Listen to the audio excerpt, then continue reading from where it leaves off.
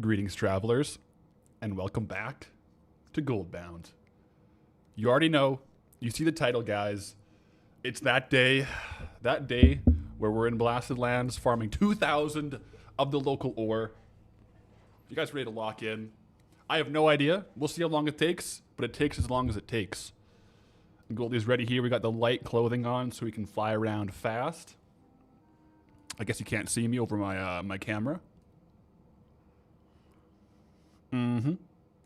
2,000 from zero. 2,000 from zero. That's correct. I have none. I have got none in my bags. No ore in my bags. So, courtesy of Farming Bar, we can go ahead and track this. If I go, wait. Yeah, 2,000. And listen, we'll have the quest accepted. Once we press enter, there's no going back until we get 2,000. That didn't work. One sec. Ready? Quest accepted. 2,000 on the agenda. Whew, okay. I think part of my kind of curiosity here is with 2,000 thorium ore, how many arcane crystals are we going to get? Because to be honest, it's going to be probably 3 to 4 times the value of the thorium ore from arcane crystals. But I just have no idea how much value. We're also going to get flawless Dranathus spheres and imperfect Dranathus fragments. We'll see how many of those we get. And I also have a slot here available. This is just going to be a placeholder for whatever our best BOE is. So if we find some like silken treasure chests and we get a BOE, that's where it's going to go. So that's our setup, guys. We're rolling. Also, little adjust the camera here because it's a bit too big. Arcane crystals have sold, by the way. That's good. Okay. And greetings, travelers. That was the intro. And now all we have to do is get farming. The first lap is probably going to be... Let's see here. The first lap is probably going to be more rares than normal because it's kind of likely that no one's been through the zone yet. I do kind of want to have a little bit more music volume, just a tad. Yeah, it looks pretty good. All right, guys, this is a important moment. The first thorium node of the day.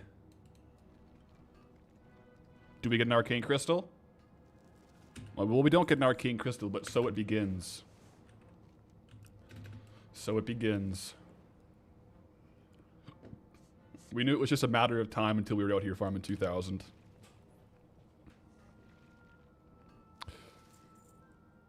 Yo, yo, yo. 2,000 streams are your fave. They're fun. It's one of those ones where you kind of just like, you're just chilling, just farming.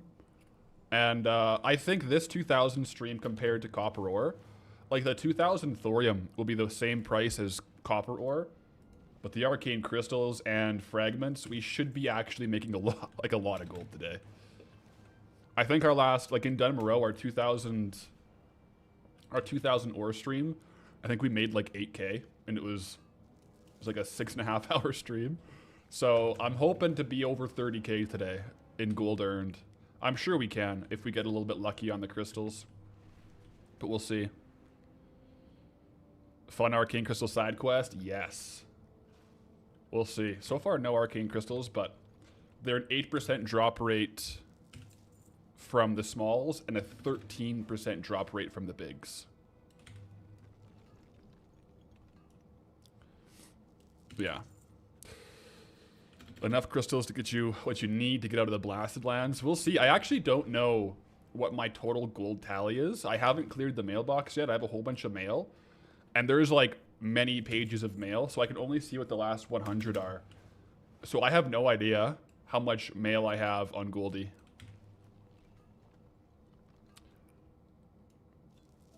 First arcane crystal of the day, let's go.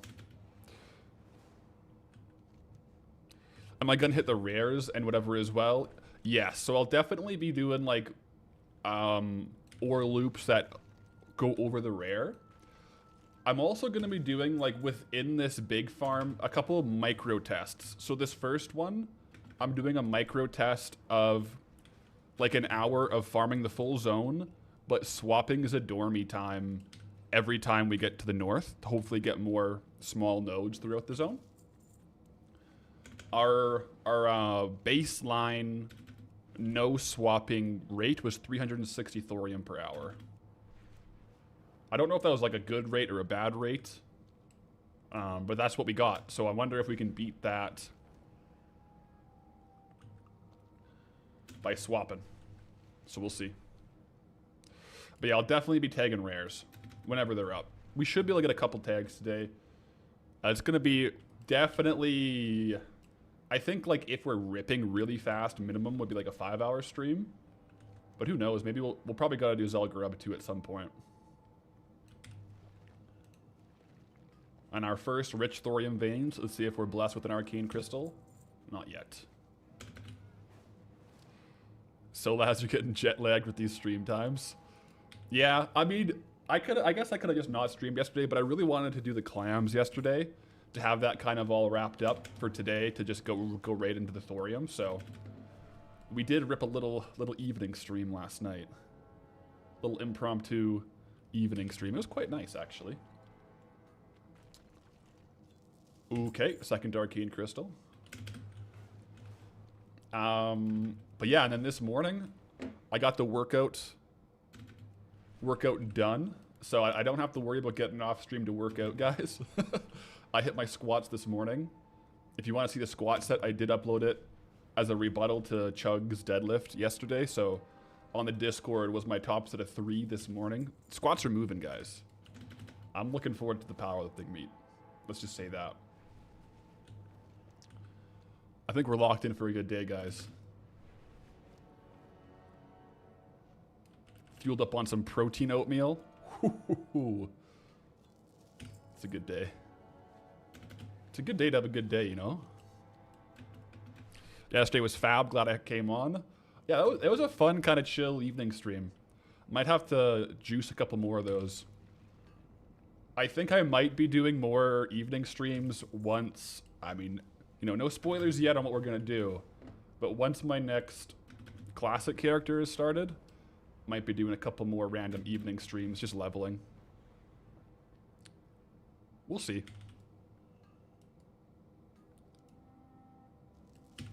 Coming into our first lap here.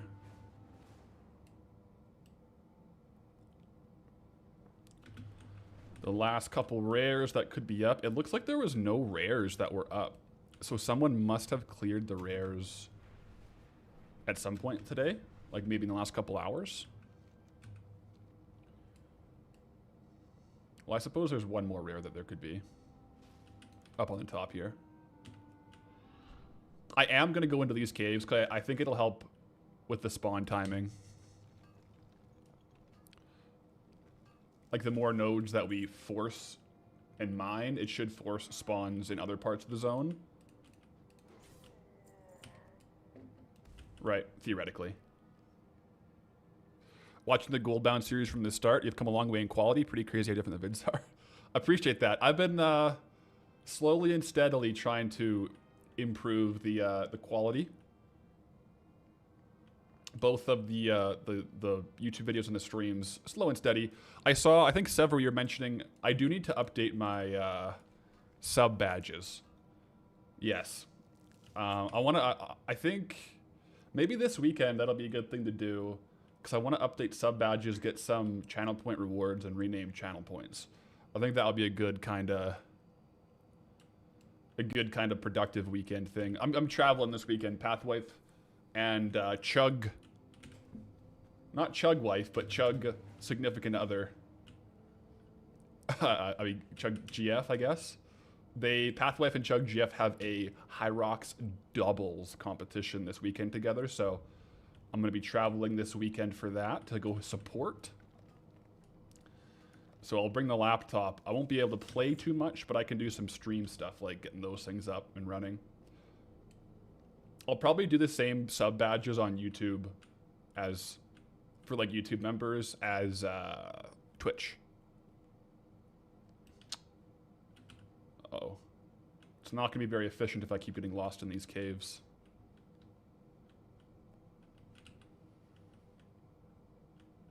Oh boy. Surely I can get out of this, right? It's up here. Oh my goodness, guys. Oh, it's right here. Okay, noted. It's right here on the south.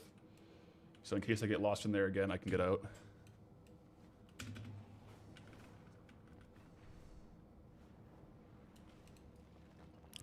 I think the idea of a copper coin for the first 6 months, then silver coin for 6 months to 1 year, then 1 year is a gold coin, maybe 3+ years a WoW token. Honestly, that's actually, I feel like that's a pretty good idea.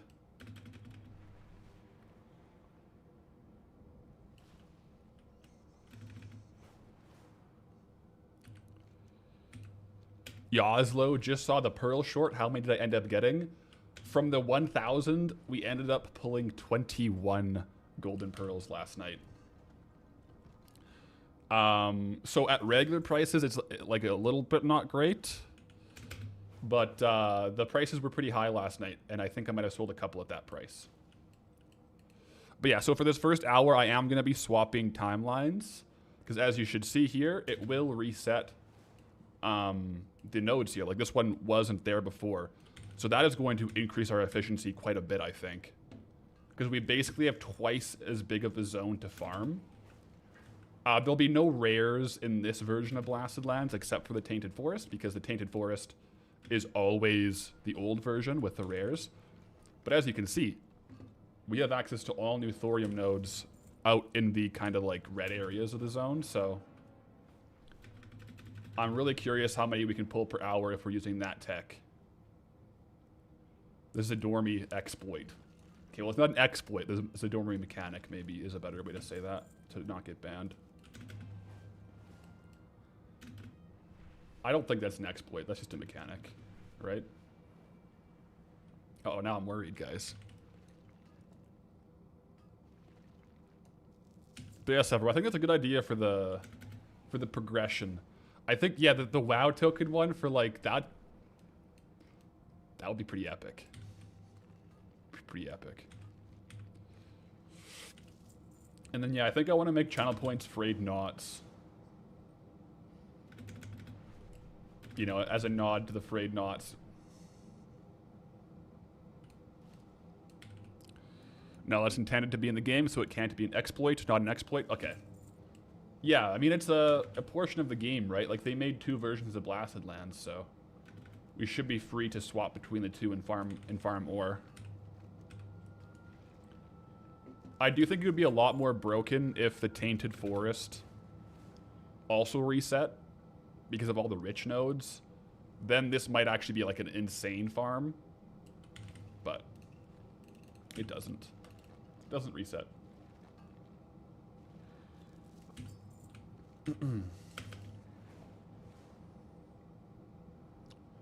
Clever use of game mechanics. There you go. I guess, I mean, if anything was an exploit, the flying while the gathering while mounted is kind of an exploit, because I don't think that was intended to be in the game. But they just patched that, so. Can we get a hint on the next classic character? So, I'm like 95% sure it's going to be the one I will do. And I will give you a hint. This is actually, I think, a pretty good hint. And it's a good enough hint that you will probably be able to get it. Or at least a very good vibe of it. If you know some of the lore. But what I will say is it will be a character, race, and name that I have made before. That's the hint. Race, class, and name will be the same as a character I've made before. That's actually a pretty big hint. That's a pretty big hint. Yeah. That's my current plan. It could go a lot of ways, though, I suppose. Now that I think about it, there's like 3 or 4 potential ways that could go. So maybe that's a really good hint. Yeah, so that's the hint. There you go. But I won't make it until I finish off Traveler. I'm hoping next week to be done Traveler leveling. And then maybe the week after, start up a new classic character.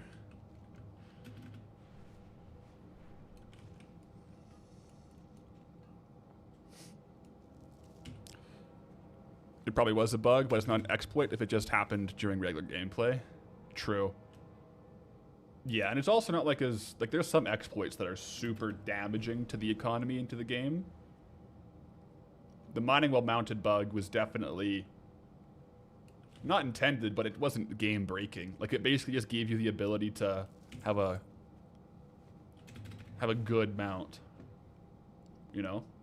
Like a druid flight form or mining while mounted, which is in the game in other instances, so. Human Palady is your guess? That's a good guess. Like I could do a Patholarics, like a remake of Path. That would be good. Your boy Thunda believes in the return of Hematrix. Yeah. Good old Hemi. The revival of Hematrix. It definitely could be.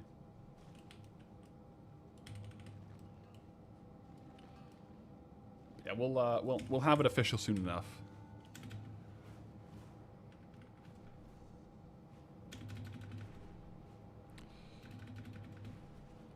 %5 done already, are we? I suppose, I mean, usually on these 2,000 ore farms, I'll often do like the first lap dual gathering. I just went straight into mining, so maybe we will be a little more efficient today. We'll see.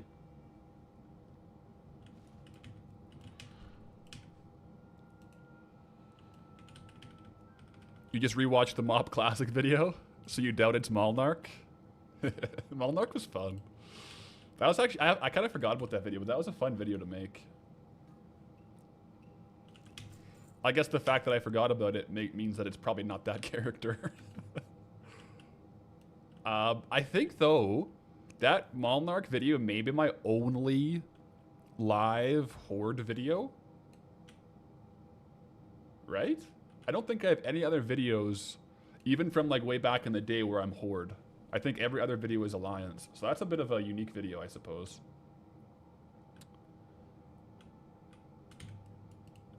If I do remake Path, I should name it Path Wife, just for the lulz. Rule female and name it Path Wife. I think Path Wife would be very concerned if I didn't mention it and she just saw a character named Path Wife that was a female in the game.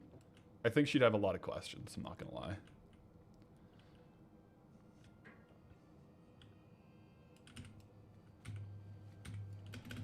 Not gonna lie. Okay, so up back to Zadormi, and we'll swap back. Oh no, there's a couple more nodes here. Unfortunately, I didn't save any of my Darkmoon Firewater from the last time Darkmoon was in, and I could use my cap. So I don't have any stockpiled. Otherwise, I probably would be using Darkmoon Firewater for these farms. But I just wanted to get out of Dunmorale so bad, so I was listing like 100% of the Darkmoon Firewater that I was getting. I wasn't about to hold on to it for later. I was taking every 250 gold pop I could get. But I think it actually would be slightly more efficient here with Darkmoon Firewater. Just because there are quite a few nodes. Another Arcane Crystal in the bags. Would love a Horde / Dark Side series again. Would be nice. Maybe one day. Never say never.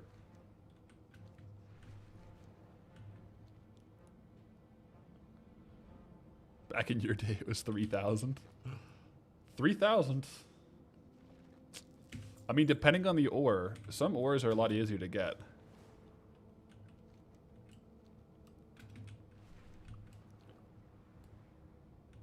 We're also tracking treasures, so I gotta make sure I'm looking out. Especially over here, there tends to be a treasure that spawns in the cave here, and there's also a treasure spot out by the boat here. So I'll have to make sure if I do see the treasures, I grab it. Because while we're targeting thorium, we are also farming a lot of stuff.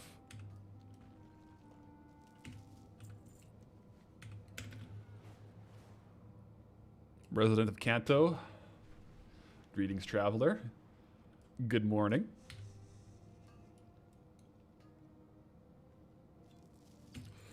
Did I have a vault this week? I haven't opened it yet. I have one, though. I only did, I think, 3 or 4 Mythic Plus last week. But so I shouldn't have too much stuff, but I will have a vault to open. Perhaps we can do a vault in Zul'Gurub after the Ord today.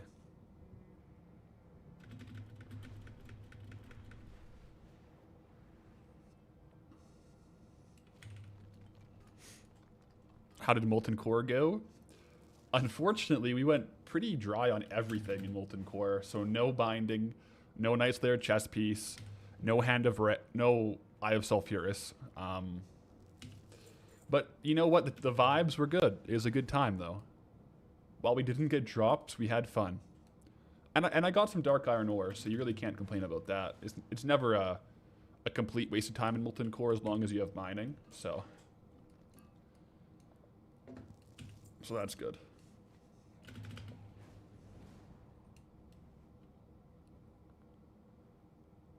Have I done the mailbox clear yet? Not yet. Honestly, just to get the lay of the land, I'm probably going to do the mailbox clear tonight. Because I have no idea how much I have. And I wanted to get a lot of the rest of the video edited tomorrow. So I kind of got to know where I'm at. To know like how to end the video. If it's going to be ending in a zone roll or not. Or like whatever. So, yeah. So I'll probably do it tonight, and then for stream tomorrow, I'll just mail it over to my transmog alt. So it'll be undisclosed, and then I'll mail it back after. Ooh, Arcane Crystal. Oh, I'm not on the mount.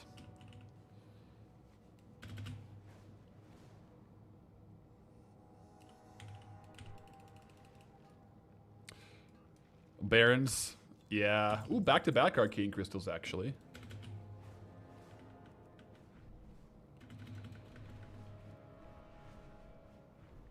Yeah, Barons will be, I think Barons will be fun. It'll be a different vibe for sure. It'll open up a lot of very interesting zones to roll. Like, we'll be going right into Kalimdor and getting after it.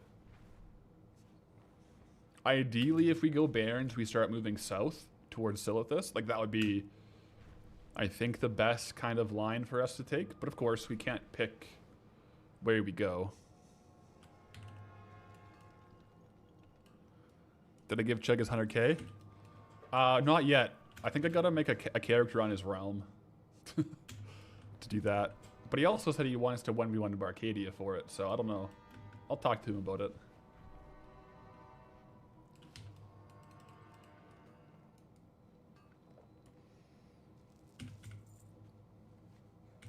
How far in are we? We are... Wow. Oh, that's pretty good. 20 minutes in.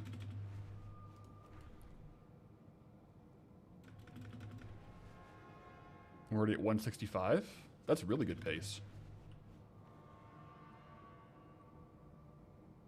So I do think the Zidormi swap is actually materially helping the rates.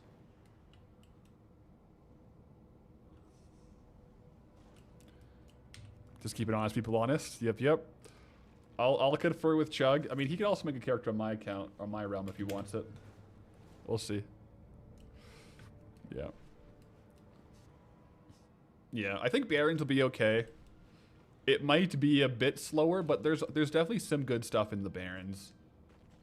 Like, worst case scenario, we have Wailing Caverns, right? Which would be pretty good. I don't know what other farms, though. I haven't really spent too much time in the Barons farming, to be honest.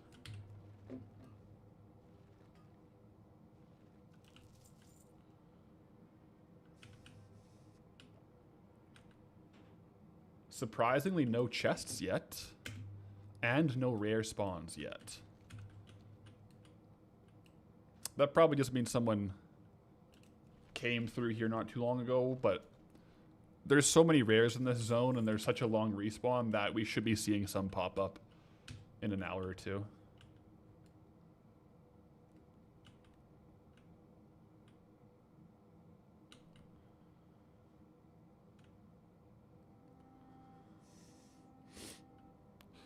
Deviant, yeah, that's true. I've heard good things about Deviant. I think there's like good fishing. Truck Jr. on this 25 stream streak. Greetings, traveler. Times 25. Just snag in here and grab this one.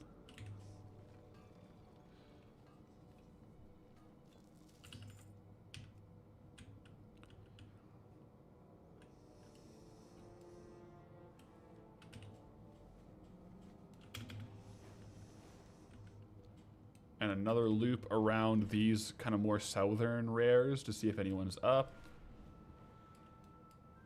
Does not look like it.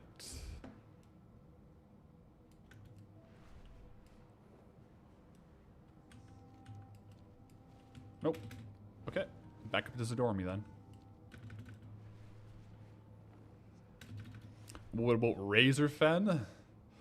I have to double check it. I know that there's kind of like some weird stuff in retail where one of them, Downs or Crawl, is technically in Thousand Needles. So we'll have access to one of them in the Barrens and one of them in Thousand Needles now.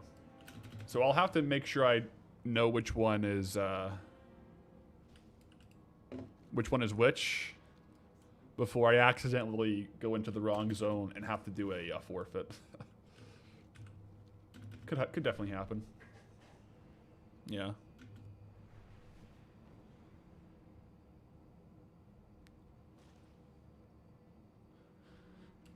Do you ever wish I went story order in zones like Elwyn, Westfall, Redditch, and so on? I prefer random. I feel like there's three options really, right? You can do random, you can do story order, or you can do self-elected, like where you choose the unlock. I feel like my preference would be random, self-elected, and then story order.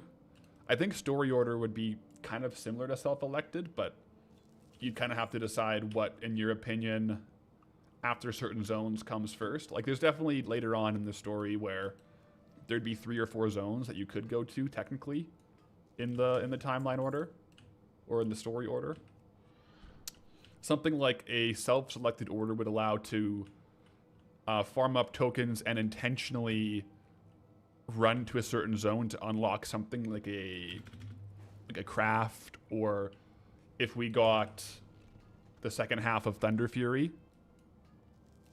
if we were self-selecting the zones, we could make a beeline to Silithus versus it doing it randomly. I think I would prefer doing self-selected if the basis of the challenge was like to get Thunder Fury and then it was done. But I think in a sense where you want to eventually cover the whole map, I think I like random.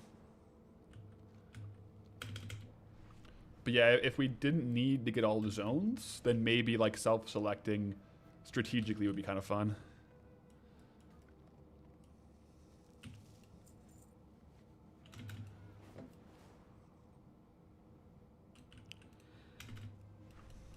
Oh.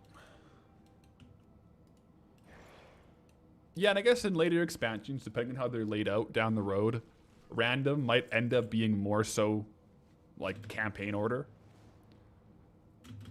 Although generally speaking, there should usually be at least 1 or 2 options. But yeah, it might be a little bit less random later on in expansions where there's only like 5 zones. You'll kind of always go into the first zone and then have maybe like 2 options after that. That's true.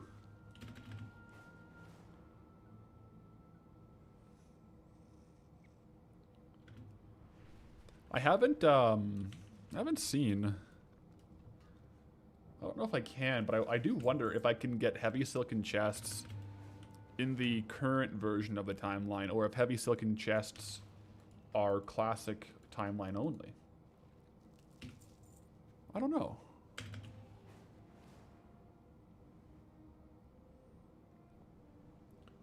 BFA will be the most interesting. First time anyone's ever said that. That's funny. Yeah, I guess because yeah, it'll be like a bit more randomized, I suppose.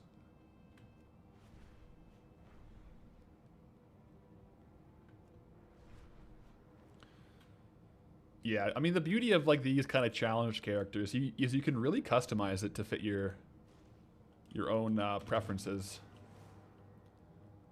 So there's so many different ways you can like skin the cat per se.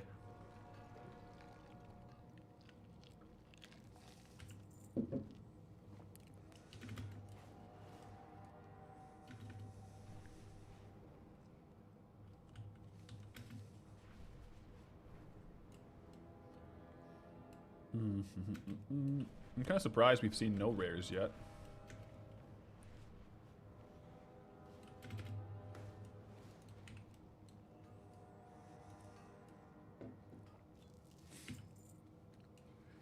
I do have treasure tracking enabled, right? Yeah, I've checked like a couple times because I keep thinking like, how have I not seen it yet? But I do have it enabled. To be fair, it'll probably be like one every 2 hours, but sometimes you find one right away when we're first starting for the day because, I mean, sometimes no one's been in these zones for a while, but someone must have come through for the rares and treasure chests here.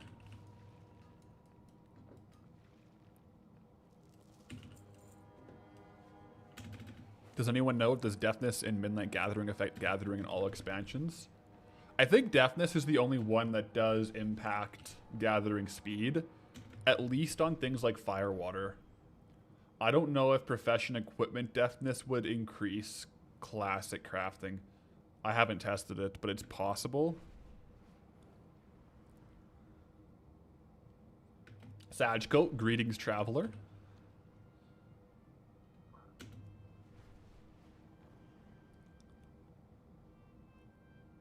Bum, bum, bum, bum.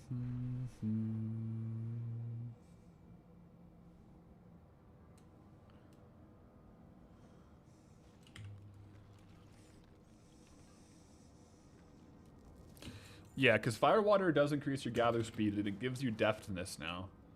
I don't know if they specifically made it so even though Firewater says deftness, it just gives you gathering speed. But like if you had a profession equipment with deftness on it, would it increase your gathering speed in Classic? Possibly, but I just don't know.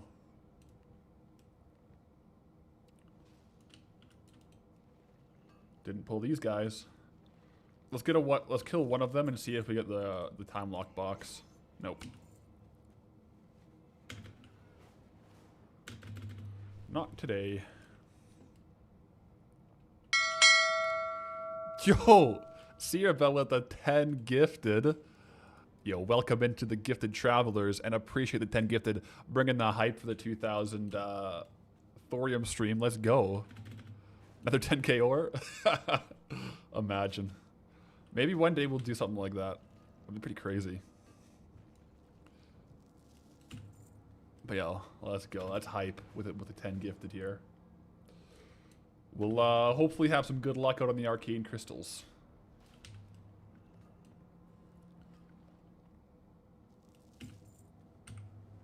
But yeah, if you were gifted a sub by a Cerebral, drop a W in the chat. And appreciate the ad-free viewing. Yep.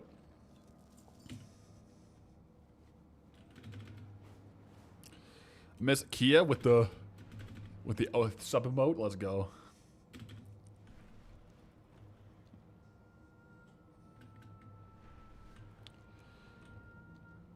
At this rate, the stream should be titled "This stream doesn't end until lunch." We're getting like a good amount, I suppose. It's definitely faster than expected so far. Let's see, we're at 30 minutes, and we're at 240. So we're pacing at least this hour for like 480 in 1 hour.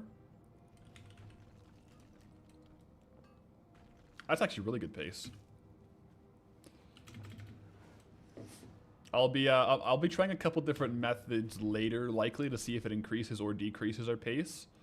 But definitely, the Zadormi, like swapping between Zadormi time, definitely does, because this ore is kind of hard to get. When I tested just this zone without swapping back and forth, it was about 360 ore per hour, and we're definitely going faster than that with swapping back and forth between Zadormi time and out of Zadormi time. So it's definitely good. I will probably also try doing like a couple loops where we also go up into Swamposaurus and tag some of the Swamposaurus thorium later on, because that would allow for a pretty big loop as well, which should give, like in theory, more time for the nodes to respawn. Yo, Miss Key with the tier 1, starting the hype train. Let's go.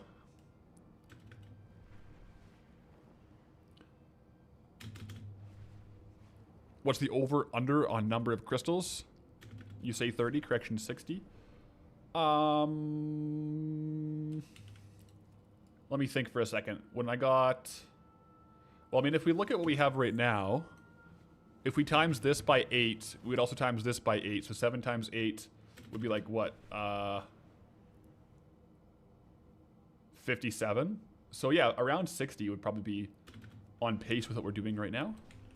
That's a lot of arcane crystals. 56.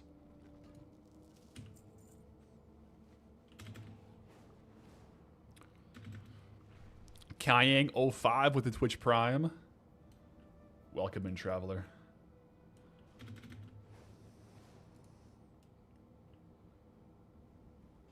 Juice the level 4 hype train over on Twitch. But yeah, I think that's probably like the over-under is about 60. Could very well happen. Rothmorn, thank you for the Twitch Prime. Hope you're having a great day, and welcome into the 2000 Thorium Ore farm.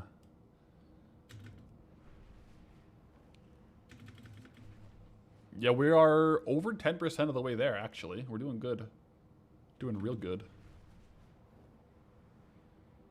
The gold per hour is no joke right now.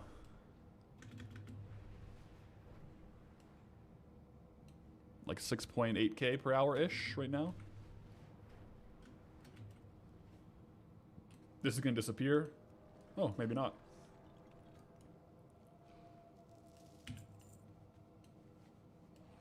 Hello, hello. How's it going? It's going great. So far, having a great day. Had a big squat day this morning. Feeling good. Locking in for the 2000 ore stream. What's the expected gold earned with this farm? You know, I didn't add it all up in my head. I would expect the thorium to be worth, what, like 4 gold each-ish? What's it worth right now? Yeah. So 2,000 times 4 is like 8,000 gold from thorium. Perhaps, let's say we get 50 arcane crystals, like on the low end. Well, 10 arcane crystals should be like 3,080 gold. So 4, 8, 10, 12, wait, so 4, 8, 10, no, 4, 8, 12, 16, 20, probably about 24k from arcane crystals, give or take. So yeah, I would guess 32k from just these two things, hopefully. And ideally we get a couple of flawless Drown at the Spheres, although so far I haven't seen any rares yet today. Oh, there's your first rare. There we go. Magronos the Unyielding is here, so let's go ahead and tag him. See if we can't get some loot. There it is, a flawless Drown at the Sphere. That's exactly what we want to see. Those are like 600 to 700 gold. A couple of those will definitely increase the drop rate. Or the gold per hour, I mean, sorry. Especially if we can get a couple more rares.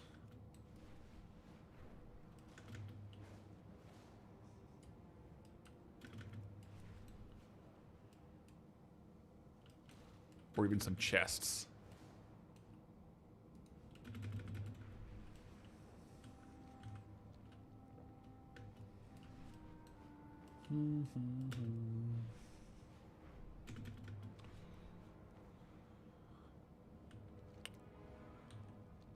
All right, bit of a reset now. Oh, there's one more.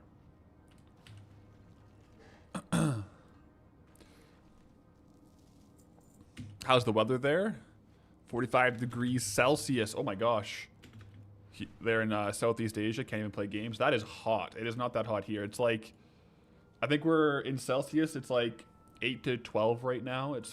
We're kind of just getting into spring-ish weather, although it does vary day to day. I think this week there's going to be lows like below 0 going into the weekend in Alberta here.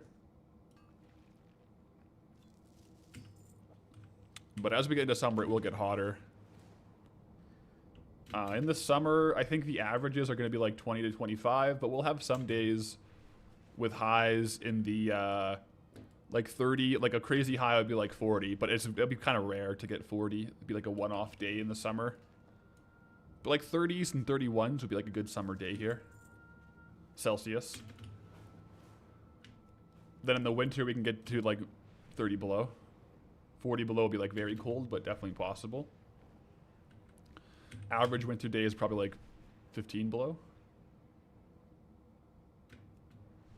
Give or take. Am I going to gamble the spheres or just sell them raw? Honestly, I want the gold in the bags for like the mailbox clear this week, so I'm just gonna be trying to sell them raw. I'd rather have the upfront cash to get into a new zone. But yeah, 45 degrees is crazy hot. It's hard to do anything when it's 45 degrees.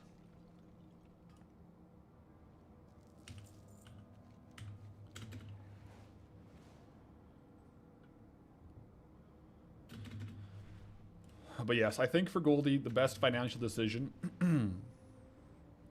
is to open up them. Sorry, to sell them raw. I opened up a couple of them and got a couple items, but they're kind of the same loot tables that we'll get from the chests here. So I gamble on the chests because we can just open those for free. But I tend to not gamble on the things we can sell for pretty quick gold. Unless it's 1,000 clams. Then we open it for science. But we didn't lose much on that. So worst case scenario, we lost like 4K on that opening. Yeah. Which is not bad at all.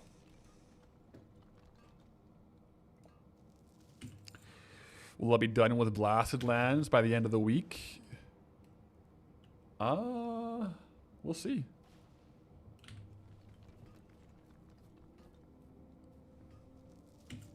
We'll see. I haven't done the mailbox opening yet, so I don't really know where we're sitting for total gold.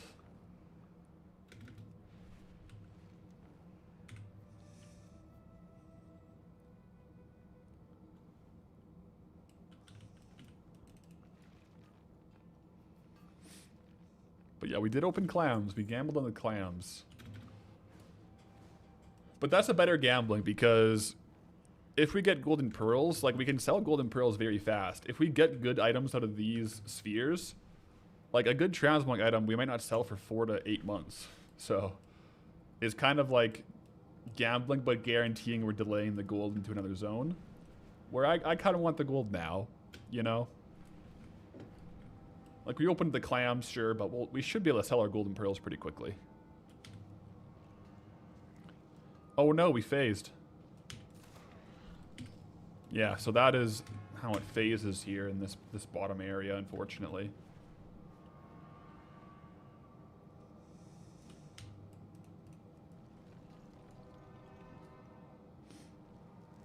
Stealth plate sold yet? I can't confirm or deny that one. I gotta wait for the opening. Because that's a big ticket item. If we sell it, it's pretty much a token, right? So that'll be discussed in the video though. Definitely will be discussed in the video. It's all true silver down here right now. All true silver.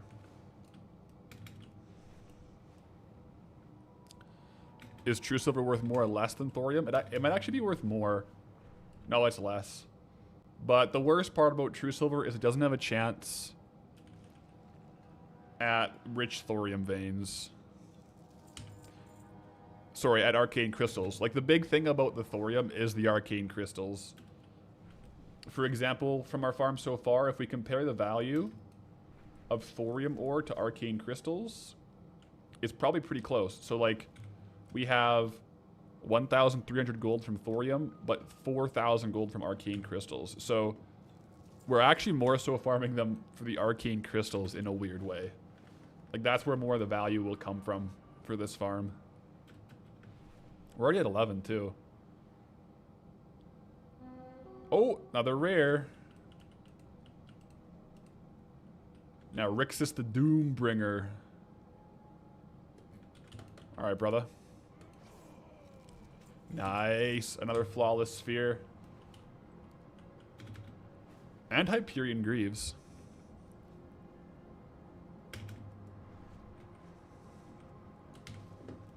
What do we got for time? 43 minutes. Okay. Have the Traveler's Leggings of the Fire Flash sold? I don't know, actually. I can't. I don't have a full recollection of what items have sold or not. Maybe the Traveler's Leggings of the Quick Blade have sold.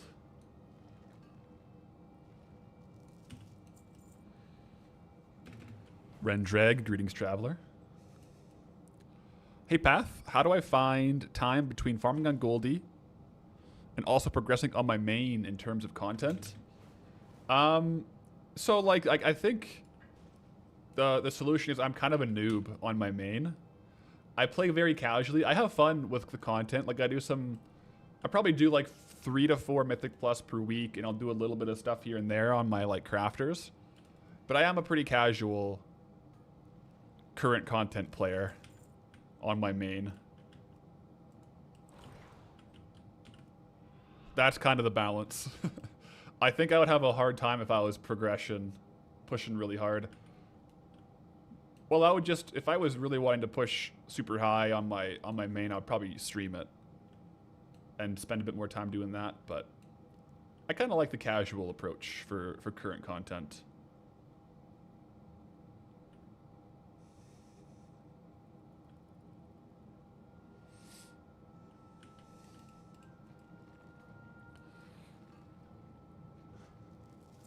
I can either confirm or deny if the Stealth Blade sold.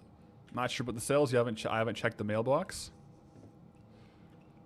Well, you're twisting my words a little bit. I have checked the mailbox, but I can't see all the mail on Goldie, right? Because I sell trade goods on Goldie. So I have like hundreds of mails, so I can't see them all at once. I can see which transmog gets sold because I sell it on a different character. But I don't know my total gold because I can't add up all the trade goods. Schrodinger's blade? Yeah. I guess, yeah, I mean, like, we'll see. We'll see. But guys, either way, like, if I did know right now that we had enough gold to get the next token, I wouldn't say it right now, obviously. Just like if I know I don't have enough gold to not get it, I wouldn't say it right now. It's just kind of a consistent neutral stance. You could probably read into it. You know, maybe get some info, but I think I'm I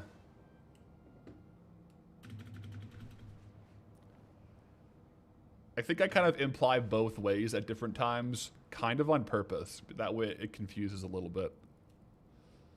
Yeah.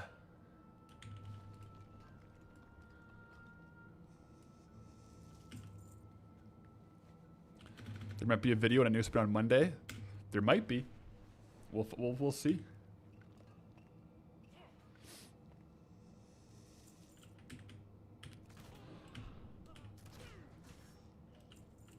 Just say no. Yeah, guys, we're in Blasted Lands next week. Sorry. I'm just kidding. We'll see. We'll see. The twist is I never actually listed Stealth Blade. That's big brain, guys. That's big brain. Saving it for Deadwind Pass. And then I'll list it for 100k. Instantly sell it. GG. Harno, how does joining the guild work? You put an application in. Oh, it should be pending then. There we go. There you are. I'll get everyone in here. I try to go through and accept it like once a day at least. But also everyone in the guild does have invite privileges. So if I'm not on or you don't want to wait, you could just message someone like /who goldbound And they should be able to invite you. I gave everyone invite privileges. We may have to start. I mean, it's slowly growing. I think we're over 500 members now. So once we get to 1,000, we'll have to either make like a gold bound 2 or start kicking inactive players. Like, there's probably people in the guild that haven't been online for a month or two. So we might have to start looking at that. But until we get close to there, we'll just invite everyone.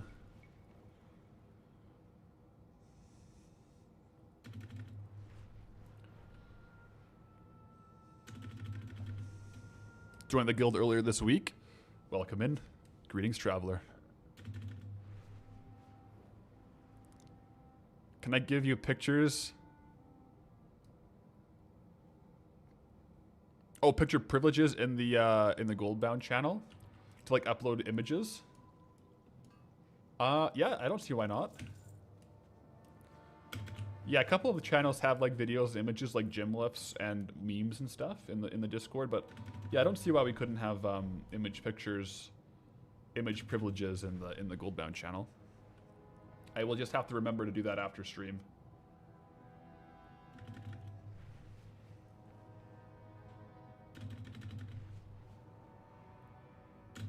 Jesper, greetings and salutations.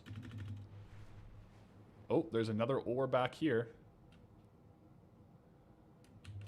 I want to make sure I don't go over the hour because I'm tracking the gold per hour to compare a couple different methods. Not the gold per hour, the thorium per hour. We can't really compare and contrast arcane crystals per hour because they by definition are a little bit more RNG. So even if we farmed like more or less thorium, we may just happen to get more or less arcane crystals. But thorium itself is pretty consistent since it always drops 2 to 4 per node. So on average, you'll get 3 per node over time. If I ever earned enough for 2 spins in 1 week, would I roll both with current zone lists or do one and then add the new possibility unlocks and then before the second spin? The second one, yes. So if I ever had enough to spin 2, I would spin and then treat the next zone spin as if that one is unlocked. So if it opened up a new door, then those new ones would be on the second spin. Yeah, that's what I would do.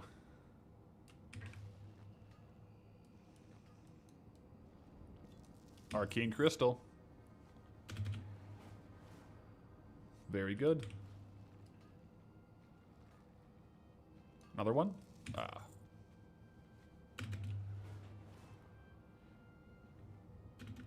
Would I say Hunter's a good gold farming alt?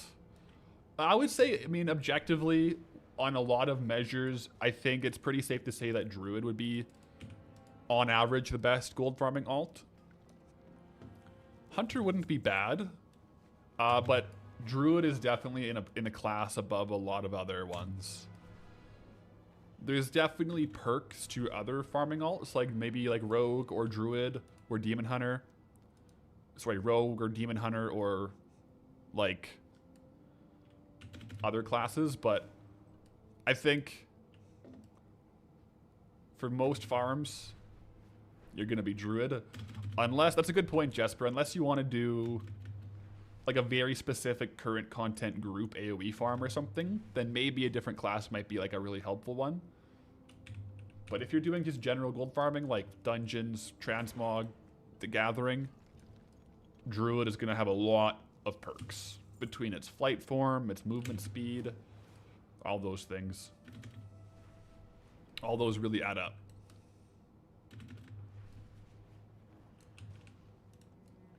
But at the same time, if you don't like Druid, don't play Druid. I mean, like Goldie's a good example where just because one class is like technically the best meta, you can definitely still do everything. Like do all the gold farms on a different class if you just like playing that class more. Because the class you enjoy playing is going to be the class you enjoy the most gold farming a lot of the time. Unless the joy you get from gold farming is knowing you're min-maxing being the most efficient, in which case there's no 2 ways to cut it. You better play Druid because Otherwise, you're probably leaving a little efficiency on the table.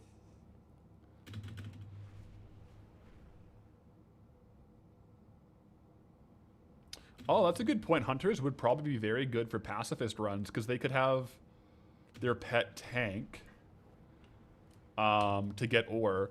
The only issue would be dropping aggro. I guess you could just like go camouflage and dismiss pet and it should drop aggro. Yeah, so I guess hunters would be good for like a pacifist run in that sense.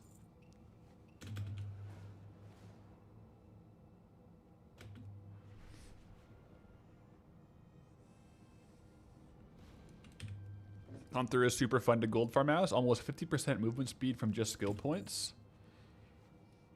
That's fair. I mean, yeah, you can definitely spec out each class. And they have like a lot of classes you'll find will have unique perks. One perk that I think is overlooked a little bit in gold farming, especially if you're killing mobs, is which ability are you going to use to kill the mobs and how satisfying is it? Guys, we're running around pistol shotting mobs. That adds vibe. That's a vibe right there. Maybe on a hunter, you like having the bow sound, the, you know? That adds vibe to the farm for sure. Maybe you don't like the star, like the moonfire sound of, you know? So all those things are factors too.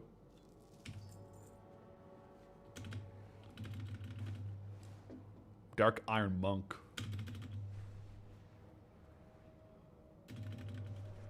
Feign Death, true. Yeah, Feign Death would work. You could like dismiss pet, Feign Death, and then remount to get away from mobs on Hunter. That should work.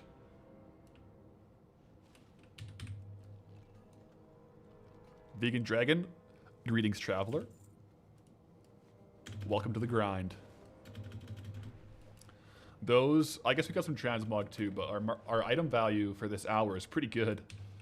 This item value does have some transmog in it, though. Keep that in mind, but it's going pretty good. We're already faster than our initial test of mining only. Let's go. Yo, most out, let's go. With a tier 1, appreciate the support, brother. Subscribe for 6 months. Yeah, we got to get those sub badges going. You guys are right.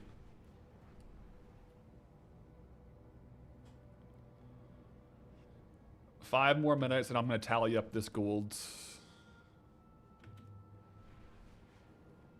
The only difference in this run from our first test is I am swapping between Zadormi time every single run.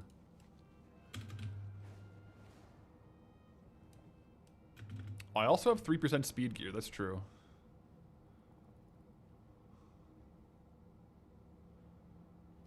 I still don't know for sure if speed affects skywriting though.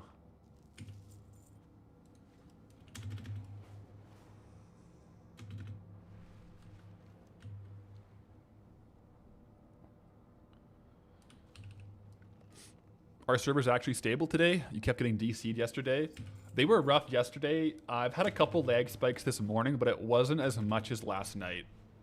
It was pretty laggy last night.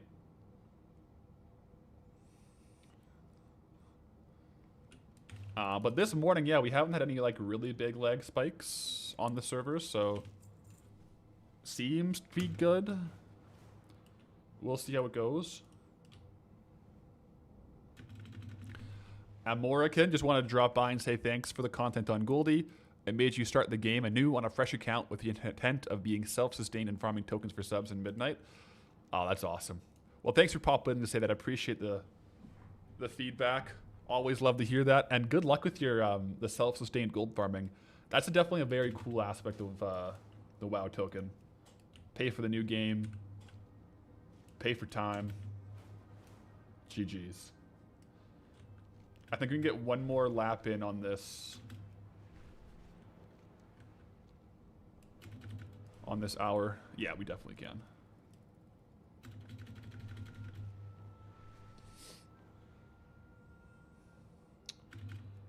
Jeez, there's no nodes here.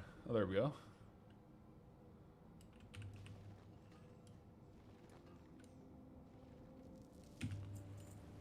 Scorched earth. Get out of there.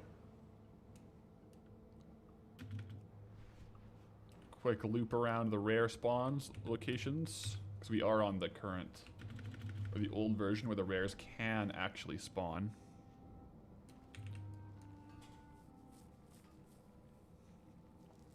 You might level 1 to 80 in every expansion, Urban Mine, to see what the best expansion. That'll be a fun one. I'd be interested to see the results, for especially for the later expansions. That'd be interesting. Cat is definitely very good, but I don't know about some of the later ones.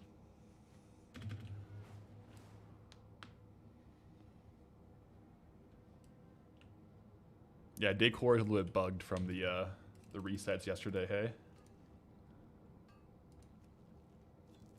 Nice arcane crystal. Love to see it. Thorium stream. Do I run swamps as well? This path... Oh, back-to-back arcane crystals, by the way. Gotta love to see that. This path right now, I'm not doing it, but I probably will test a bigger route where I loop up into swamp as well to see if that increases the rates and by how much. But this path right now, I'm just doing blasted lands only, but I am swapping back and forth between Zadormi time on and off, which has increased my my rates. Before this, it was 360 thorium per hour, and we are outpacing that. And we can probably get 1 or 2 more nodes before the hour is up, if we can find 1 or 2.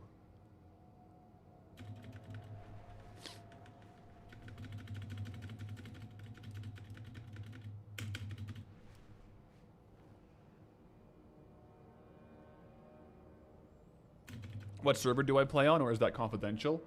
It's not particularly confidential. Like, I run a guild, and so anyone in the guild can look at and see what server I'm on.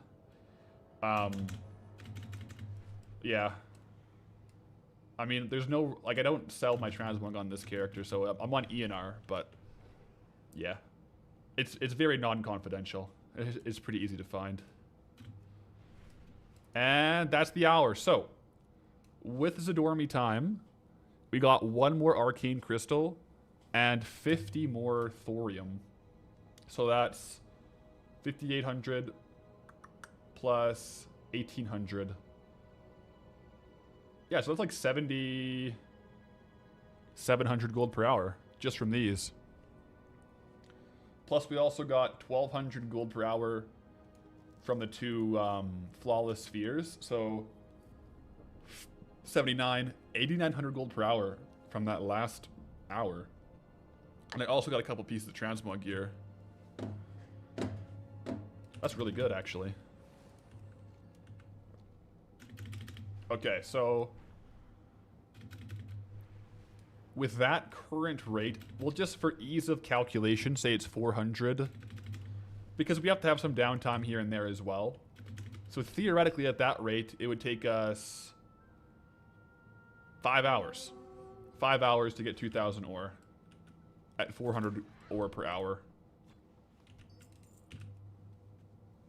The question is, can we improve upon that rate? We might slow it down if we do certain things. What's this?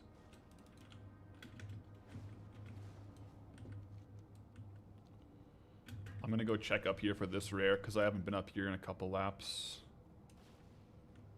Nothing.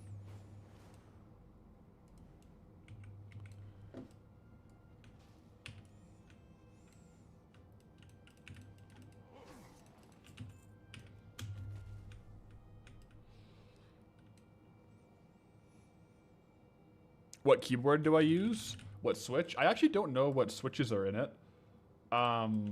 It's just like a basic mechanical keyboard. The brand is Majigi. It's not like a very well-known brand. But this is what it looks like.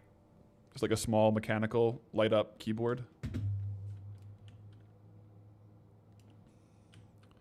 Have I found a better X-Pack than Kata for leveling via gathering?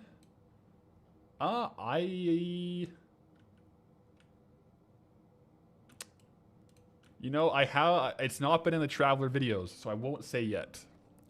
But the next Traveler video will have the conclusions. I'll tell you that. But it's technically unreleased content, so I'll keep the secret alive.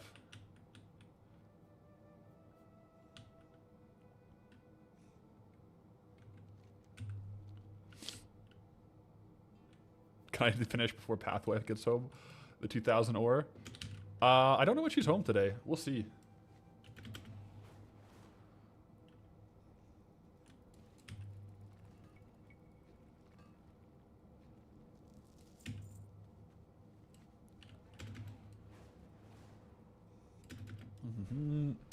Any chance of private DM with answer? So, are you wanting to know from pure leveling speed or for gold per hour?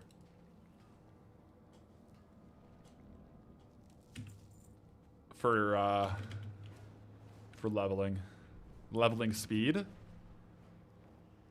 There's a couple that are pretty close.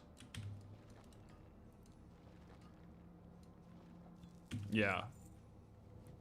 I'm trying to remember which one had the highest levels per hour.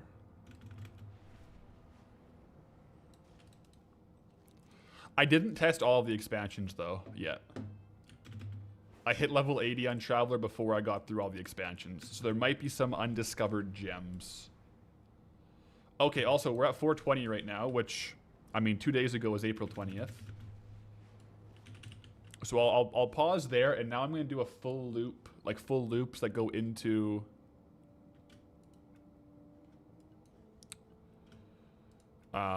into Swamp of Sorrows as well. I think it might increase.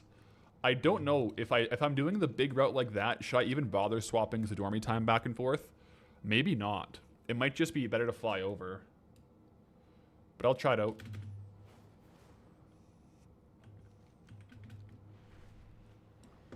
Yeah, that was on my mind to do this because I know like Swamp of Sorrows has the rich thorium as well. So we'll get rich thorium up here, and it's a good loop to do, I think. And then we'll stay in the classic version so we can get rares when we do go back down to Blasted Lands.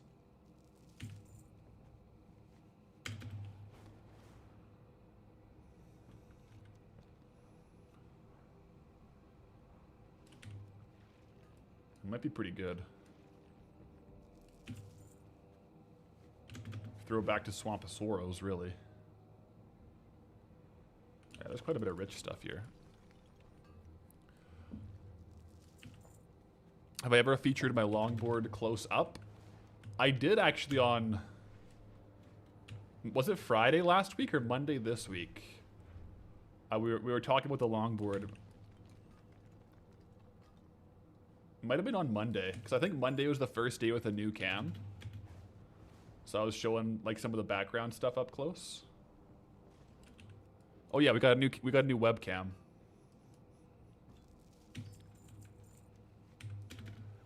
Make sure there's no more in here. Oh yeah, there's one back here. Vegan Dragon, it's your birthday tomorrow. Happy early birthday.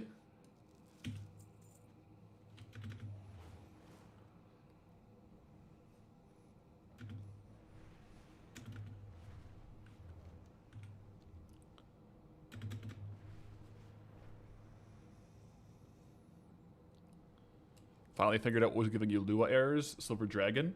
I was getting a bunch of Lua errors yesterday in Zul'Gurub from my kill tracker. Sam Edwards, is your birthday today? Well, happy birthday. That's awesome. I guess, like, across Twitch and YouTube, we have, like, 300 people watching, so statistically, it should be someone's birthday every day. That's kind of cool. Oh, we got a treasure chest. See what we get. Axe of Rinji. That's a good one. Oh, that's a very unique appearance, actually. That's cool. Nice drop, yeah. A little 4,000 gold transmog piece to top off the Farmerman.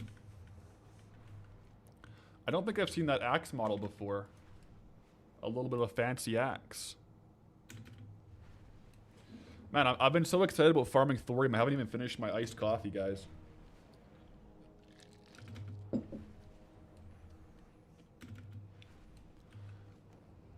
We're over an hour in. That's crazy.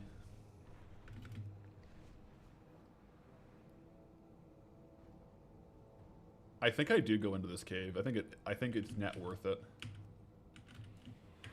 Unless there's no nodes right now. There's no nodes right now. Wow, okay.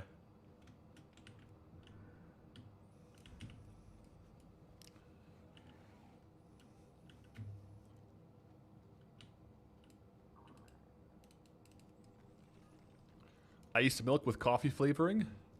It's yeah, it's milk, and I put in a little bit of artificial sweetener, just like stevia or something, and then a double shot of espresso with like ice, and then I kind of blended it up a little bit. Very tasty. But there's no like flavor. It's just like milk, coffee, and a little sweetener, and then ice.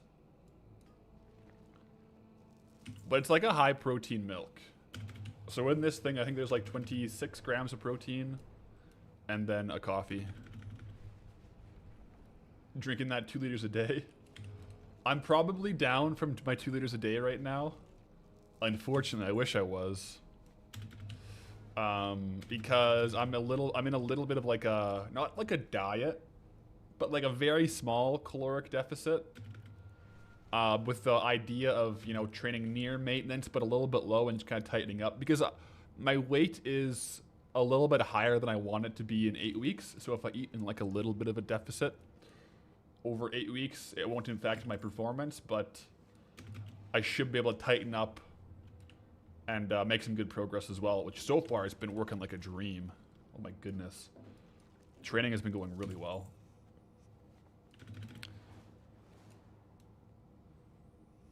Gallon of milk a day, go mad. I have done the go mad diet. That's where you drink a gallon of whole milk a day to gain weight. Been there. Oh yeah.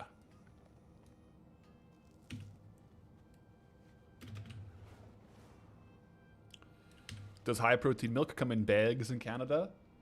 It depends where you're from. So I'm more so West Coast, like I'm Alberta. And we don't have really, it'll be hard to find bagged milk where I go. Like everything's in cartons. I think some of the fortified milk more so out east would come in bags.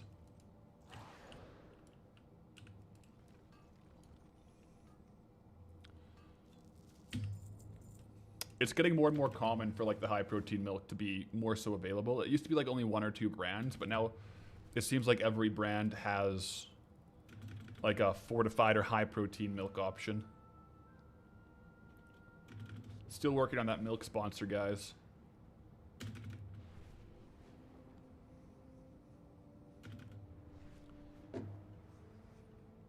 Maybe I should like legitimately like do more outreach on that. That would be amazing. If I could get like a high protein milk sponsor, it would actually be a very mutually beneficial arrangement. Because I drink a lot of milk. But don't pay me, just give me milk. You know what I'm saying? I'll accept payment in the form of milk.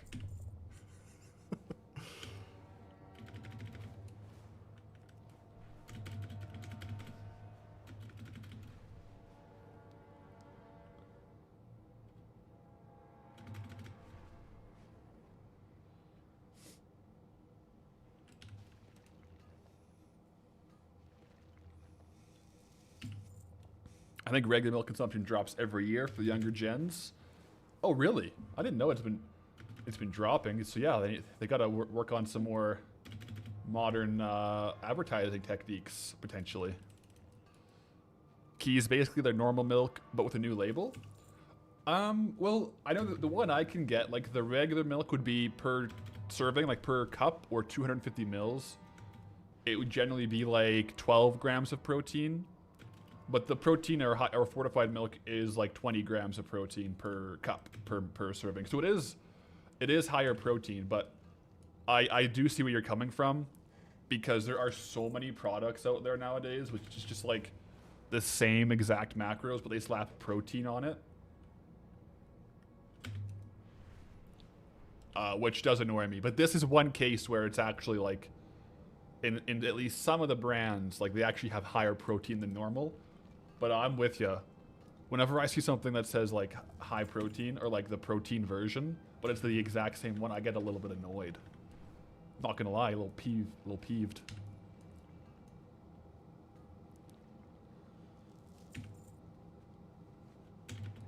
Maybe I should get a dairy cow in the backyard. That might be Milk Max.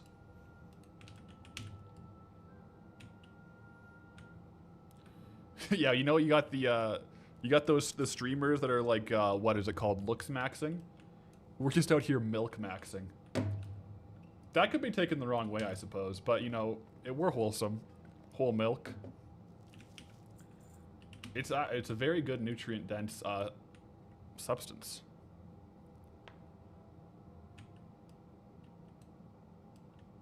Wait, UK just banned UK just banned smoking for people born after 2008?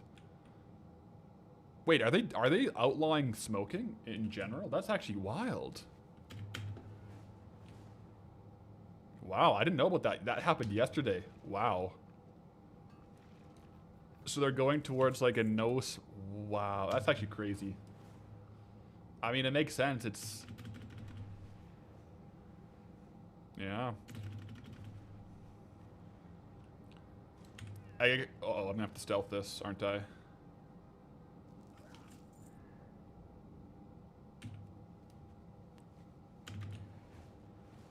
Yeah, I mean, it makes sense. It's been especially vaping has been like a real big problem in the younger generation, right?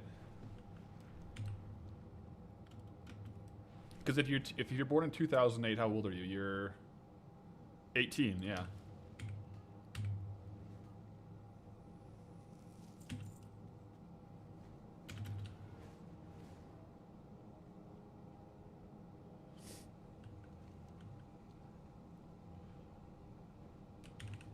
The bigger laps are quite nice. Changes up the atmosphere a little bit.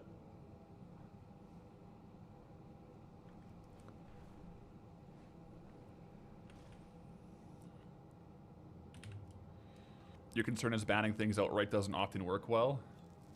It can be tough, especially if there's like a percentage of the population that can get it legally. Like, you could definitely see issues with you know, people that are born before 2008 purchasing it and selling it, giving it to younger generation.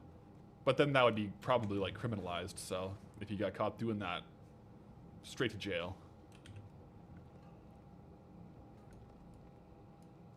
I guess it's no different than underage drinking.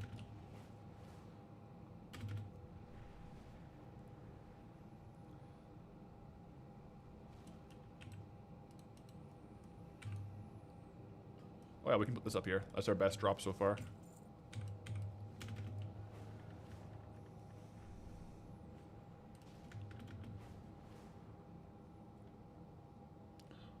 Yep.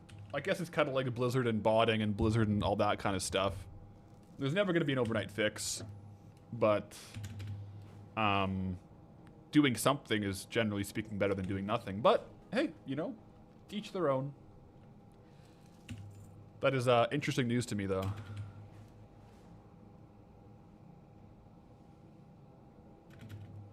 I heard something else that was happening lately, but I forget what it was. I remember thinking, wow, that's interesting.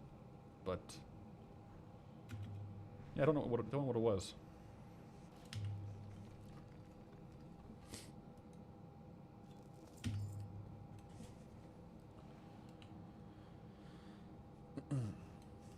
As long as they don't ban WoW mining. What if they what if somehow we pass a law against cryptocurrency mining, and because World of Warcraft gold can be used to buy BattleNet currency, World of Warcraft mining somehow gets classified as cryptocurrency mining and then it gets banned? That would be a bad day for Goldbound. Because technically every ore is like a percentage point of a WoW token. We're basically cryptocurrency mining right now.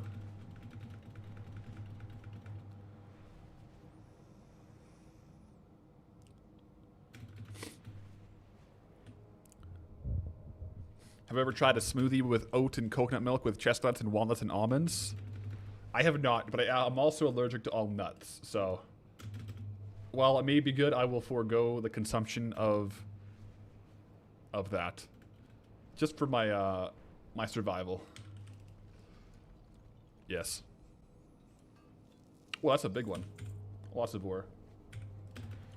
Aside from arcane crystals, though, all the other crystals are kind of pretty meh. Like, not the best. Pretty low value, like 1 to 2 gold. So we definitely want to see the arcane crystals more often than those ones.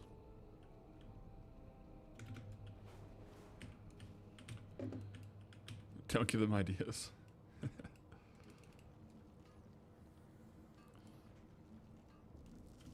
I'm always interested to see what happens with the WoW token.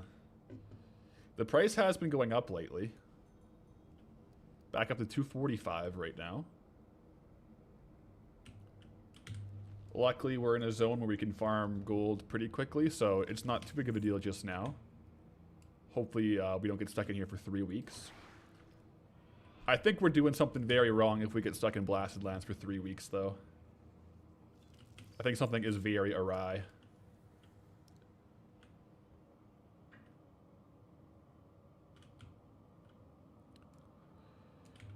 My video on dual gathering and catazones made you want to try out Vashir, and now you love picking herbs at the bottom of the sea. Yeah, Vashir is one I didn't try, but I heard really good things about Vashir farms. I just didn't want to go there. I literally don't think I've gone back since I leveled there.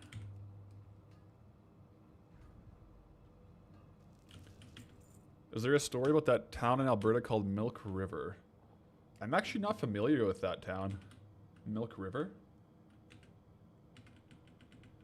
There's probably a story behind the name, though. I don't know.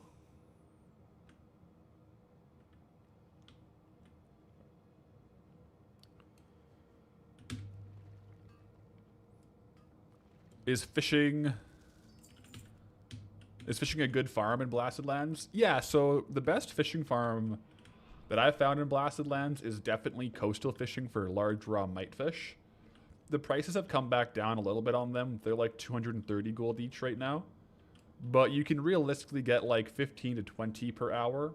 Well, maybe 10 to 20 is like a realistic range. So it can be like relatively profitable. But sometimes the large raw mitefish prices go way up to like 500, 700. I've seen them as high as like 2,000 gold each. In which case you can make a lot of gold there. So definitely check a look on the prices, or even stockpile them and then try to sell them when the prices go up. That might be a better way to do it. That way, as soon as a reset happens, you can have some on the market.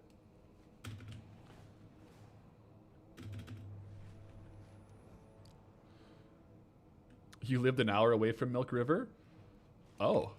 So was there a story about like the naming convention of Milk River?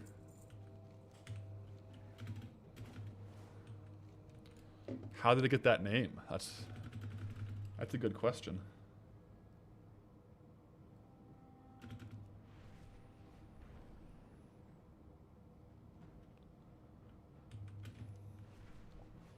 There's an ore over here.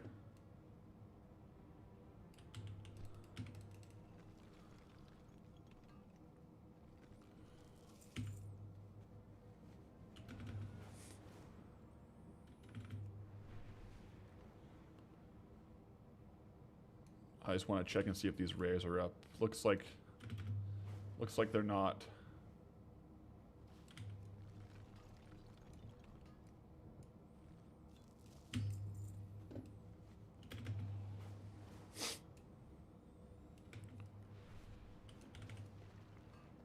Got this thing called Kavarg.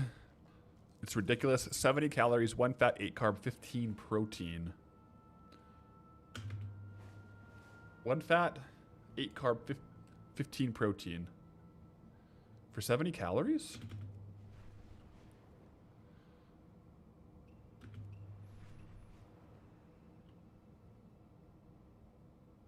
I don't know if that's some kind of yogurt. It sounds good, but it must have more calories. Because each gram of carbs and proteins is 4 calories, and each gram of fat is 9. So it must have a bit more protein, but that's a very good macro split, 100%. Or it must have more calories. But that's what it says on the box. Okay, also, sometimes what you can get into too is different countries have different requirements for reporting. So if there's fiber, some countries don't have to report it as calories. So perhaps the carbs are fibrous. That could be a case. Yeah, you got to be careful.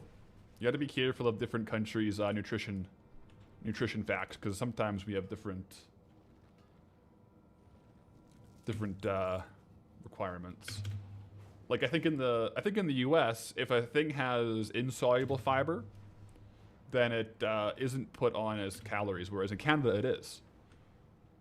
There's two arguments. A lot of insoluble fiber your body can't break down and consume the value from, so why would you put it on the list? But in Canada, if it has fiber, fiber counts as one carb is 4 calories. But in the States, not the case, so it might be the same with other nutrients as well. In different countries. Mathalerics. Yeah, that's just macro tracking patholerics. I've been tracking macros for darn near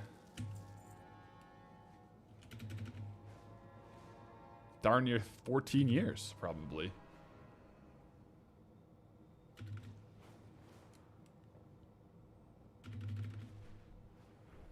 In Canada, they count the calories if you so much as look as a cupcake. True, but Timbits don't have calories. It's proven. There are small enough serving where it's just negligible. So Timbits, no calories. Double, no calories. So it's kind of weird like that. Yeah, a bit of a double standard.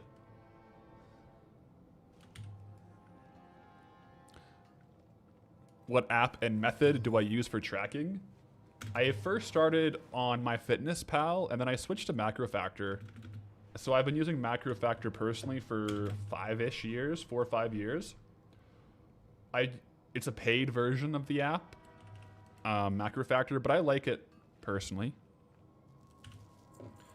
I think it's like, with the year plan, it's like $70 a year or something. But the cool thing is, if you actually track also by not a sponsor, guys, but if you actually track 100% of like your intake and your weight every morning, it will like adjust and give you like the confidence interval of your basically how much calories you're burning per day. And that way you can set your target intake if you want to gain weight, lose weight, or maintain weight. So that's why I like MacroFactor, just because it has like some nice algorithms for setting your calories. It only works though if for like a month straight you track 100% accurately and weigh every day.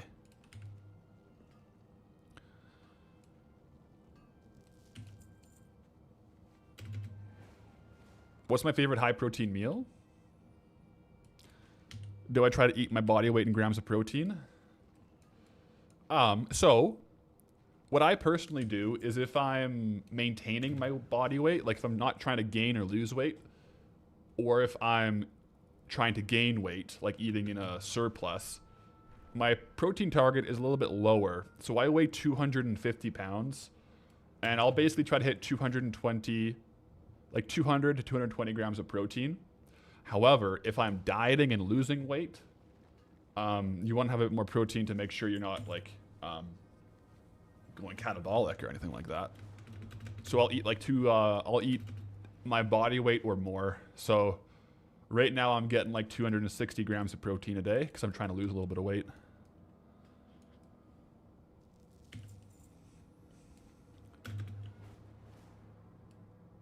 But yeah, usually like I'll be around the 1 gram per pound of body weight of protein. If you look at like for general, if you're not trying to be like a world-class powerlifter bodybuilder or strongman, and you don't want to make sure you're getting like, you're not training like crazy, you can definitely get away with lower protein intakes, 100%. If you're just trying to be healthy.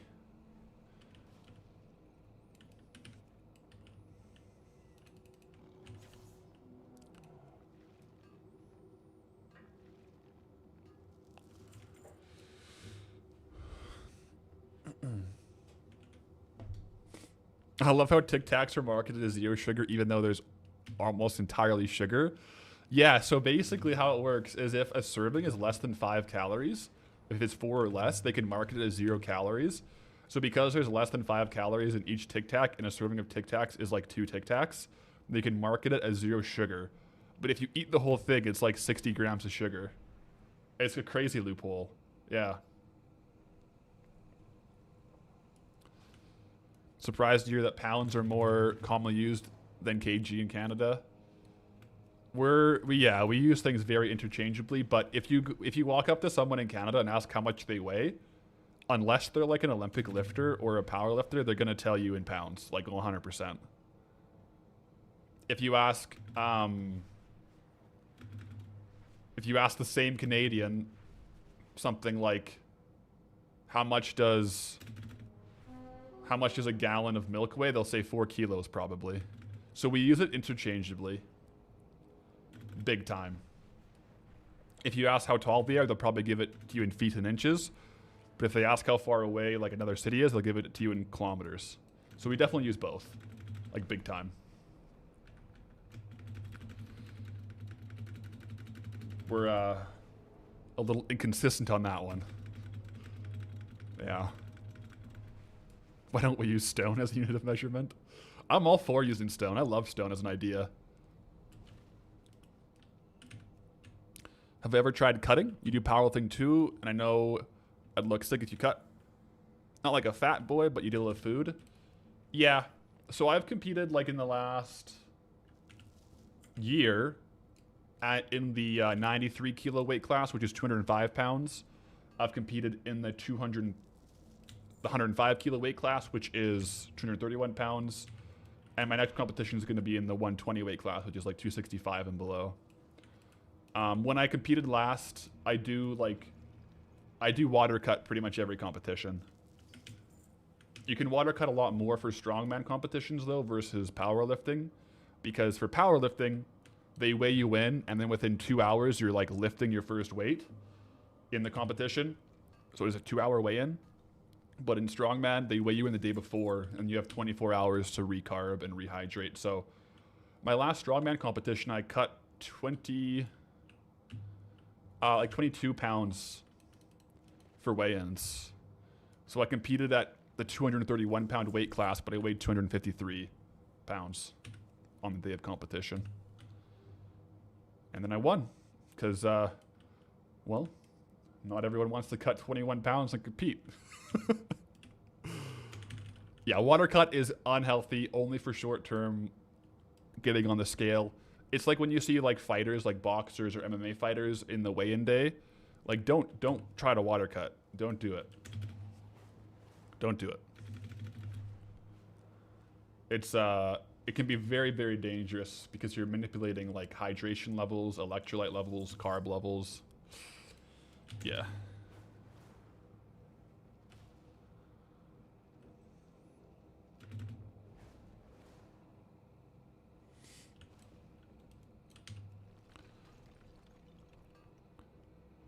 Do they give imperial units in English and metric in French? I don't know.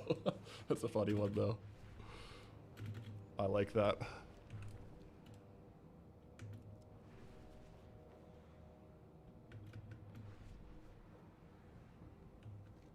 What's my current bench press PR? My bench is like, compared to my squat and deadlift, like my worst lift by far. But my competition PR is, one sec. What's 147.5 kgs in pounds? 325 pounds in comp. My current like estimated 1 rep max though is like 350 to 360 based on my recent sets. So we're tracking pretty well for a big bench press this competition, boys. I haven't talked about it much on stream actually, but I have a very, so I shattered my elbow, my left elbow, when I was like 14. I was running a mechanical bull. I fell under it and got crushed, and the whole elbow shattered. Had to get reconstructed, and so you can't really see it now probably, but it's like a different angle. Like if I lock out my arms, It's like a different angle, kind of. I have my hoodie on, so you really can't see. But it does impact my pressing ability, unfortunately.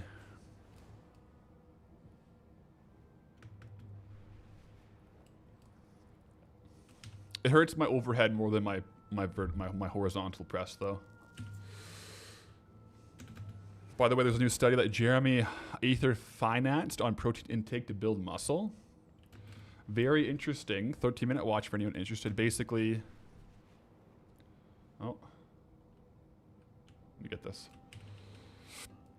0.64 to 0.72 per pound is likely maximized, and 0.73 to 1 gram per pound is definitely maximized. That makes sense. I think.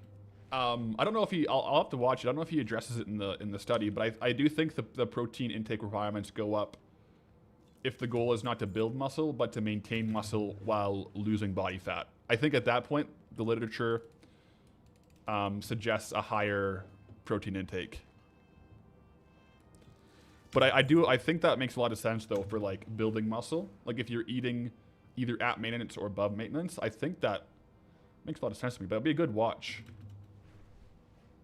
It'll be a good watch.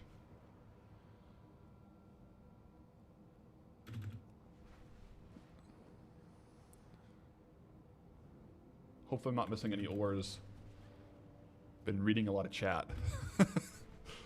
Sometimes I miss stuff. That's a shame. Good thing I still have use of the arm. Yeah. That was not a good situation. Breaking my arm. In Mexico. I said it was in Mexico, right? Yeah. So I had to get it set at the Medi Center, then I flew home and I had surgery at home. But yeah, next time I don't have my hoodie on, I'll have to show you the scars and stuff. It's not good. It was, I had a steel plate, a bunch of wires, and I think like 15 screws in the elbow for a year, and then got it taken out. Luckily, I was pretty young when it happened, so like you heal fast, but the angles are different. The angles of my joints are different, so it feels really weird when I work out with them. Do I lift raw or in the lifting shirt, suits, and sleeves? So I lift and compete raw, so I wear like knee sleeves. But like that's like the raw, like not wraps, just like sleeves, and then a belt, but no suit and no wraps.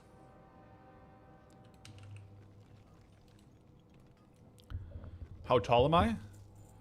I'm like 186 centimeters slash somewhere between 6 foot and 6'1".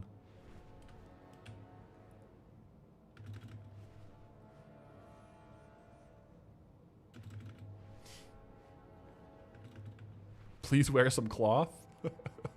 No raw lifting. Yeah, yeah. I wear a singlet for sure. I wear a singlet when I lift.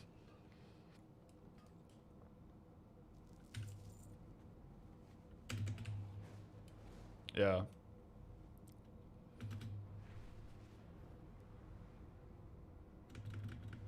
Definitely had to size up on the singlet though lately. Been on a bit of a strongman bulk the past couple months.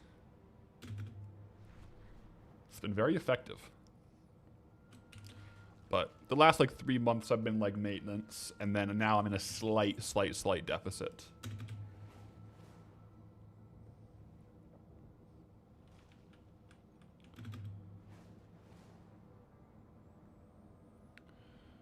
But yeah, breaking your arm anywhere is no bueno, no good. What are we at for time here? So we're 420. Oh, this could be better gold per hour. We'll see what we get for the hour.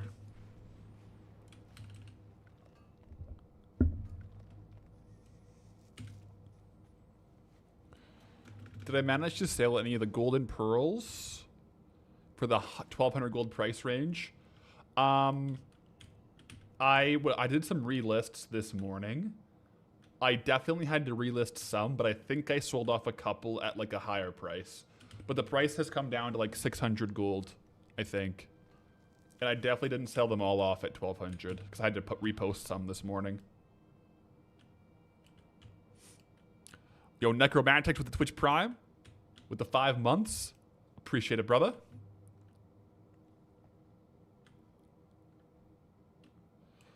How do I mine without pressing the node? I'll show you. So if you go interact key, make sure it's enabled, and then you have it bound to a button. So for me, it's G. And then when I go up by the node, as long as I'm facing it, like it's highlighted, I press G and I interact with it. So it's interact key. It works for a lot of stuff, like fishing. You can actually like talk to quest givers with it. I think it was initially added to the game for like Steam Deck or whatever, or like controller players, but I like it a lot for just like gathering and stuff. That was one thing I learned while live. Like someone was like, why are you clicking on the node? You should use interact key. And I think for a couple days I was like, nah, I like clicking on it normally. And then one day I tried it and I was like, yeah, it's kind of nice. And then now it's very fluent, where sometimes I do use the interact key for things and sometimes I don't, but it's very nice to have in the arsenal. I think my favorite use case of interact key though is fishing, because as long as you have fishing cast bound to a button and interact key, you don't have to click on the bobber at all. So you can literally just like listen to the fishing sound and like watch a YouTube video. Also came in clutch for Noble Garden Farm. That's true. Because there was definitely some eggs there I couldn't see, but I could interact key. Yeah. So there's definitely some use cases for it. But I was resistant at first, yeah. I didn't want to do it. I can be a little stubborn in that way.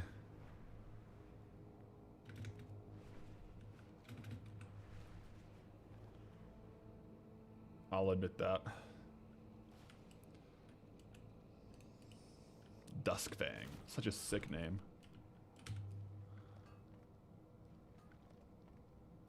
Now we just need the 1-button combat key and we can remove all the gameplay from WoW. Do you guys know who's a 1-button rotation enjoyer? Give you one guess. And he plays Ret Paladin. I'll give you a hint. I owe him 100,000 gold. No, we like to kind of troll our healer by using it sometimes, and we'll compete on whose 1-button rotation does more damage. But sometimes he just uses it to like watch a show and do dungeons. Yeah.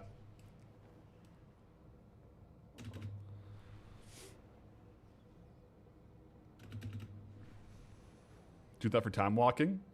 I mean, to be fair, it's kind of ideal if you do want to like somewhat AFK if you're doing dungeons, but yeah.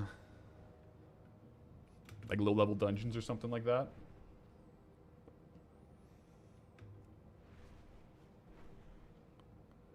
You'll keep that in mind if you heal for us.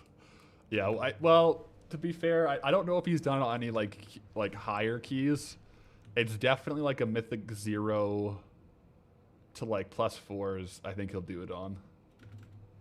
But he kind of stops doing it if he notices I'm doing more damage than him. Then he'll start doing his rotation. Usually. Yeah.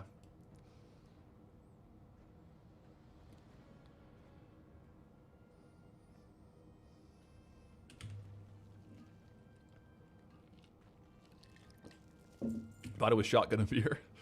That's the slash roll 100,000, yeah. So technically I don't actually owe him 100k.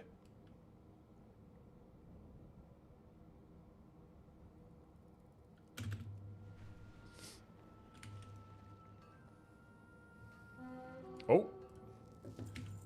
We got ourselves a rare spawn.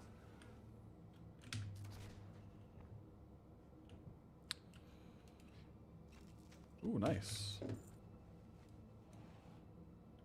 Well, that was a good pull. We got the blue sphere.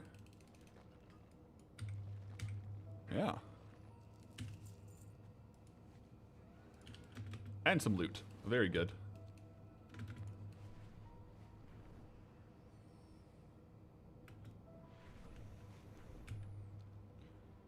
I do want to check on the chests. No chest there, okay.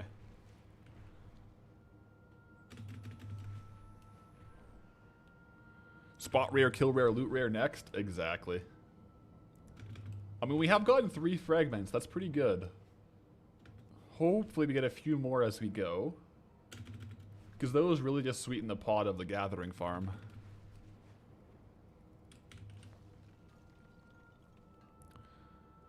Another blue BOE?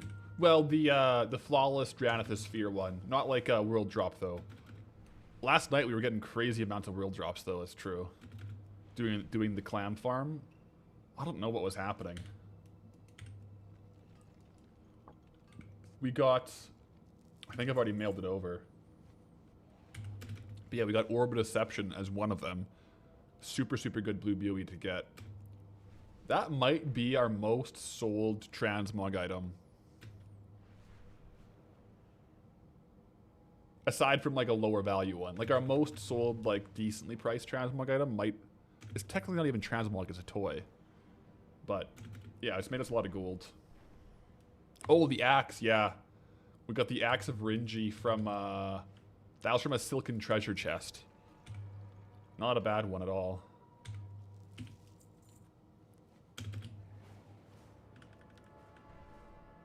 But yeah, so we did get that one. I have that spot up here on the farming tracker to put our highest value item so far. And that's like the only kind of transmog item we've gotten, so... It's doing well.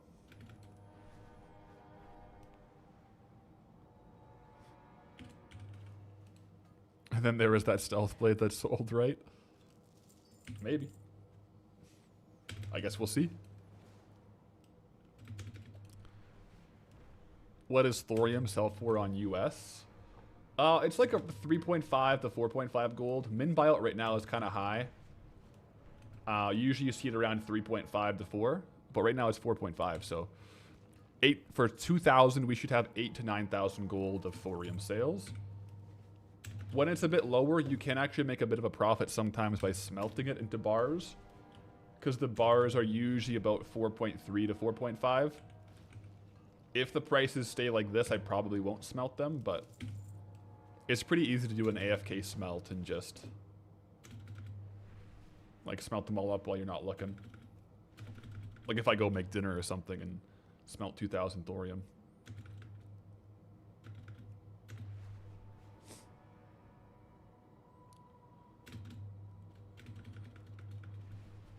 Anything the crafting alt can make with them? Yep, there is some thorium transmog. We're fully stocked on all of the transmog we can make on the alt. But there's definitely some transmog. There's some like kind of lower tier, just like basic gear from like thorium armor. I think the Imperial set uses some. We have that fully stocked. So none of this will go to the alt, but theoretically if we sell out of those items. We are ripping on arcane crystals this hour, by the way. This is insane.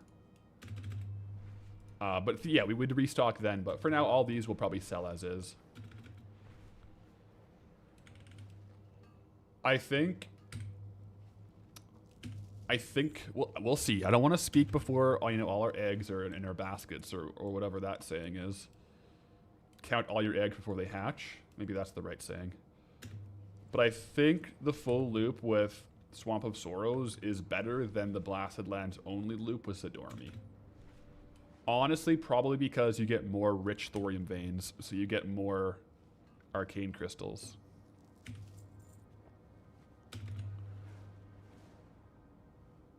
Eat all your eggs before they're boiled.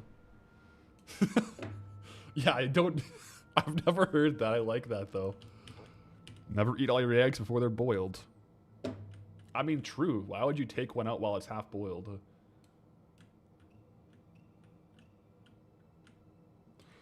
Don't count your chickens before they hatch? Oh, you might be right. And then the other one is don't put all your eggs in one basket. Yeah, don't count your chickens before they hatch. There's definitely a couple chicken and egg sayings.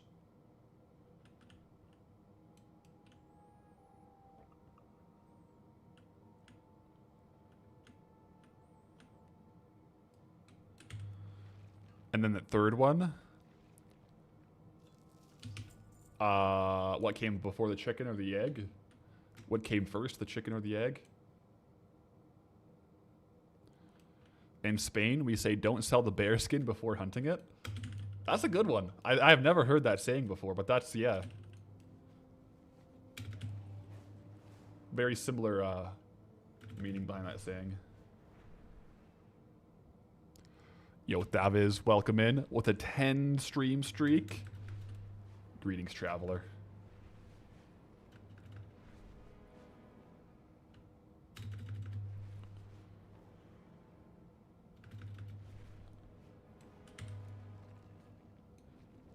The dinosaur before the egg. Another day, another gold bound. We're ripping. This very well might be our most profitable 2,000 ore farm day. I'll add up all the value from what we get. Between the crystals, the spheres, the crystals, and the thorium, I think we're in for quite a good day here.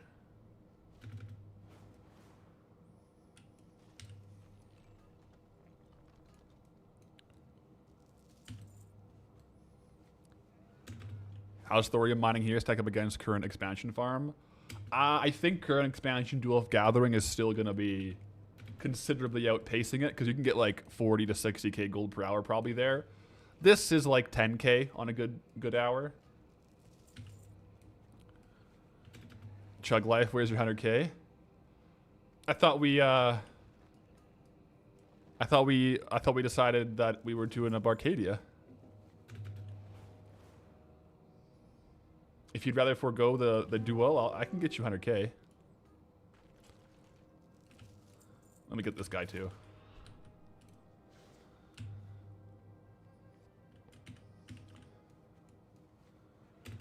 I'm on a cutter bulk now. I'm kind of like at like a what I would call a performance training very small cut. So like if you look on like a week-to-week basis, it kind of looks like maintenance, but over 3 or 4 months, I'll probably drop 3 or 4 pounds. But it's pretty close to maintenance, but like training really hard.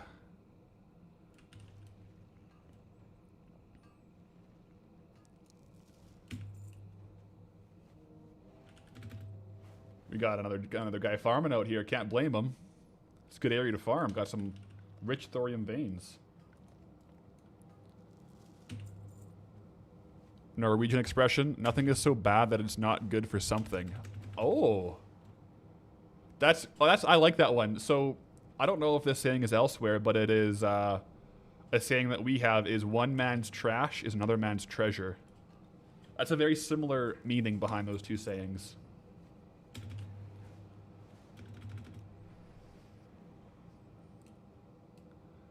I like that saying though.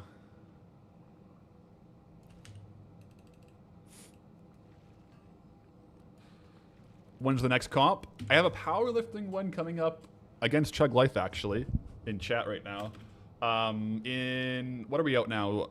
We're probably 7 weeks out, 6 weeks out, 6 or 8. So coming up pretty quick.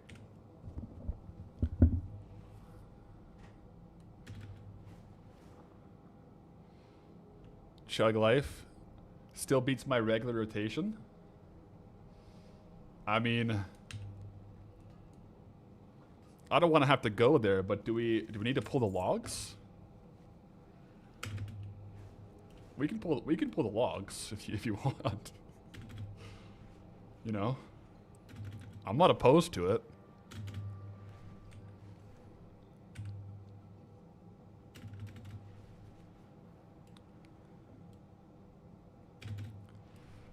Am I gonna beat him?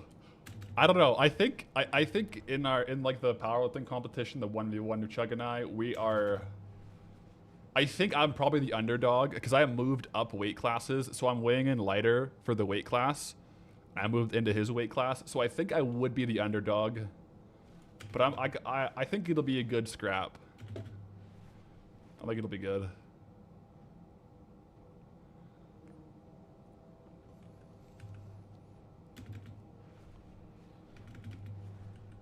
there a prediction on how long it'll take to get 2,000 thorium ore? No prediction. I did a YouTube poll, though. I did do a YouTube poll, like asking. I did like a 0 to 2, which we are passing that now. 2 to 4, 4 to 6, which probably pretty likely.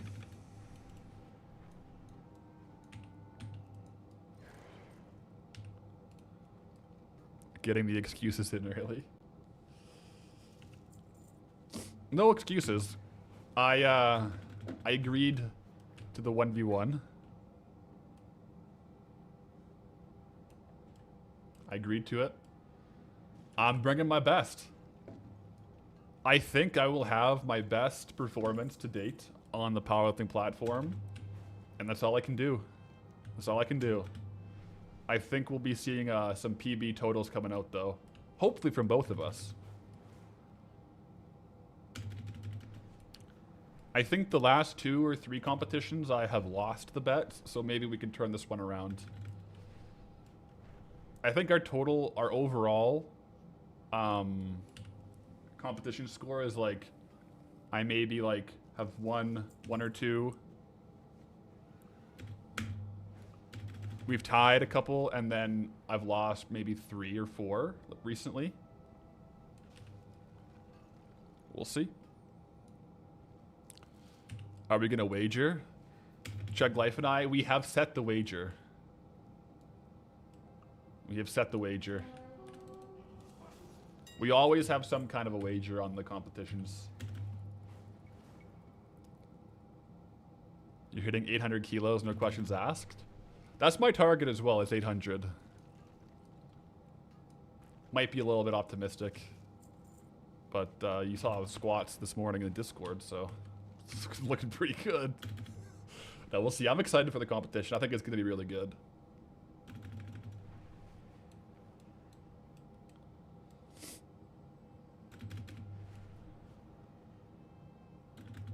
Do the comps get filmed so everyone can watch?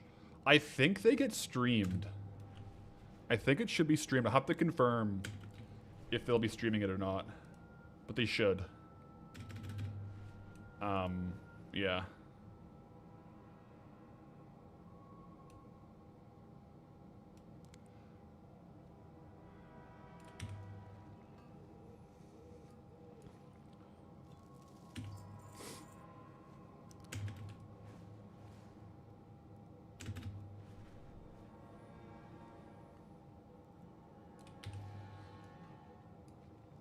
My target's 800, or am I planning to bench?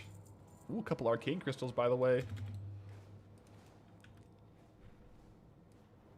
I'll keep my cards close to my chest for now. But my plan is to squat the same as I bench. Sorry, squat the same as I deadlift, and have a good bench.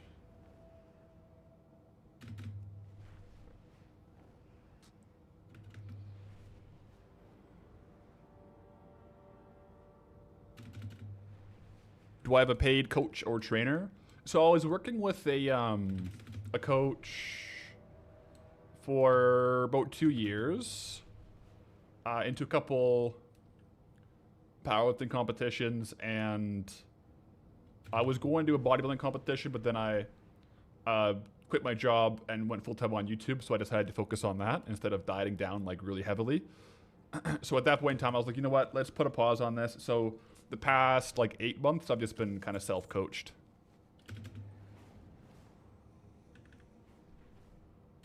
Yeah.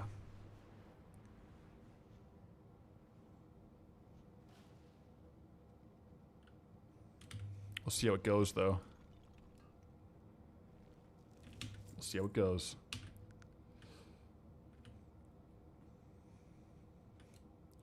Any accidents when squatting?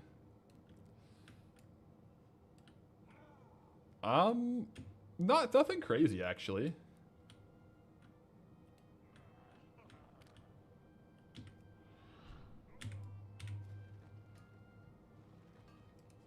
No, oh, no, okay, we're getting really lucky on the arcane crystals this hour, it seems. Yeah, I've definitely had some, especially, like, training more so when I was, like, 16 to, like, 20. I would train a lot more to failure on like squats. Like every single set of squats, I would go until I couldn't stand up. And then I couldn't squat for a while because I had a lot of back issues. So now I've gotten a bit more smart with training. And I can actually not, you know, have back issues. But I can squat more, so. That's good. Any update on the sword cell? No update yet, but we'll have the most recent up-to-date update on the Saturday video. I'll confirm then. But since the last Goldbound, no official updates.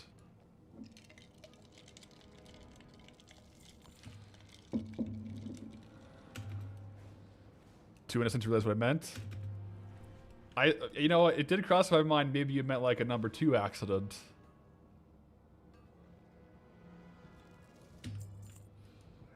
I haven't had that personally, but I know a couple lifters who have.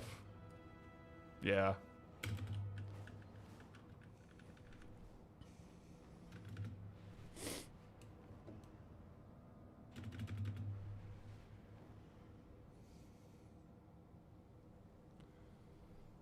Yeah, no, I've had no problems with that so far. I wonder if I can host the stream.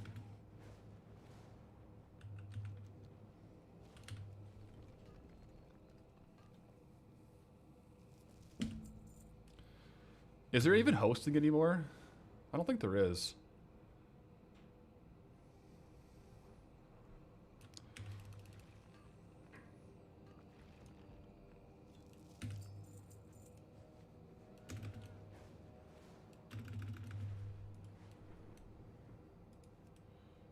So we've got in this hour, we're not even done the hour, 19 arcane crystals.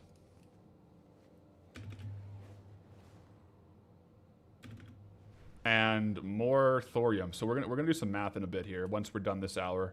This is crazy. Hosting is just rating now? Okay. So yeah, like I don't have any issue with posting the link. It's one of those things that's like very easy to find. Like which competition. So I'll probably just post it if anyone wants to tune in. Only thing is I don't think I can host it because generally speaking, like 90% of the time, these things are streamed on YouTube and not Twitch. Most of the time. So I don't think YouTube has any kind of raid or hosting ability.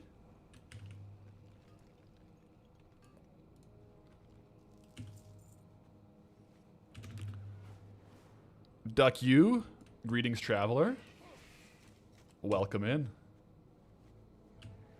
And welcome back to the grind.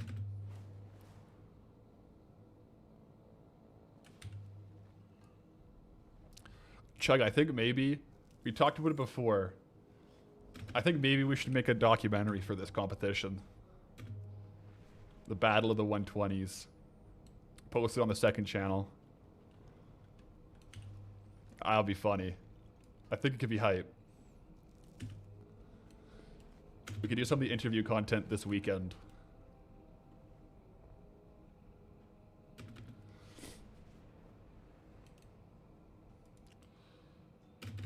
You know, like Pumping Iron, where they follow Arnold and Lou Ferrigno?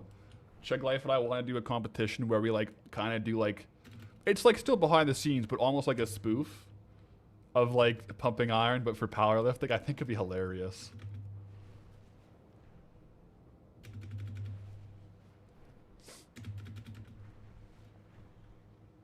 A mockumentary, kind of, yeah, kind of like that, but also still like you know, valuable content in the sense of like it's still like behind the scenes stuff.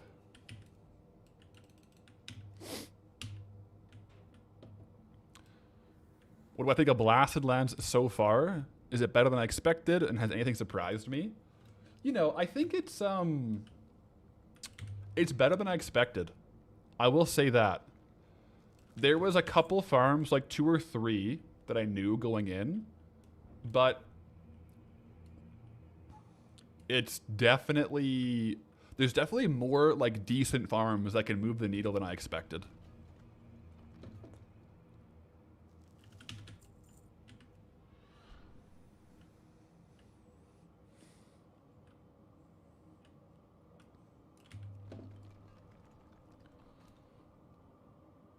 What do we got for time? We got now 1 more minute. Can we get 1 more arcane crystal?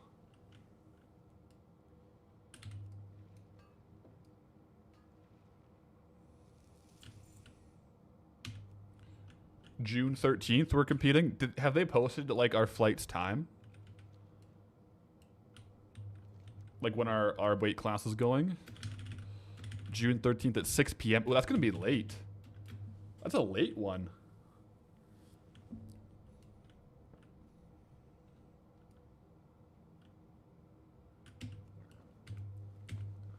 Read chat?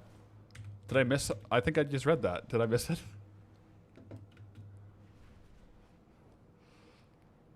Yeah, so 6 p.m. So it should go like 6 to like 11 p.m. probably. Mountain time. So like right now is noon. So it would be going live 6 hours later than now.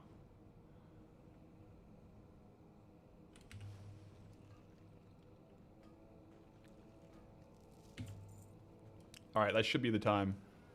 Yeah, that's time. Let me go back into Blasted Lands here and see the values. So we got... I had 15 of these to start this hour, and I had 420 of these. So we got... Whoa.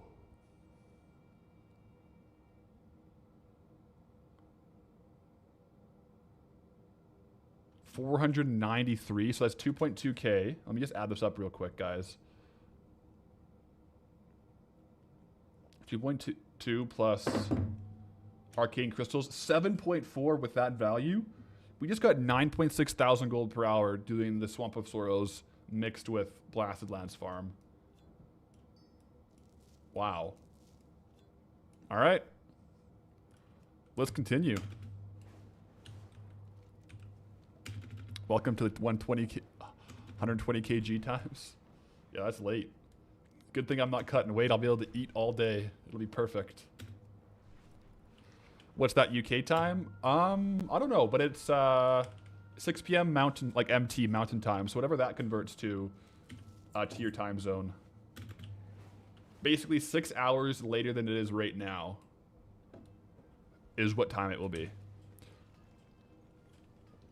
So whatever your local time is, add 6 right now, and that'll be the start time. I'll post in the Discord though. Once we get the links.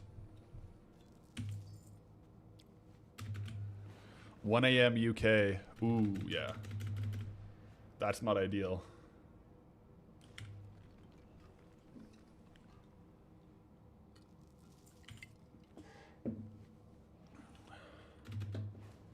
Yeah.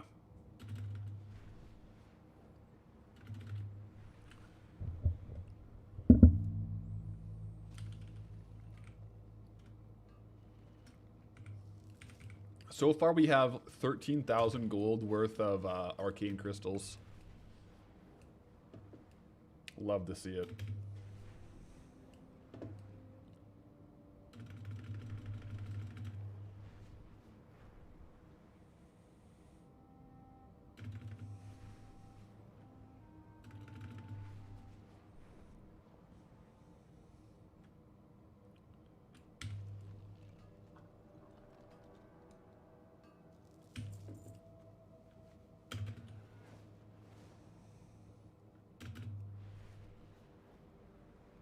Chuck has got to get back to work.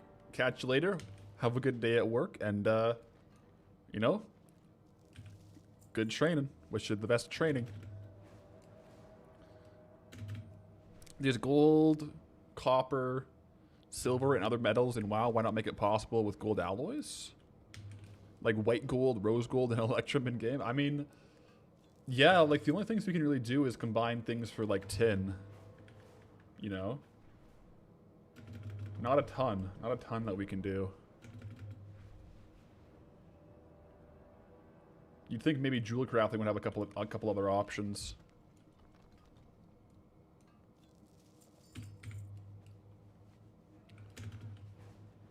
Oh, this rare is up right here. The way the new rare trackers work, it can make it hard to actually see when they're up. But we got a flawless sphere and a mercurial cloak. This is really on pace to be the best 2,000 ore farm yet for gold.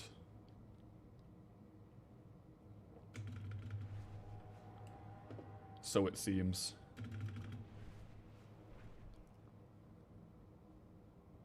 It's really flying by fast too. What the heck? Like we're already over 2 hours in, almost at 1,000 gold or 1,000 thorium. What the heck?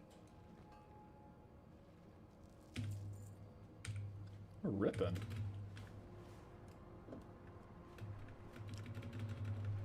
Am I selling the Dranathus quest drops or turning them into Kumisha? I'm probably gonna sell the blue ones and turn in the green ones. That's my current plan. Just because, you know, while gambling on the opening is fun, I would rather have the gold sooner than later in the bags. I mean, if we could sell them before the weekend, then they can be in the mailbox this weekend, which would be helpful. Late night poncho party on June 13th. Yep. Classic poncho party.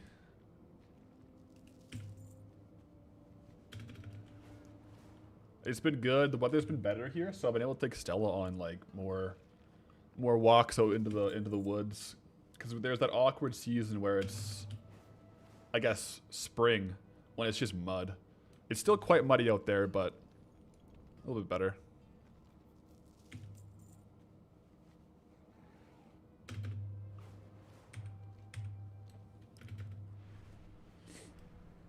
Slow load. You find yourself joining the stream every time I skip a Saturday Goldie episode. It's very rare you open Twitch these days, but you've cooked up something addicting. Keep up the great work. I appreciate that. Well, we should have a Goldie episode this weekend, but in the meantime, we have the stream. It's true. It's true. Getting those arcane crystals. How much are the spheres worth? They're about 600 to 700 gold each. And they seem to sell pretty well. Like, they sell 180, sometimes 300 per day. So they can get pretty good sale rates, actually.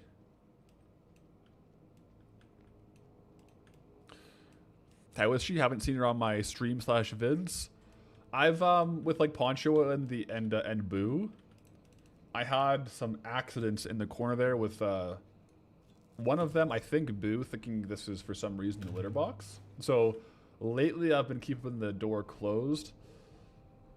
Sometimes Stella will come in here and sit on the carpet while I edit and stuff, but it's been more infrequent Poncho parties and Boo appearances on stream because of that. But they're all well. They're all well. Yeah, Stella had a recent vet appointment, and they said perfect physical condition, perfect weight, very lean, very muscular.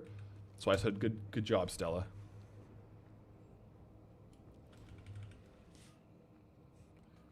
Yeah, I think the accidents happened like close to when we adopted Boo. I think probably soon I can open the door again because he's learned pretty well, you know, where things are. So it probably is okay. But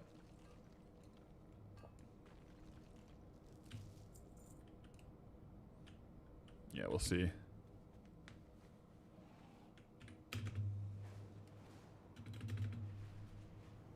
Maybe one thing, actually, that could be funny. On top of like music changes for channel points, is redeeming channel points for like a half an hour of door open time. That way, that actually be kind of funny because then Boo and Poncho and Stella could roam in potentially. That might be a good idea.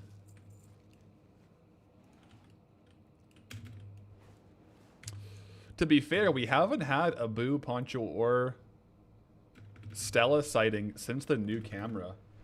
So you actually haven't seen them in full HD. RNG door time? Yeah. That might be a good idea.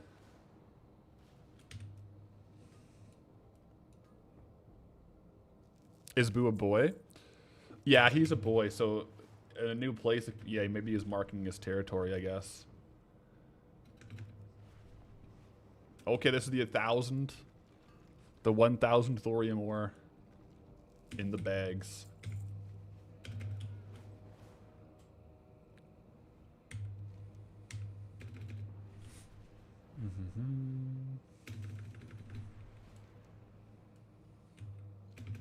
Pog 1,000. Yep. Bring the litter box down. Like into the room. We have 2 litter boxes, but there is one downstairs, but not in the stream room. They're stinky. No good. But maybe that would help.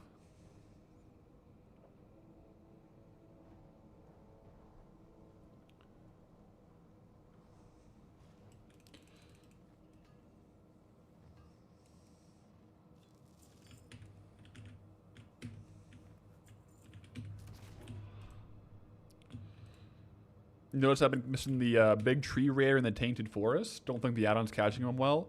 It wasn't actually. I think I passed him once or twice, but I did just kill him. I think like 10 minutes ago. But yeah, it didn't really find him. I had to like mouse over him perfectly.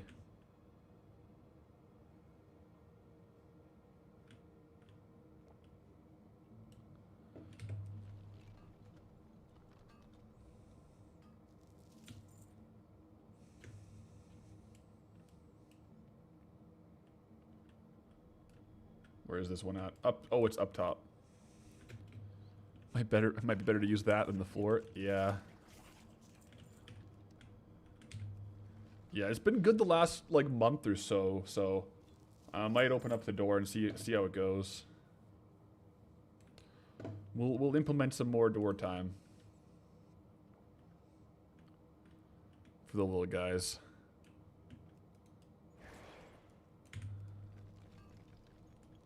Your cousin fiance one of the expensive auto cleaning litter boxes. When it gets full and you don't clean it fast enough, talk about a mess. Uh-oh. I wonder how the auto cleaning would work.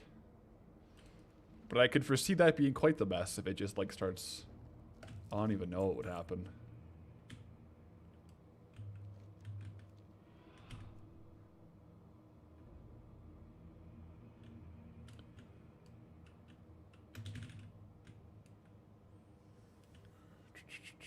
Where's this one? It's true silver. Good. Oh yeah, they don't stack above 1,000, do they? So I gotta put this one here. There we go.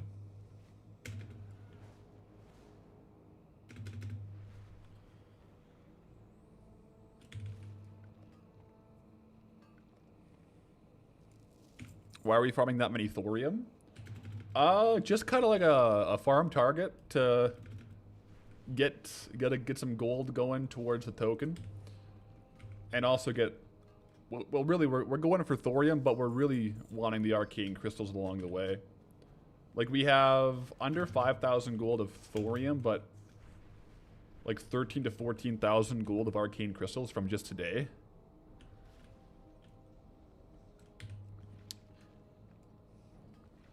Yeah. Just to try to get out of Blasted Lands, because this is for sure one of our better gold farms. And every zone, or at least most zones, I like doing a stream where it's just like a 2,000 ore farming target. That was our first ever stream in Red Ridge. A little bit of a throwback.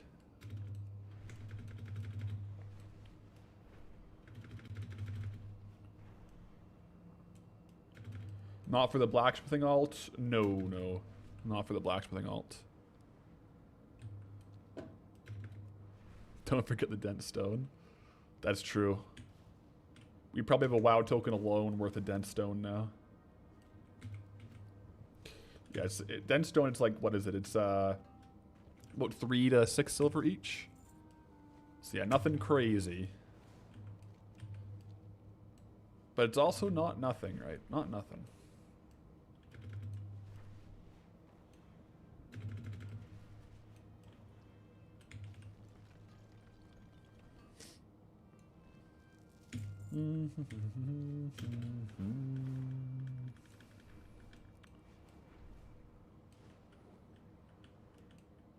This one's up top here, it looks like.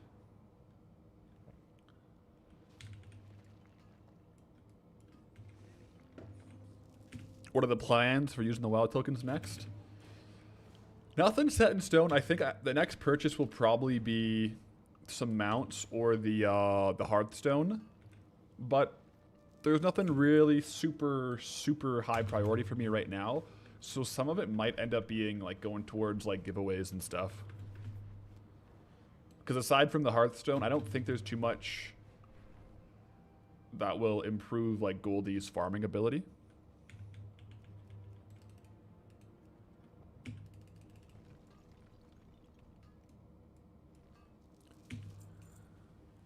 What blue axe is that? Oh, it's the Axe of Rinji. We got it from one of the silken treasure chests.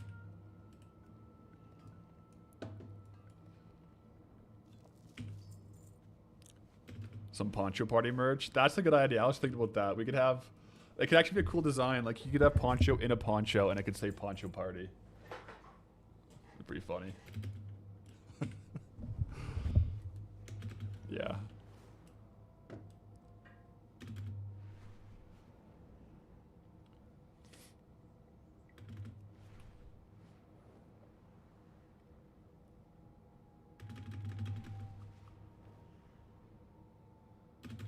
Have I done the 1K clam opening yet? I did. So I ended up with all the outages yesterday.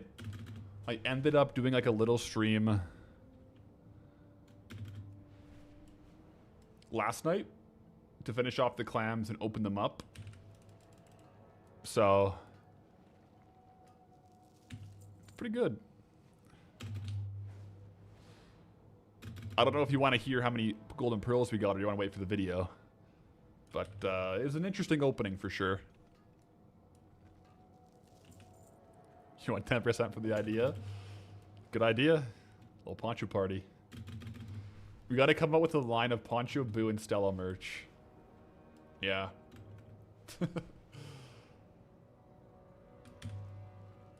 How did I come up with the idea to do gold bound? You've seen some do expansion locked, fish locked. Did I get inspired by other creators, or did I come up with it by myself? So, kind of the origin story. Most of the inspiration largely was like from RuneScape creators, where there was like a lot of account restricted things. So the biggest, I guess, inspiration was a RuneScape creator by the name of Flipping Old School, who did Trader Steve, but also just, oh, double Arcane Crystal, by the way. 2. That's big. Sorry, that distracted me. But that was like the biggest inspiration. And then I kind of looked around the WoW scene, and there was, I saw like the zone locked, like Nabal's zone locked, Shaxx expansion locked, Venerio, all those things.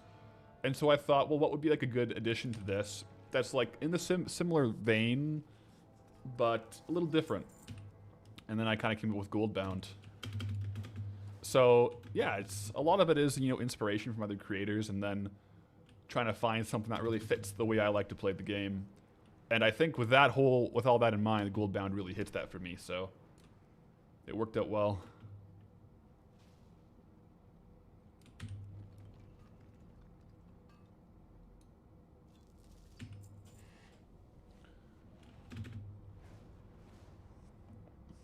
You'll see it in the video, for sure. For sure.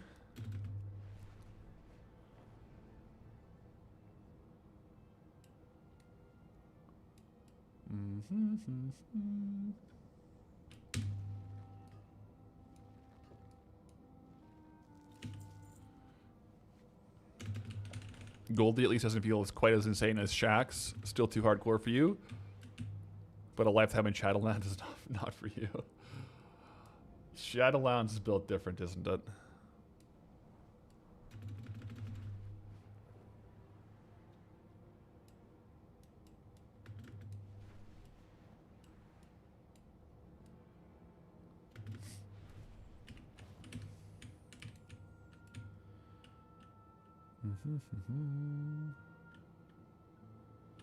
Up here. The grapple does come in quite handy. You got to admit. There's some nodes that we wouldn't be able to get to so easily without it.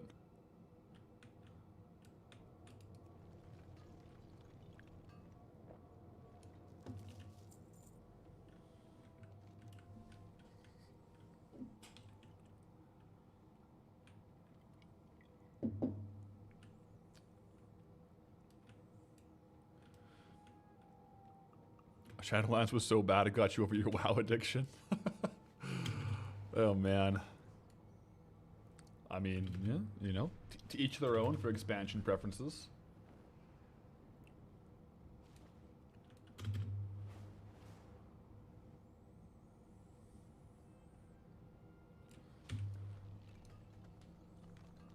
Do I do the quest lines? I really haven't been. I think I probably should do the quest line here though. I think there's a some people are saying that there is a pet, like a sellable pet at the end of some of the quest lines.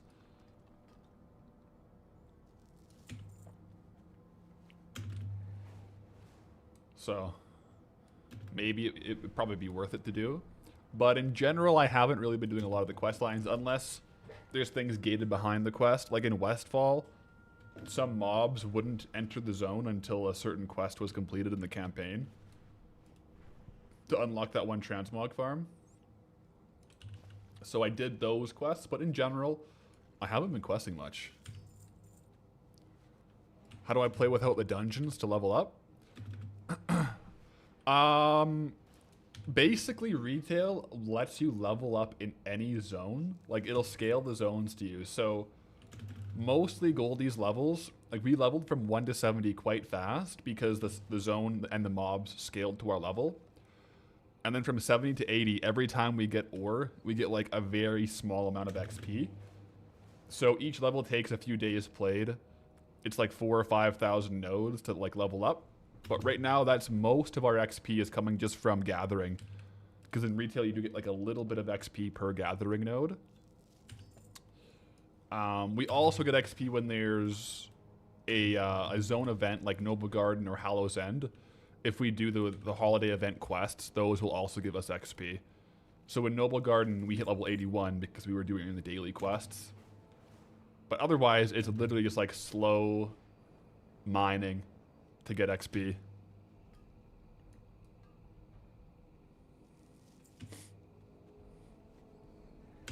Now, what you meant, you mean playing in zones where you're overskilled? Oh, we just one-shot everything. Basically, so once, yeah, like with, oh, so how do they not like scale to me? I think it's just a function of how the chromitom works.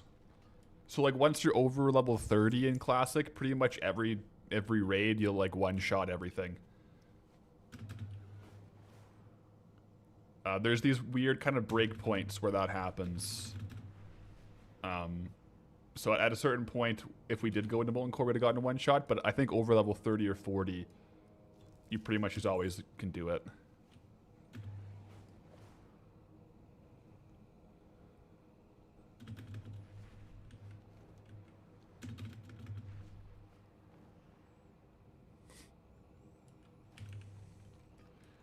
What level are we going to get Traveler to? We will get him to 90, yes. Traveler, the pacifist, will go all the way up to level 90.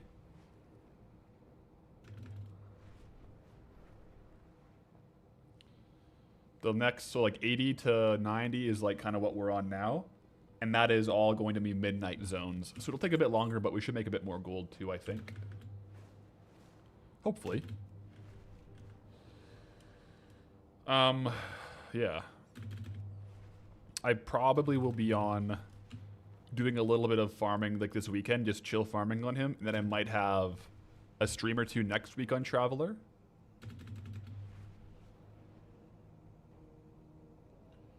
But we'll see. I do want to get him done soon because I kind of have the itch to make a new character in Classic. So stay tuned for that.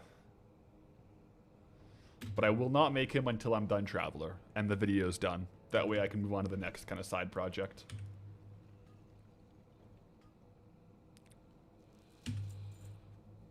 Did we get the battle pet here? We did, yeah. The bronze whelpling. We got 2 of them, maybe a couple more actually. But That's undisclosed information. But yeah, no, we did get a couple. So how do you start? You have, for example, a 50 mage. Is there anything you have to do to be able to go back and do those zones? Yeah, so I don't know all of the breakpoints, but if you want to visit the zones and level in the zones, go to Stormwind, and up here, it'll be around here. There should be like an NPC called Chromie, and you can talk to her and enter what's called Chromie time, which allows the zones to flex to your level. And then you can level in these zones from 50 to like probably 80 now. I would set them to Cataclysm, and then you can just go do whatever you want. But it'll be like a gnome around here named Chromie that you talk to change the timeline. And I'll let the zones flex with you.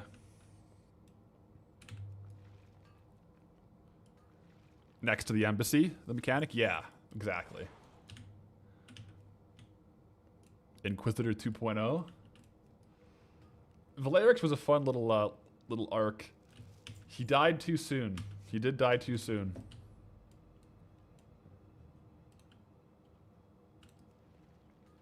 Didn't he?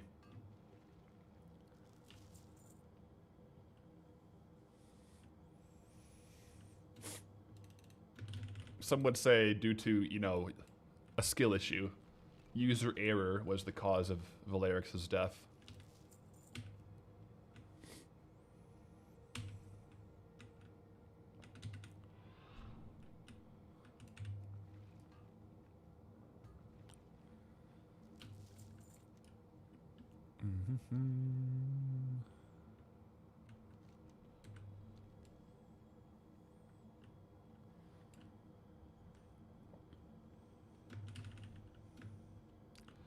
But the mobs in Elwyn would still be 1 to 2. No, the mobs in Elwyn will either be like your level, or once you're off Chromie time, they'll be level 30 forever. Because I think no matter what timeline you're in, they'll scale up to 30. I think. I'm not super well versed on the different scenarios and how that works, though. The mechanic might have a better rundown of those different nuances. Do I have any ideas in the pipeline for side challenges after Traveler? Brother, I got too many ideas. Yeah. I got too many ideas.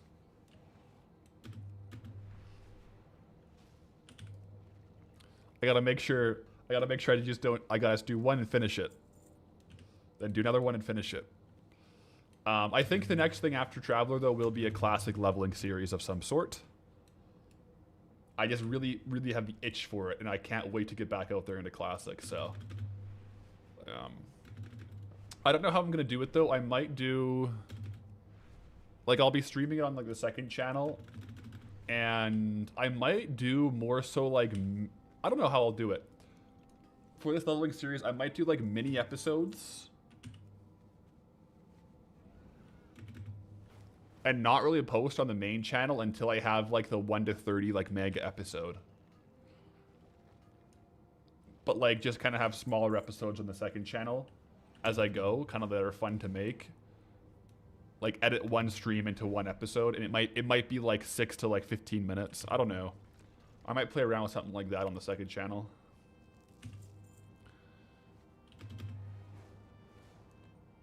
And then once we hit 30, I can like make those all into like an actual story arc.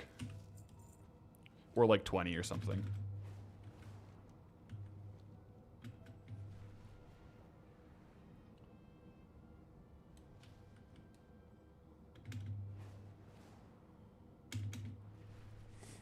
Is there any transmog recipe from Reputation, World Classic, Professional Specialization such as tribal leatherworking worth the time?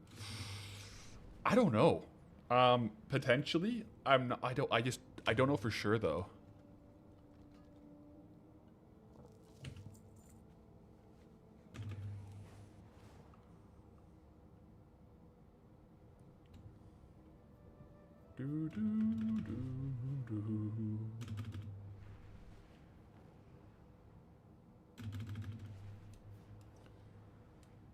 Let's see what we got in the Tainted Forest.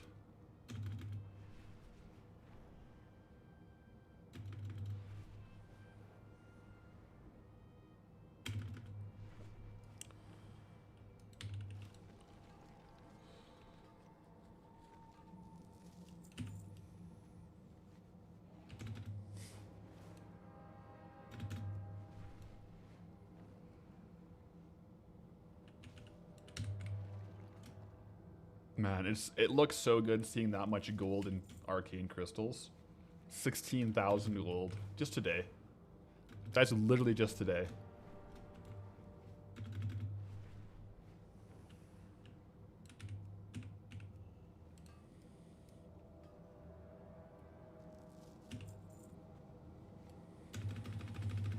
Yeah, the mechanic, that's right. I didn't have Gromy time on in Elwyn. Exactly. I turned it on for a little bit in Redridge. But once I was over level 30 in Elwyn on Goldie, I was just basically like a max level character. It was like a flip of a switch. I went from fighting, and then all of a sudden, everything was just getting one shot. It was like not a gradual thing. And it was, I think it was at level 30 or 35. Yeah, sometimes, like, the tree rare always looks like it's here, but sometimes it isn't actually spawned. It makes it kind of confusing. So it does look like it's spawned sometimes, but it isn't actually spawned.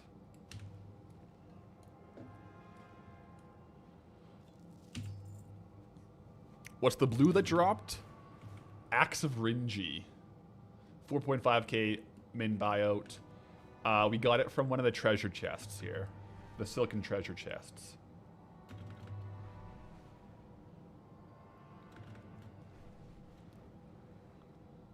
Hopefully we get a couple more treasure chests during our ore farm here. Hopefully.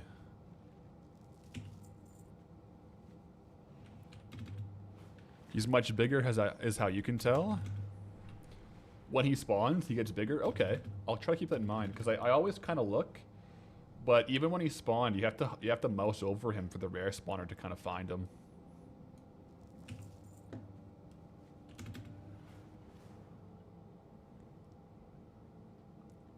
What's the price per arcane crystal at? It's about 380 gold right now on NA. They're up. It's a good time to be farming arcane crystals on NA, I'm not gonna lie.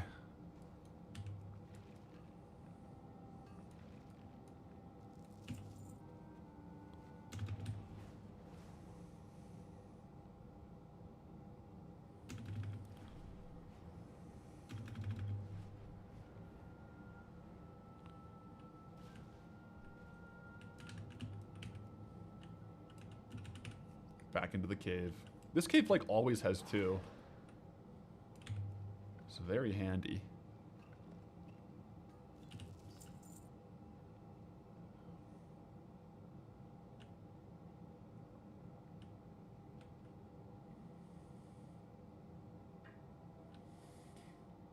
When it comes to unlock possibility, is Draenei or Undead most balanced?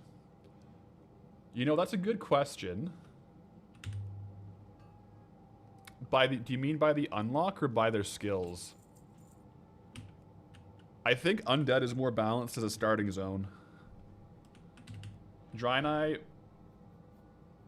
Yeah, I haven't done either of those zones though, so once I do those zones, I'll have a better perspective on it. But it kind of seems like Undead has a relatively balanced zone. Oh, by zone unlock? Like where you're going to go from the starting zone?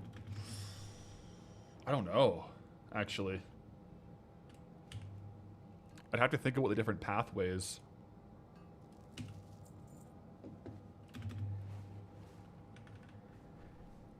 I would imagine Undead might be more balanced just because you could go north or south.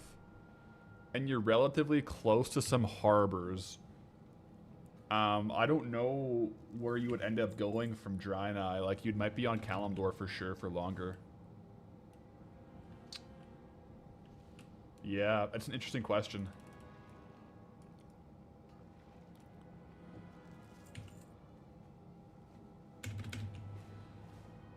Blood Elf Bandit mask when you get to the Dry Night area was fun farm for you. I've heard more and more people talking about that. It's definitely on the list of things to farm when we get there. The Blood Elf Bandit mask. Hopefully the prices are still pretty good when Goldie steps foot in.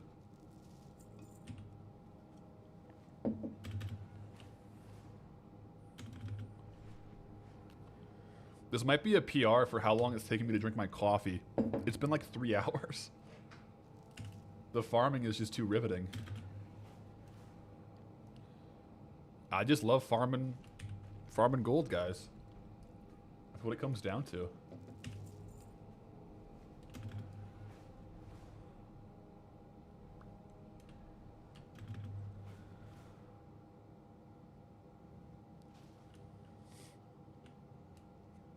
So you could log on to your 50 mage, go to Chromie, and then go to Elwyn and one-shot them.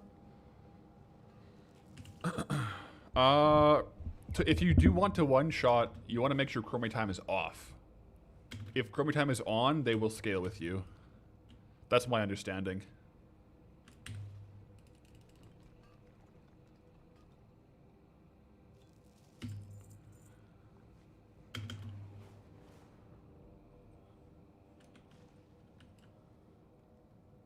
There is quite a bit of rich thorium in the Swamp of Sorrows, isn't there?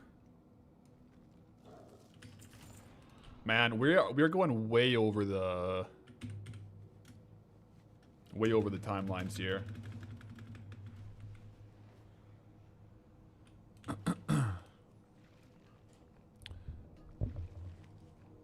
Is Chromie time default? It is not for new characters, but I don't know how they did it for characters that were in the game.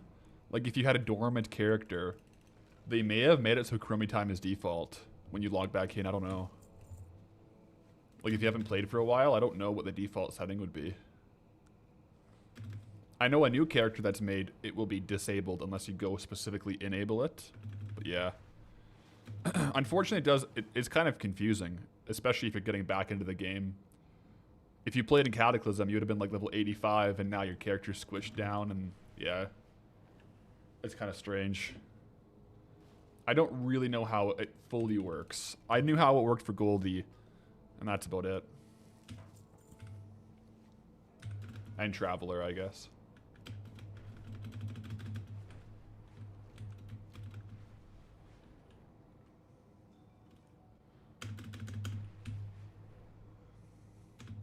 Gotta love the gadget stand music.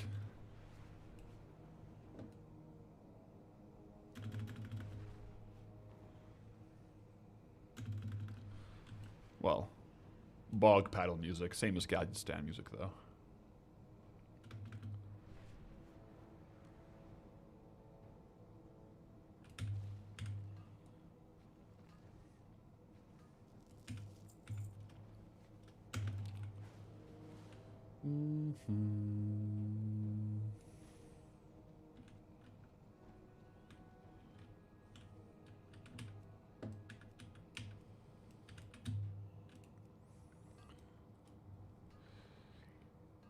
TBH, you hate zones that adjust automatically. Feels so bad when everything is the same power level always, so you don't over level it. There is something for sure to be said about that, isn't there? Like that's part of the at least for me, the allure of classic zones is you get into a zone, like for example, when you first get into Elwyn, or not Elwyn, like Duskwood, it's like, wow, these are all super high level. I gotta get stronger. And then you feel your character progress a little more naturally in like the MMO sense of progressing and gaining power levels. Which doesn't really happen if the zone just scales with you and you're always kind of the same power level. I definitely get that point. That's what kind of the allure to classic is for me. It's that old school MMO leveling, getting stronger progression. Whereas in retail, I feel like that progression is more so in the gearing progress. And once you're max level, you have that same character progression of getting stronger day and day, but it's more so in like the end game content versus the leveling content. That seems to be like a big distinction between classic and retail for me.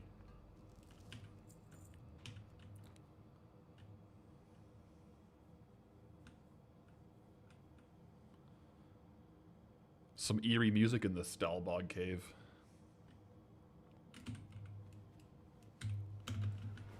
Oh, one back here. Gerald Lee, hello.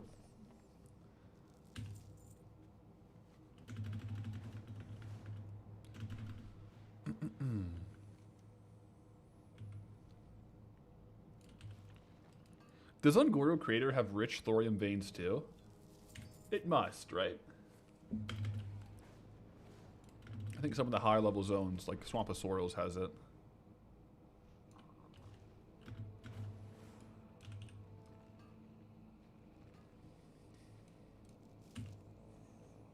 Yes, you farmed it for like 8 hours this week. Right on. Do you know, out of curiosity, how much thorium per hour you are getting in Ungoro Crater and how many arcane crystals per hour? Ish? I'm a little curious after the comparison.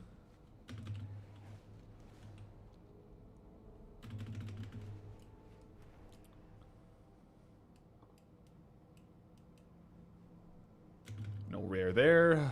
Always got to do the rare scan here.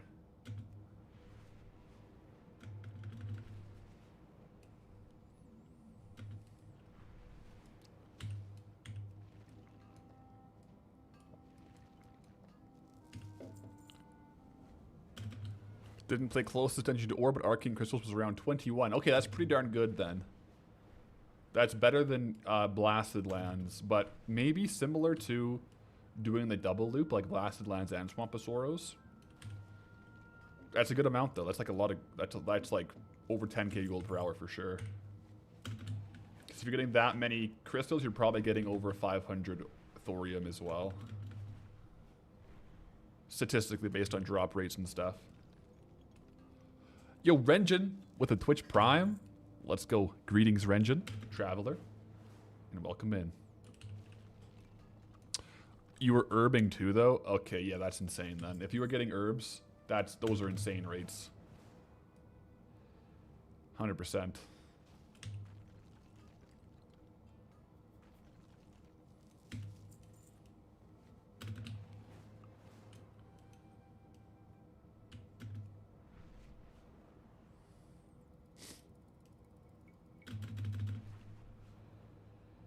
The Red Reaches. I'm not gonna lie, Blasted Lands has some pretty sick names for the subzones. The Red Reaches, the Tainted Forest, Dreadmaw Hold, Netherguard Keep, Altar of Storms, the Dark Port. These are all sick names. They knew what they were doing when they were naming Blasted Lands, guys.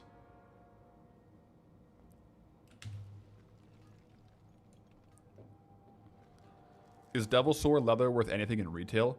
I think it is. I think it's kind of like Warbear leather. I haven't looked at it directly, but I think its value is from people crafting like classic old world transmogs. So those are rare transmogs that require Devilsaur leather. I think end up selling pretty well.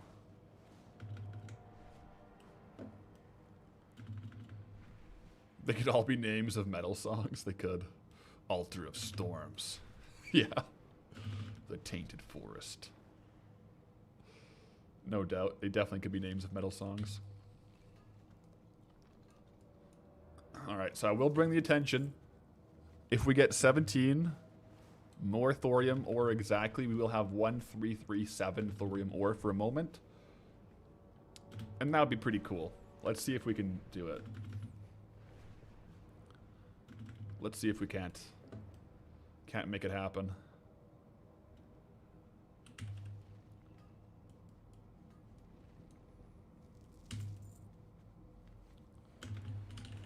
Devilsaur leather was like 25 gold a piece earlier this week when you checked.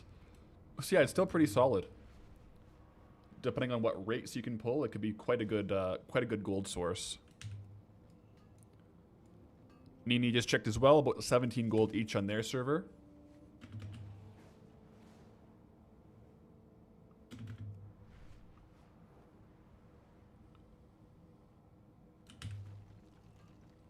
All right, 10 more exactly for 1337. It's possible. Dare I say it. Let me go check up the Altar of Storms for the spawn here. No spawn to the Altar of Storms. You speak Leet speak? I do. I was there when the texts were written. I can also spell some interesting things on a calculator. But that's for another day.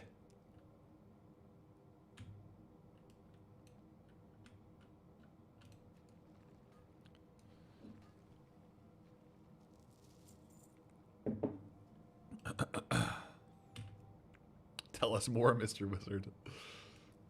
One day. In time. In time. Alright. So this one won't get us to 1337, but the next one might. So if we get 4 on the next one, right? 4 on the next one should be good for 1337. Technically, we could get it with 2 if we get 2 and 2. Let's see what we got. Come on, 4. Let's see it. 4 and an Arcane Crystal. Okay, so we got 2. So if we get 2 again, we'll be on 1337 real quick. Let's see. I believe.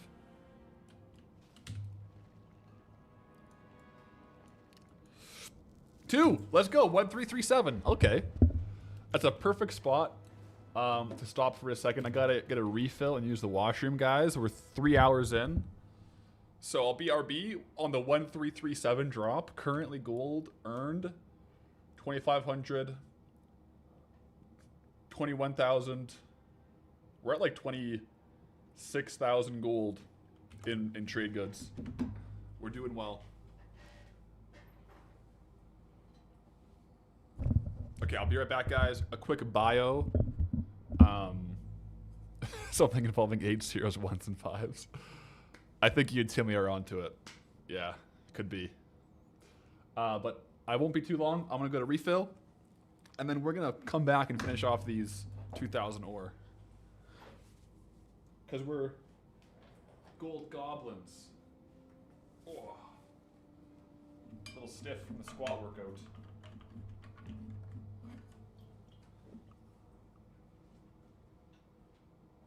Actually, I'm going to grab my phone.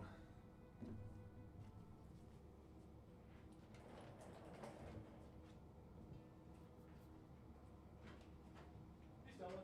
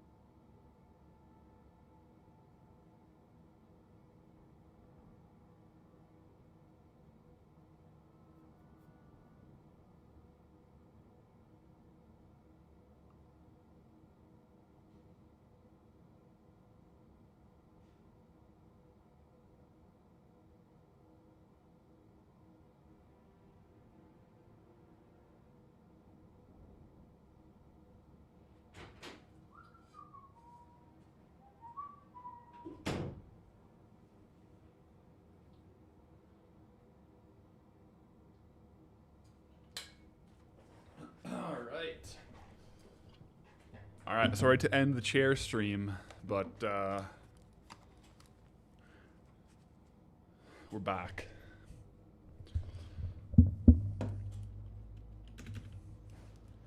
Got myself some more water. I should probably take a sip of that real quick.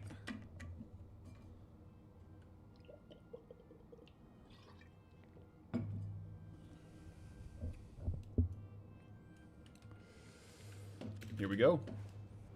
Chair MVP. Man, I forgot to save the receipt from my chair, so I wasn't able to claim it as a business expense this year. It's too bad. Too bad. It's a good chair, too. I don't even know what it is. I got it at, what's it called? CompuSoft. No, not CompuSoft. Memory Express. Your water tastes funny. It tastes exactly like Baja Blast. Is that a coincidence, or are you drinking Baja Blast? You know, I don't blame you. That's good stuff.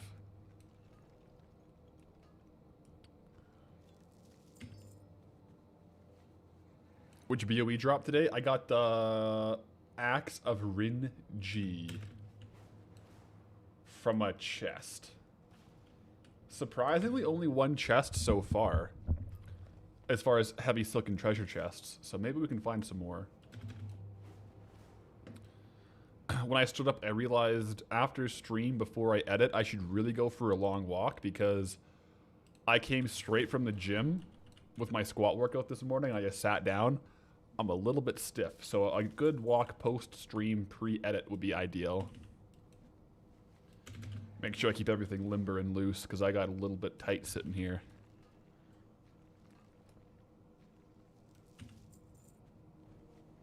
Those chests have been pretty goated. Yeah, they've been really good. We've gotten some good stuff, like Hanzo sword. I mean, this is pretty good. It's really good for those, like, mid-range transmog items, for sure.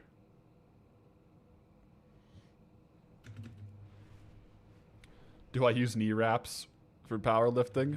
Hated rolling those back up. I don't. I have some knee sleeves, but I don't use knee wraps. I've heard rough things about rolling them up. But the tighter you re-roll them, the easier they are to get back on after, right? Tight at least.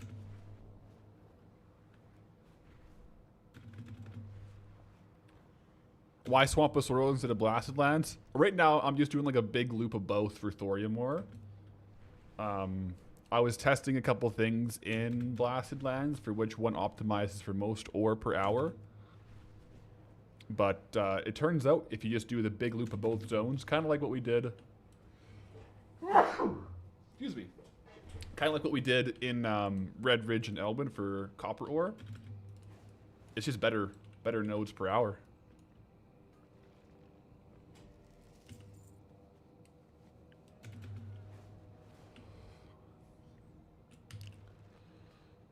What's the axe? Axe of Rinji. Sells for about 4.5k.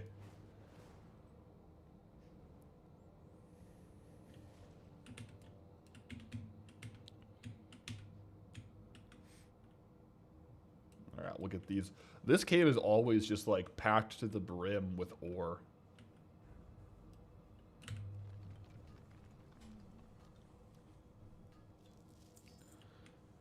Mm-hmm.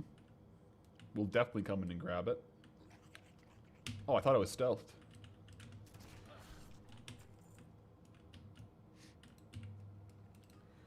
But yeah, no, we've been doing quite good as far as the rates per hour.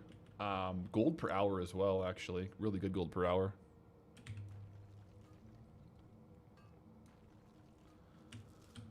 Sneeze registered on the Richter scale. Yeah, I don't know what. I must be allergic to something upstairs. Yeah. There's no joke.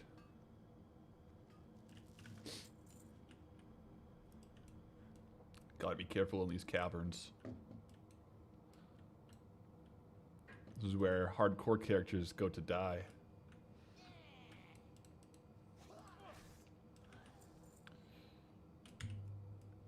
Good thing Goldie's not a hardcore character, I suppose.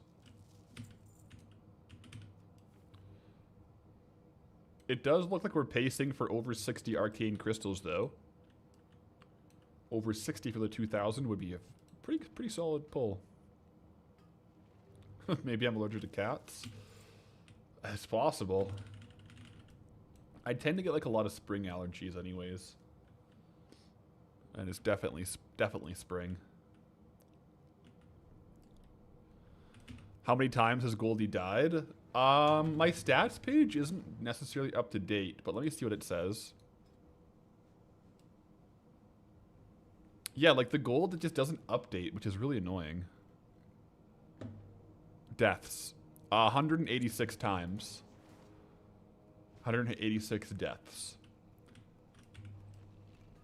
I don't know if that's accurate or not.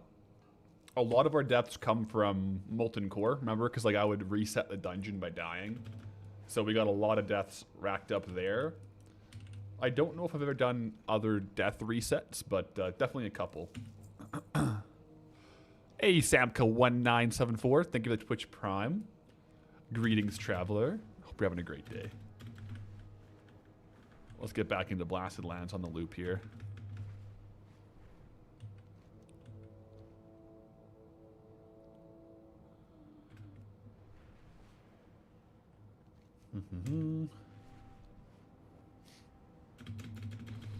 Yeah, I don't know. We definitely died a couple times to mobs and stuff while leveling, but only a handful, I think. All the other deaths have been intentional death resets. Maybe a couple fall damaging. Yeah, maybe a couple like fall damage deaths, potentially. I wouldn't doubt that.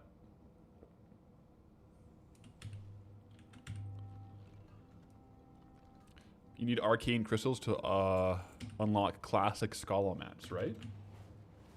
Maybe. I actually have no idea. If that's the case, we'll probably have to come back here and farm it.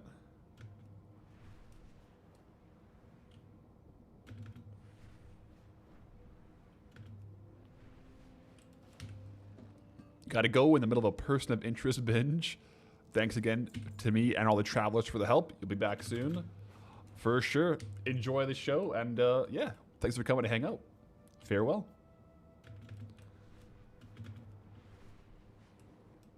I'm quite surprised we haven't gotten more treasure chests for how long we've been out here. Oh, did it say deaths from lava? Oh yeah, deaths from fire and lava 161, deaths total 186. So we've died, yeah. That must be like the difference there. So we've probably actually died like 25 times to non-intentional deaths.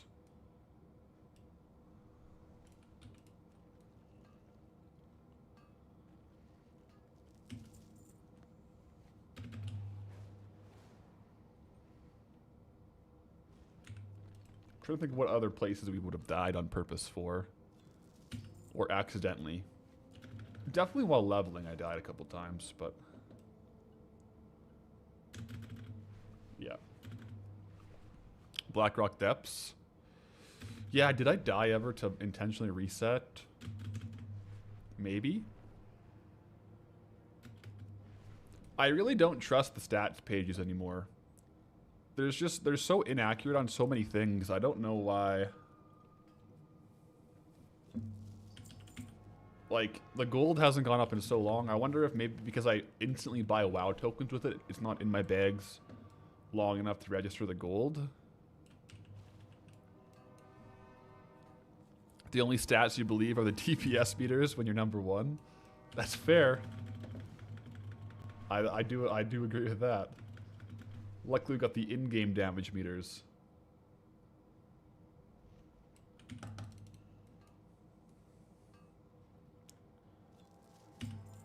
$49 arcane crystals, by the way. Excellent. No one trusts the damage meters as much as when you're two DPS players playing with an evoker. An augmentation evoker. Because they boost your damage. Don't look at the logs. No, no. Look at the damage charts in game. Yeah. Never pull the logs.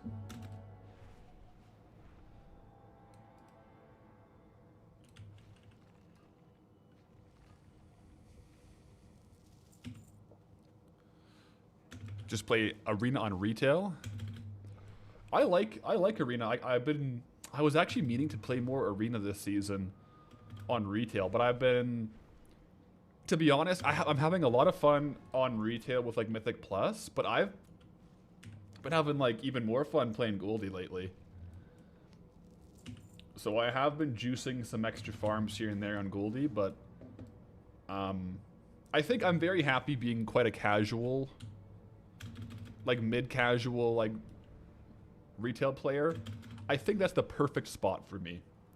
I'll casually do some Mythic Plus here and there with like on the weekends, you know? And then I'll play Goldie and then probably have some other like random challenge characters or classic characters. I think that is perfect for me. That's like my ideal World of Warcraft time split, I think. That being said, once we hit our 2,000 Thorium, we'll have the vault open today. On path, I haven't opened the vault yet, so we'll see.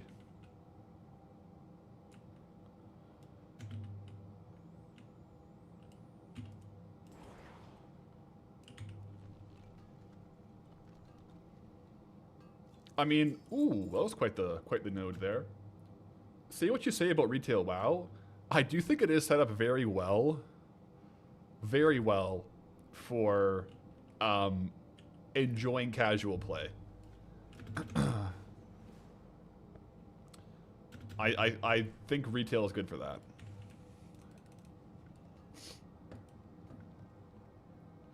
Like, sure, I know I could be getting more gear min-maxing, but when I'm playing retail, I'm having fun doing it. Exploring the systems, getting some gear, pushing some keys. And I'll just continue to get more gear throughout the season and push higher keys. Like, that's kind of perfect for me. I really like that. And I really like how Mythic Plus, like, even if, like, I have one friend who's, like, 3K IO now, that one of my main friends, like, you probably see him in chat at a Thundar or Lizards. I think he's 3K now. But he can still queue with me. Yeah. It's chill. It's not like Arena where if you have a high rating, you don't want to queue with your noob friends and tank your rating. Like, it doesn't hurt your Mythic Plus rating. That's the best part about Mythic Plus, is you can just play with whoever because, you know, doesn't matter. Doesn't hurt your rating. It's perfect. If anything, it's good because you get some of the crests that you might not get in higher keys.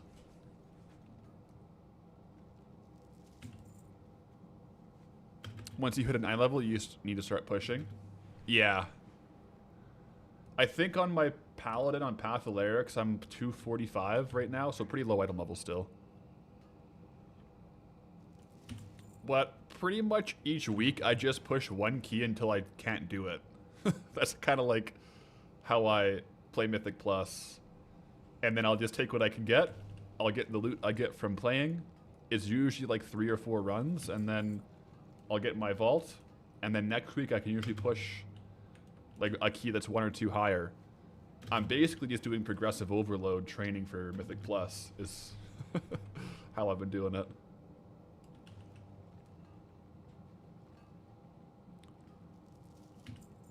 Sable is 269 now? Well, jeez. Getting up there. Yeah, that's good item level. You farm gold through me in Spirit. There we go. That's pretty min-max though. Like if you're running some keys right now, you get the gold farm vibe through Goldie and you can do the keys. That's perfect. You know, that is a min-max. I'll say it.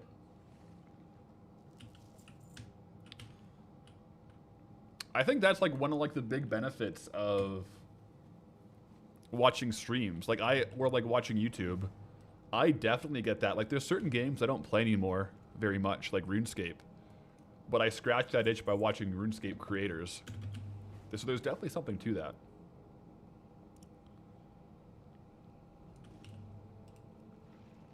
Snores, you're getting hit 280 eye level this week, maybe 281 even. You're farming, man. You're farming.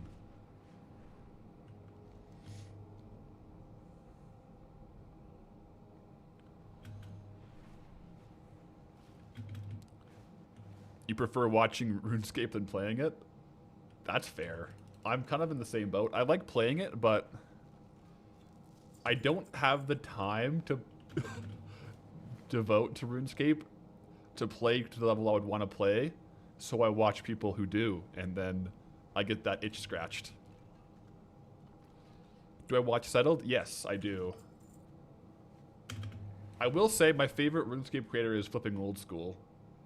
And then my second favorite too, it's like the Duel of Rarg and Link.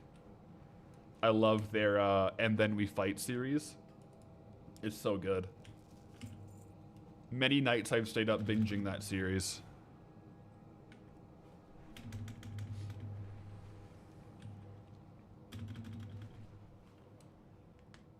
I can watch it while farming on gold because at the end of the day, that's my job. That's true. Yeah. Get a couple hours in.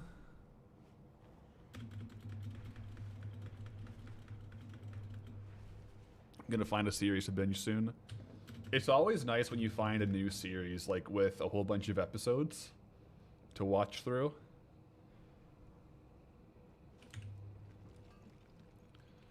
Whether it's like a WoW series or a RuneScape series. Or any kind of game series, I guess. Video games.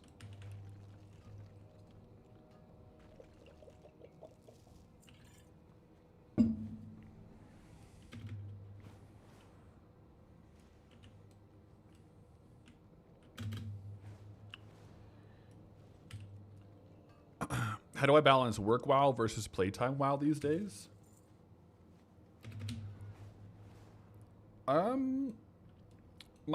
My playtime WoW that's not like going towards a video is pretty much only like when I'm playing Path, like my main. I probably play my main 4 to 8 hours a week, which to be fair is pretty similar to how much WoW I would play like last year when I had a job. So it's a similar breakdown of like work time playing WoW, like working towards like Goldie or something and then editing and whatnot, versus like playing Path. Because then there's sometimes I'll be like doing some farms on Goldie off stream or whatever. Which while I'm still playing WoW, it's technically like working towards a video, like towards the goal of the video.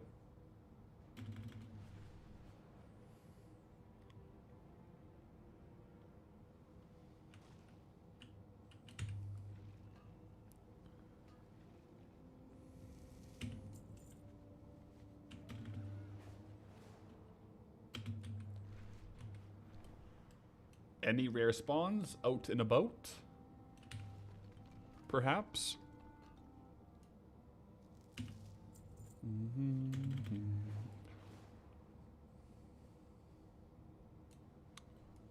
No.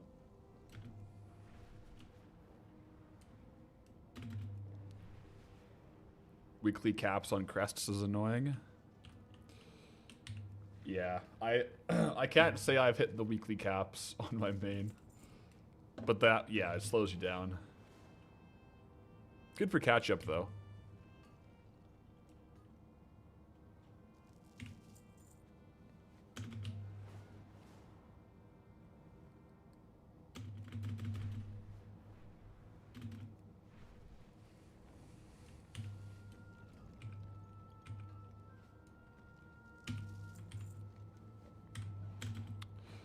Am I saving up 100 Dranithists for a big open? I am saving up the imperfect fragments to open. I don't think I'll be opening that many or any really more. I've opened a couple already of the flawless ones. But ideally, if I could get to 100 imperfect ones to open them all, that would be nice. If not, I'll open how many I have. But I think I should be able to get to 100.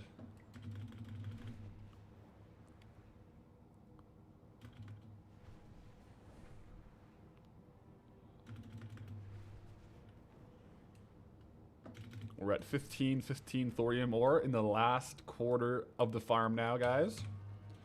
Already at like 20,000 gold worth of arcane crystals, which is mad.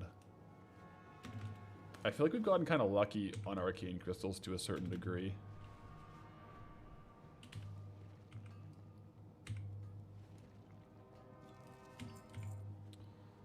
Like, we only have 15 huge emeralds, 18 Azerothian diamonds.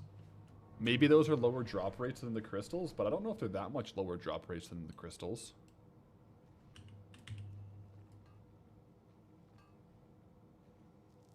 Are the rare ones worth more unopened? It's definitely a gamble. So, like, the rare ones are worth, like, 700 gold unopened. And the rares you can get in there could be worth a whole lot more than 700 gold. There's also some that are worth less and, like, will never sell.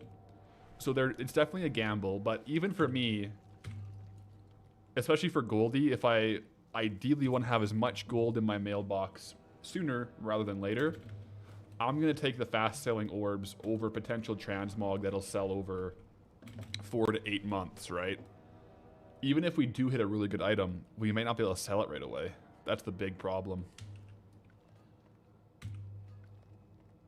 It might sell way, way, way down the road, and I'd rather have gold today than gold down the road.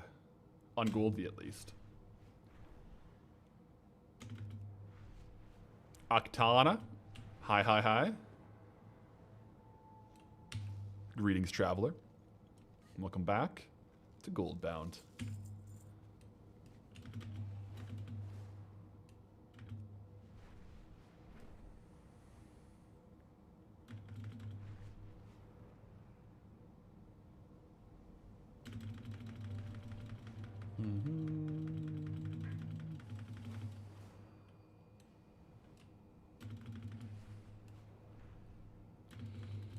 What axe? Yes, it's the Axe of Rinji. It's like 4.5 thousand-ish gold. The axe that we got here.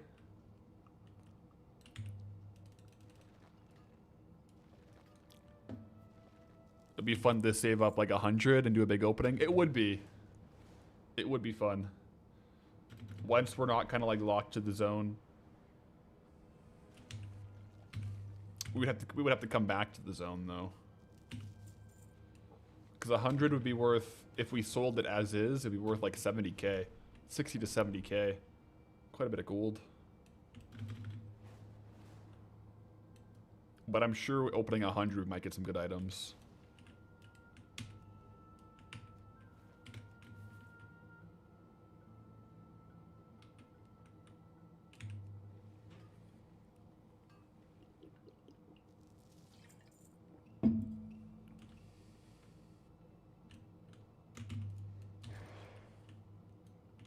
Where's this one at?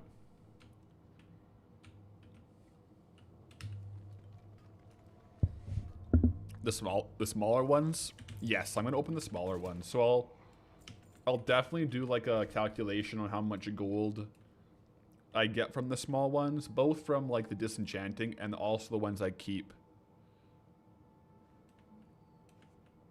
So I'll disenchant some for sure, but a lot of them I'll probably send over to my transmog character to sell too.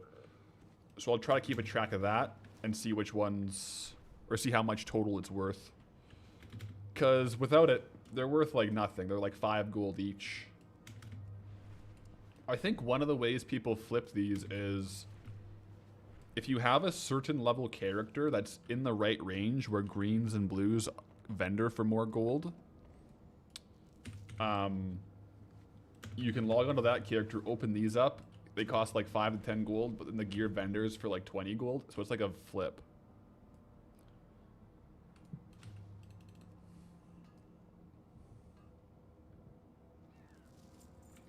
Just gonna stealth here.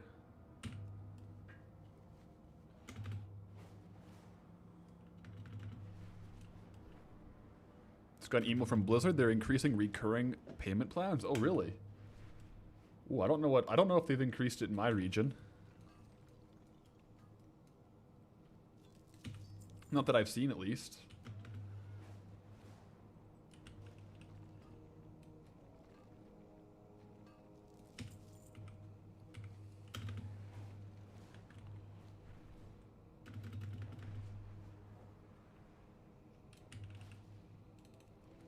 Might just be UK. Might be. I wonder if it'll impact token prices at all. It's been like that since midnight launch. You might only get the notification once yours is up for renewal. So like if you were on like a 2 or 3 month prepaid, they might only send you the notice once you're up to like have your subscription renew. That might be how they do it.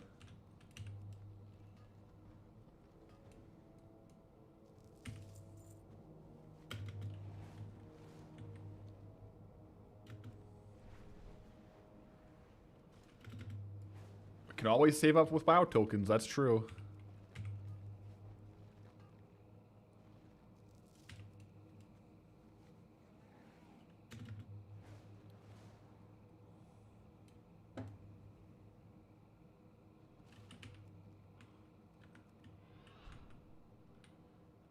I feel like this cave always has rich thorium veins, so GG for this cave. Nice, thank you very much.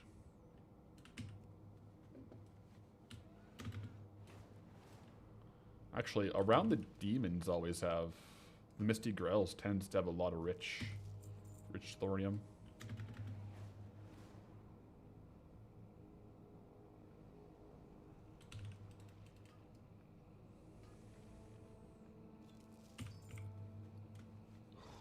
It's a good sight to see, 20k.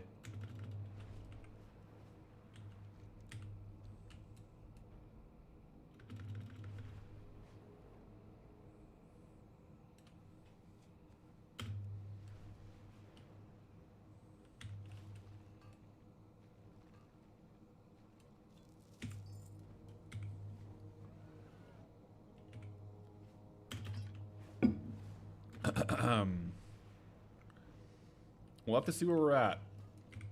I mean, I've had a loot appraiser going for a little bit of it. 2 hours, we're averaging... Keep in mind, this includes some transmog stuff in the totals, but... Like 10 to 12,000 looted value per hour.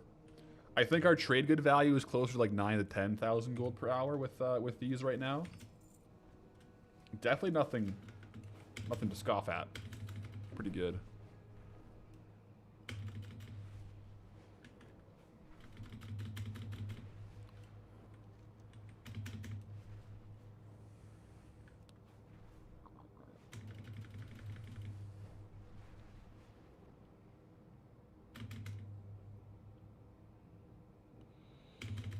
$25 hours for token, that's pretty good. Yeah, like this seems like one of the better consistent farms. It would be at 10k an hour, yeah, about 25 hours of total farming to get a token. Plus we got some other stuff on the back burner, so this is as far as our 2,000 ore farm streams, for sure the most profitable one with the arcane crystals. I don't think we did a 2,000 thorium stream in Swamposaurus, did we? We must have missed that one. Must have skipped it for some reason. Or did we? I don't think we did. So yeah, we would have gotten a similar amount from that, but this plus the flawless spheres, it's just good gold per hour. Plus it's ultra chill. Oh yeah, I love mining. Just flying around gathering. And dual zone mining is pretty chill too because it changes up the atmosphere, you know? It's a longer route, but it's still a pretty basic route. And it just feels like a bigger zone that you're farming.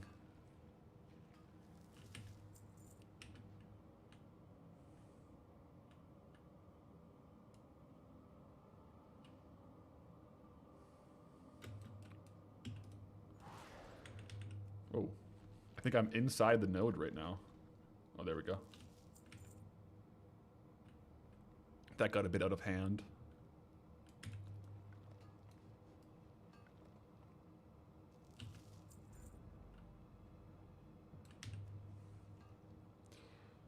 You recently downloaded the Warcraft 2 sounds as your sound on your MS DOS with a Sound Blaster audio card.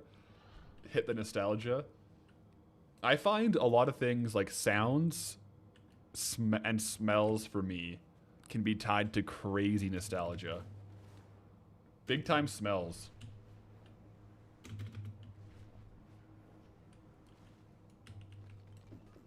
I think that's where game sound, like game audio, can have such a big impact on the game. Especially from a nostalgia angle.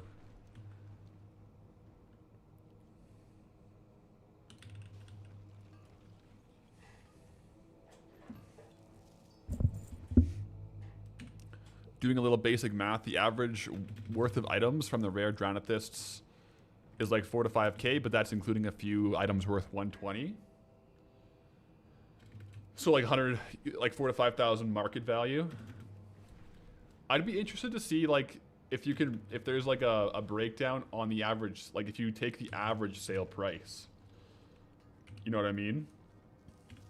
Because something like this might have a market value of 4.5k, but average sale of 277. I wonder if you compare the average sales, what it would end up being. It might be kind of like break even, but take a while to sell. Yeah, it could definitely, like if you open up a few, you could definitely profit, but you'll take a while to sell the transmog, I would imagine. Don't have easy access to the average sale. All good. Yeah, I was just kind of curious. I mean, if it was easy to access.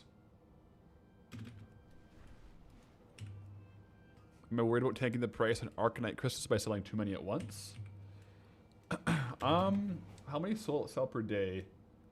The region average daily sold is like 2,700.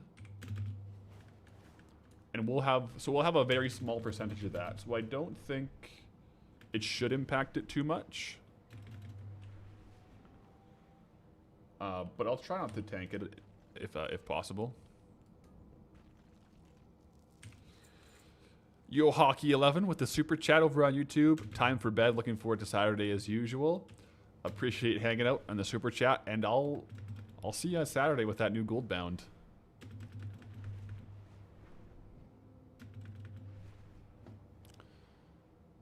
There's people that have thousands of them, so that it'll affect it. Yeah, I don't think we'll impact the value too much.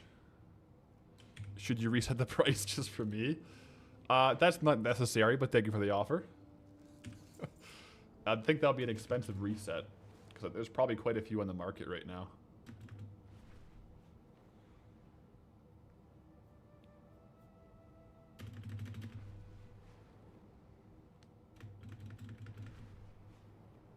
No, there hasn't been a node in here for a while. Actually, it's too far in. I don't want to get it. I don't think that's min-max.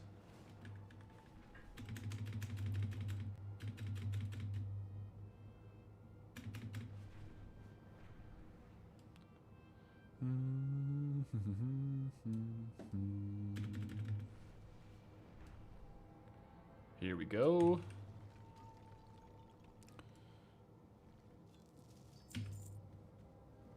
Someone keeps resetting midnight herbs. They're probably making a killing. There's definitely some money to be made in some market resets right now with how fast stuff is selling. It would require a lot of capital to do though.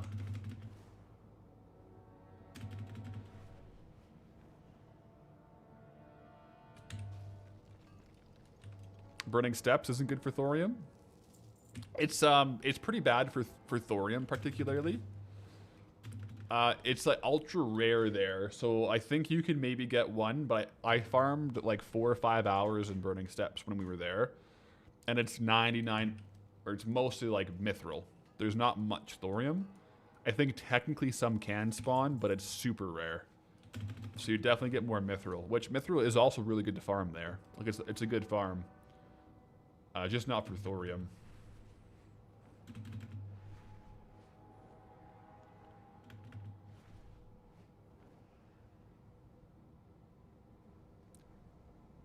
Yeah, there's people with crazy amounts of gold. That's when you can do the market resets, really. Yeah.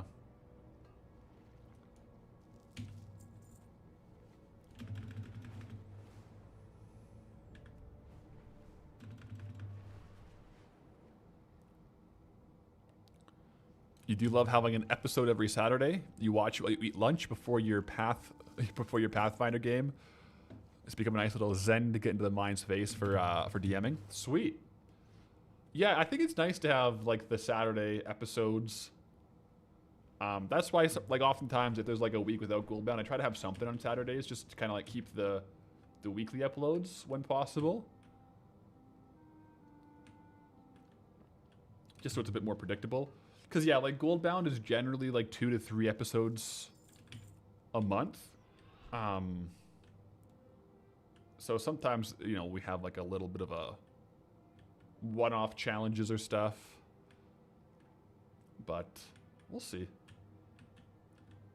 We're making some good progress here in Blasted Lands. So we'll see what happens in the next couple zones.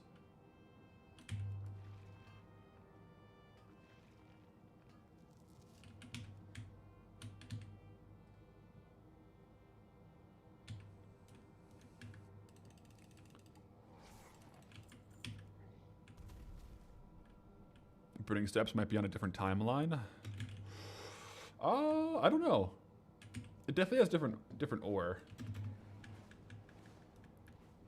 I don't know if chromie time and stuff would affect the ore drop rates or not.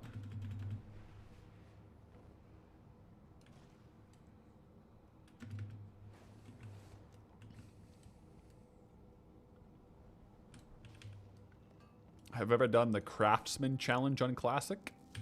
Only able to use items you craft / buy from a craft vendor. I haven't done that. I've done, I suppose the closest to that would be like any of my solo self-found characters where it's just stuff I can loot or craft myself or like get from quest rewards. I know what my next character will be as far as race class combo and where I'm going to make it. But I do have to decide if I'm going to put any extra restrictions on that character or not. Almost at 60 arcane crystals, by the way.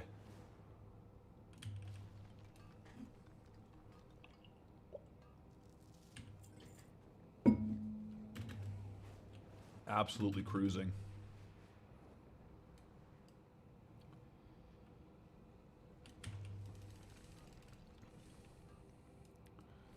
Hoarder Alliance. The only hint I've given so far on what the next classic character is going to be is that it is the same race, class, and name combo that I've made before.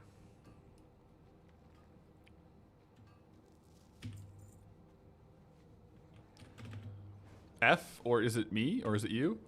It looks like I'm not dropping any frames on the upload. Don't know if anyone else on Twitch is having a bit of a lag spike or not, but I think we're all good.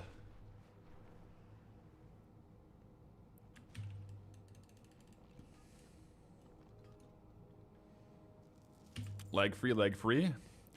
Restarting Inquisitor. No Mage. We've had people thinking Hematrix remake. Inquisitor. Paladin. There's a few options for sure.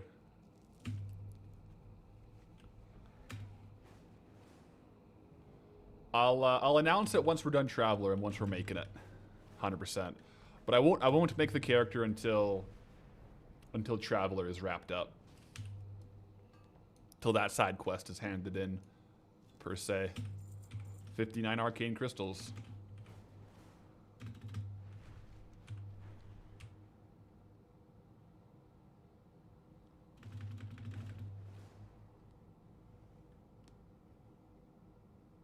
Have a challenge where you do /joke or /silly to a mob before attacking it.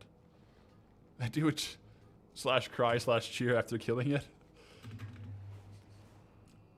That'd be kind of a interesting one. I'd have to make sure to macro it, and then if you forget to do it once, is the challenge failed? I feel like I would definitely fail that challenge. I would forget.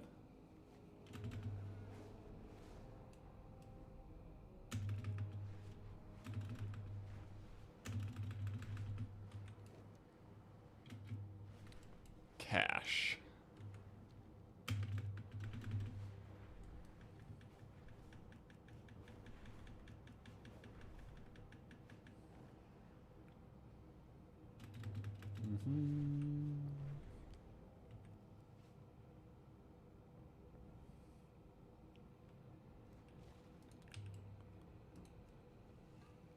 You would self-sabotage a challenge like that?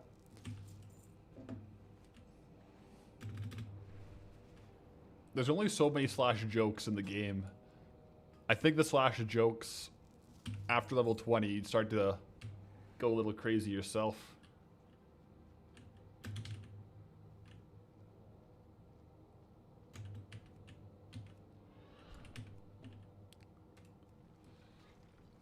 Next stream goal, stream doesn't end until we farm 100 arcane crystals. An arcane crystal target would be interesting. It'd be more RNG for sure. But at the same time, like, you can just start logging kills. Or logging nodes, I guess. Are we back in Swamposaurus? Any particular reason we're doing Thorium? We're doing, like, one big loop for Thorium of Swamposaurus and Blasted Lands, just to have, like, a longer time to respawn. And the reason for the Thorium is it's just one of our better farms in Blasted Lands, and we're trying to get a good amount of gold here towards the mailbox pull.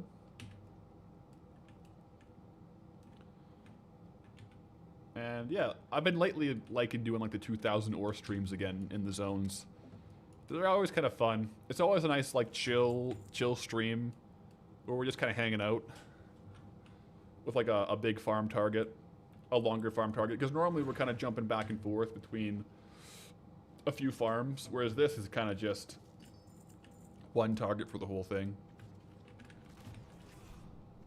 There we go. Yeah, we're at 60 arcane crystals. That's like 20 to 24,000 gold just from arcane crystals.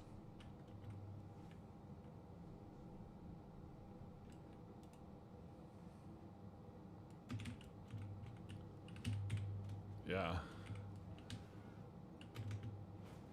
Yeah, I had 7 arcane crystals at 250 thorium earlier, so we're getting better rates now.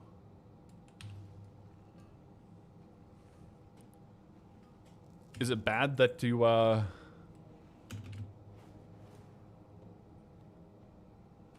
don't fully watch the Goldman video sometimes because you watch every stream, but you still click on it? Hey, whichever form you prefer watching, that's all good.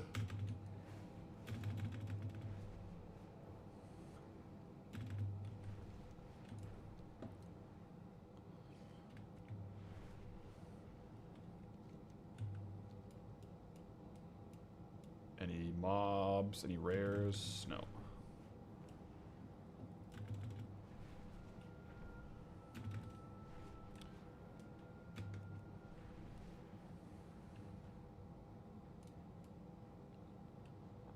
You know, you said that you'll be selling the big Dranithists for the fast gold, but if I consider the content value, maybe a short of opening each one.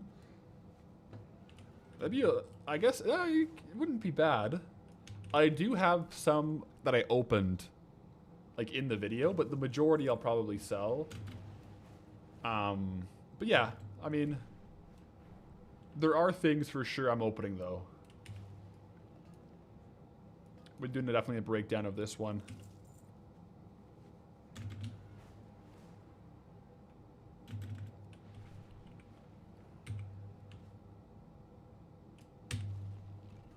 All right, yeah, we're at 60. Pretty good. Approaching the 200 for sure.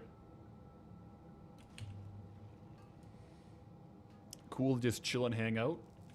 Any luck on the time lock boxes? It is cool just to chill and hang out. Just kind of like just farming, hanging out. And yes, on the time lock boxes, I have had a couple drop. We had to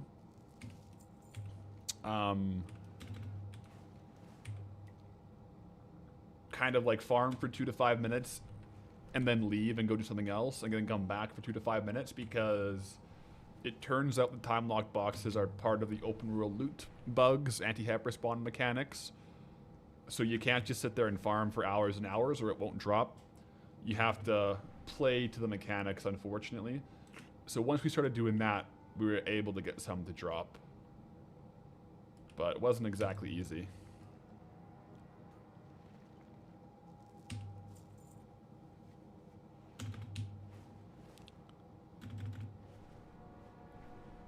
Standalone video just opening Dranithists to attract gambling addicts. Student does like a lot of openings, doesn't he? On like different containers.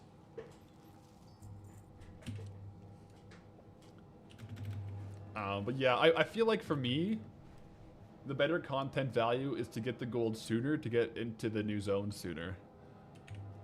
Because that's fun for me, and it's also fun to spin more zones.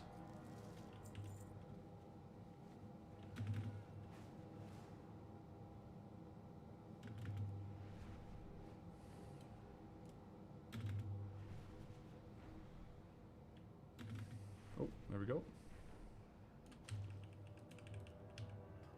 Is the rare up? No.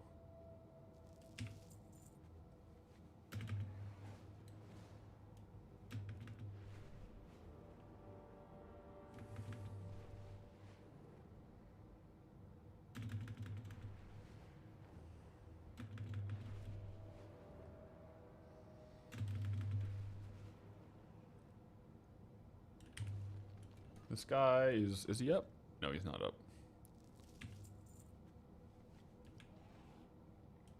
If I ever have another punishment for accidentally visiting a zone, I should do a black... Oh, that's actually a good idea. Black market auction house grind for it. Yeah. Have to burn like a token worth on a black market auction house. See what we get. We'd have to go to the black market auction house though, which would be a bit of a problem.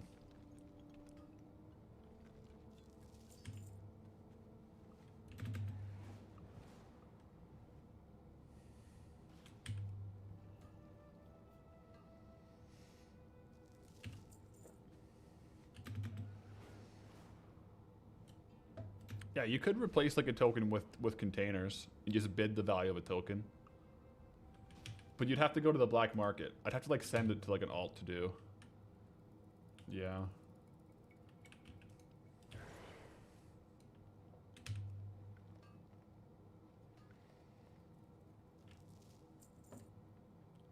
Will I sell the ores as they are or craft them into something? These ones, most likely I'll sell as is. I may smelt them, but I probably won't craft them into anything just because my blacksmithing crafting alt, he doesn't need any thorium right now. Everything I can craft with thorium is stocked on the auction house, so I don't need to supply him with any. So it'll either be as the ore, like selling as is, or as in bars, depending on which whenever has the higher value when I go to list. Because I can always just smelt an AFK, right, to smelt 2,000 over time. I don't necessarily have to get it right away. Imagine if there was a mount with a black market auction house. That would be handy. 100%.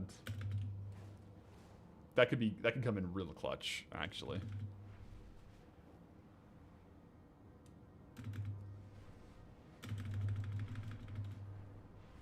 Alright, back into the Swamposaurus for a few.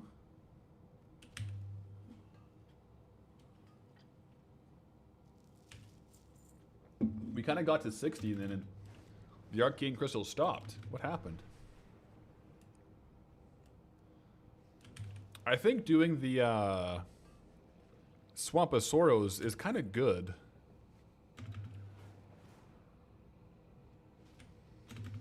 Because you get more rich thorium veins, which really help a lot. Like, quite a bit.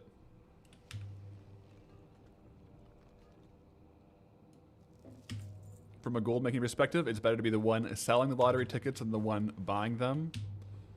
I don't disagree. Yeah, that tends to be the case, isn't it?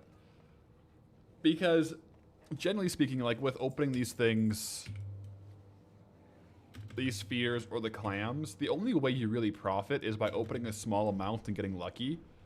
Once you're opening up like a ton, the odds are way, way, way lower for you to be in the green.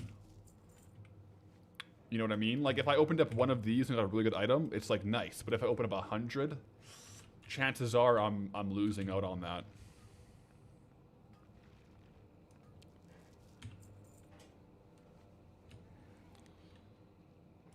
But hey, you know what, guys?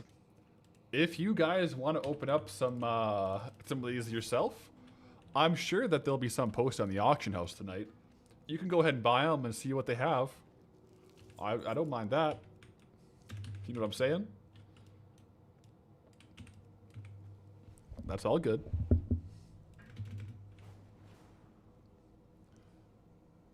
I'm sure there'll be some listed. There's probably some right now, actually. They sell it quite frequently, though. I've seen it as high as like 400 per day. Right now, it's 183 per day. So yeah, good amounts for sure. Is thorium good to sell? It's not bad. For some reason, it's kind of like copper ore. Even though it's the like highest level classic ore in the game, it sells for pretty much the same as copper ore, like 3.5 to 4.5 gold, depending on where the market is, if anyone's reset it recently. So the 2000 thorium will be about the same amount of gold as 2000 copper. The big thing is the arcane crystals we get beside it. That's 24k right now. So it's going to be like 3 to 4 times more value from the crystals than the thorium. So really we're crystal farming, but we also get thorium. Is one way to look at it.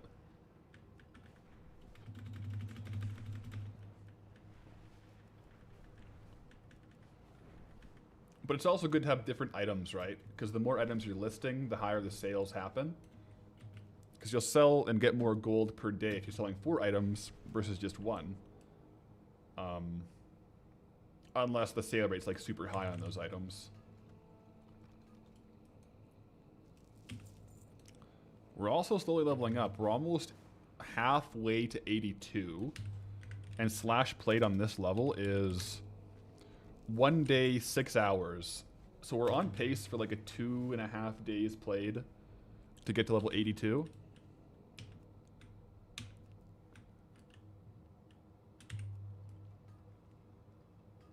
Also, this is by far the fastest we've done a 2000 ore stream. Like, we're already at 1833. We're in the home stretch right now, guys. What? Every 2000 ore stream, I'm like, this is probably going to be like a 6 to 8 hour stream. We're absolutely ripping. I was locked in. I did my workout before stream today. I was like, we can go all night if we have to. But the rates, especially when we mix Swamposauros in, we get crazy. Crazy rates. Like, it's a really good gold farm.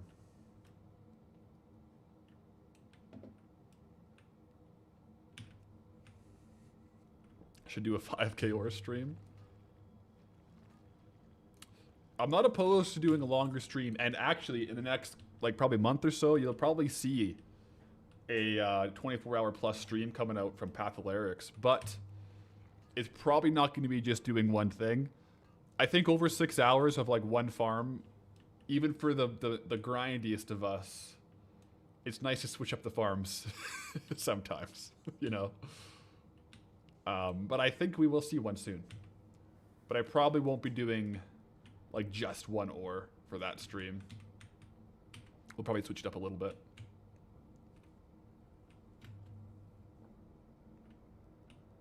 Resident of Kanto, gotta go. Bam's home, catch you later. Thanks for hanging out. I'll see you tomorrow and then Saturday. Catch you later, brother. Harvest 1 node per subathon. I mean, that's an idea. What would a good balance of like per node to subathon for something like this be? I don't even know. Because I feel like with a subathon, you want to get the right mix. Like, you don't want to have it go too high or too low where it's just like all of a sudden like a theoretically impossible task, or like ends way too soon. So I don't know what a good balance would be. It's probably some quotient of like your, I don't know. I don't know how you would calculate that for like a good length of a subathon. 100,000 clam 24-hour stream. I think 100,000 clams would take longer than 24 hours.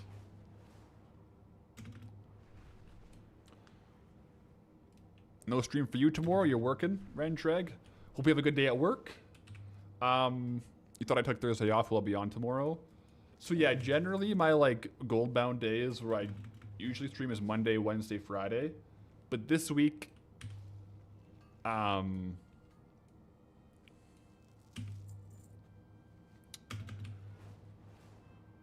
I'm traveling on Friday, so I will be streaming tomorrow. So there will be no Friday stream, but there will be a Thursday stream. So tomorrow, hopefully tonight I get most of the video edited, or like the rest of it edited. And then tomorrow I'm going to stream, and then I have a drive tomorrow night. And then it's my mom's birthday. And then the day after, it's Pathwife's High Rocks competition. So I'll be streaming tomorrow, but not Friday. Start with 100 nodes. Plus 15 nodes per sub. 1 node per 100 bits. Would you do nodes or ore? I feel like doing it just on ore would be easier to track and add to.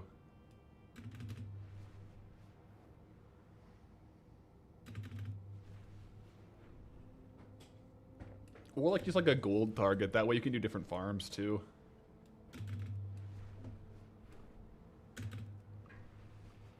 What's that? What's High Rocks?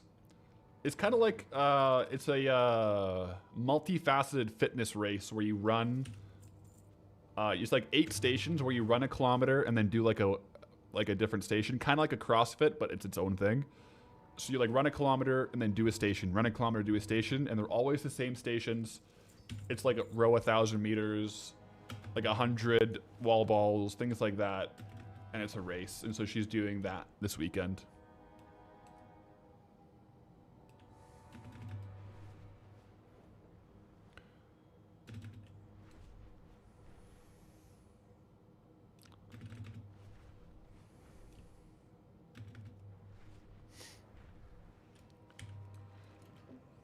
We're approaching the 1-year anniversary of episode 1, releasing next month. What day did the Goldbound journey actually start and we'll be celebrating? I think it was like a few days, like a week before the first episode. I gotta plan a day and we'll be doing like an event day that day. I don't know which day for sure we'll do it on yet, but I'll let you guys know.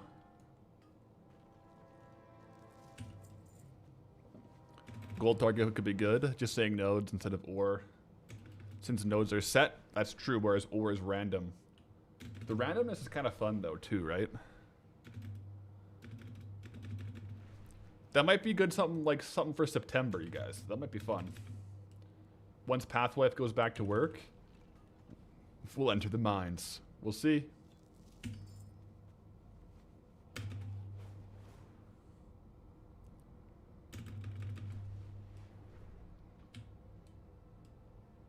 Can we get 69 crystals? Ooh.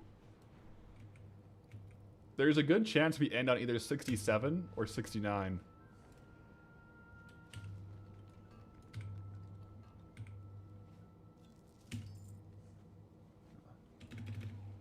We'll see. We've had a surprisingly low amount of rare spawns today. I would have thought we'd have more than 4 flawless. Although, I mean, that's 1 per hour. Maybe that's kind of on point.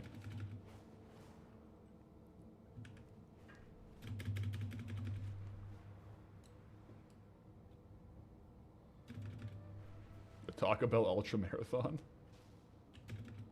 50 kilometers run and stop at 9 Taco Bell locations. That's pretty intense. You must eat at least 1 menu item from each Taco Bell. Can it be does it have to be a different menu item each stop, or can you do the same item over and over? Because that changes things. I feel like it's better if you can't repeat an item, because then there's a strategy. You want to make sure you have the ones that like don't hurt your stomach early on, and then later in maybe you're getting like the Crunchwrap Supremes and stuff like that.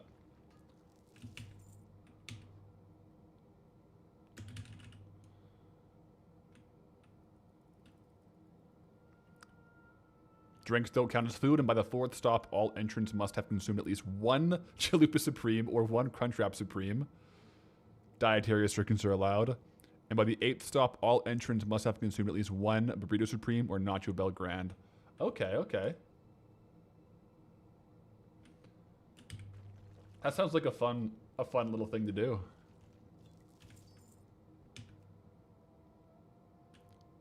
Did I hear you mention strongman and Scotland at some point, or did you dream it? No, I did. I did mention that. You have an old work colleague doing strongman who lives in Scotland. Yeah, so I'm competing in the world's natural strongest man competition, representing Western Canada this August in Scotland. So I'll be there in the Natural Strongman Corp.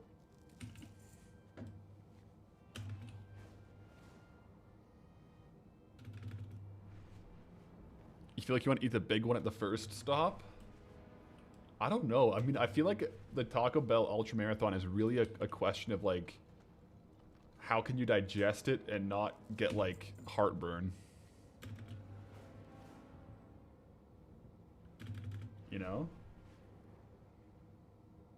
Alright, this might be our last loop of Swamp of Sorrows.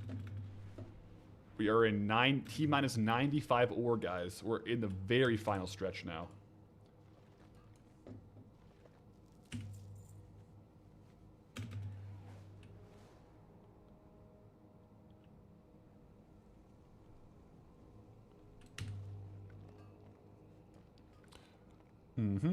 Did I have to do much to qualify as the representative for Canada? So there's 3 or 4 Canadians going. There's Westerns, Centrals, and Easterns. So I won for my weight class Western Canada's Natural Strongest Man. So that's my current title, is Western Canada's Natural Strongest Man under 105. So I won that competition, which got me the spot to represent at Worlds.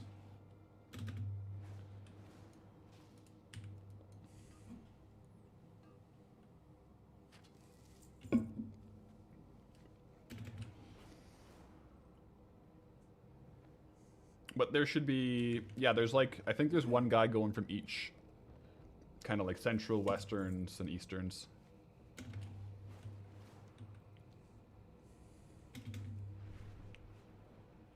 I might be the strongest WoW player in the world. I don't know about that.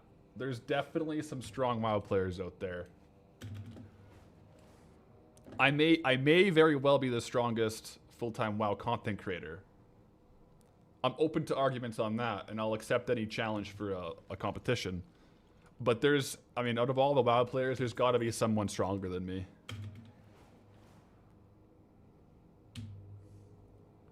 But full-time WoW content creators, I like my odds.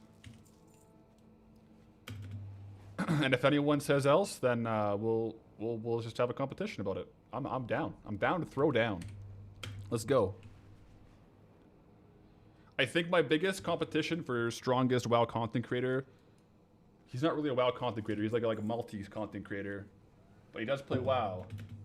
T1. I think we'd have a good, as far as powerlifting goes, I think it'd be pretty good, pretty close. I think if we have, you know, competition standards enforced on the squat, I'd probably pull ahead a lot there. But hey, you know, T1 is definitely strong. He definitely outbenches me. But I think I out squat and deadlift them, so I think it'd be an interesting powerlifting meet.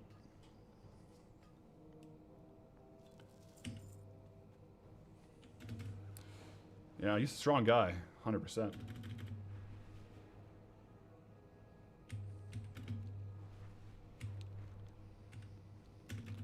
I'm trying to think of who else might be stronger. Like Bajir is, he would beat me in like especially right now, he would beat me in a bodybuilding competition. But I think I have him on strength levels.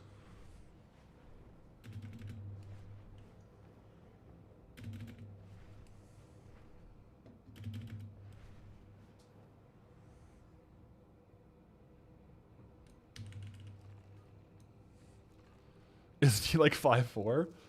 Oh, double arcane crystal, by the way. We're at 66. I don't know how tall Tyler 1 is. I thought he was taller than 5'4".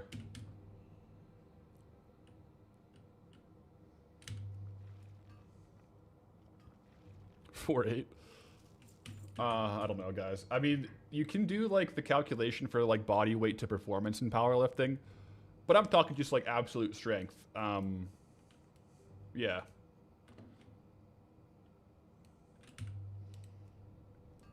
I guess like it would either be a powerlifting competition or like a randomized strongman competition. I guess for strongest, either one of those would be like a good call to it. Yeah. Do I like to beat T1 in a beer mile? I don't know how good he is at chugging.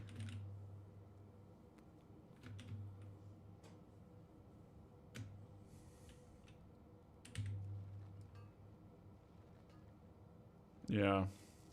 Oh, 67. Can we pull up the 2 more before we end the stream?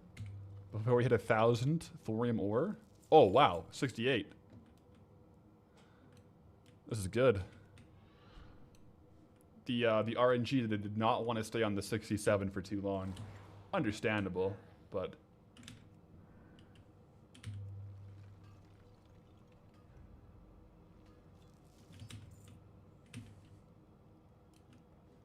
T minus 36 ore. Let's go.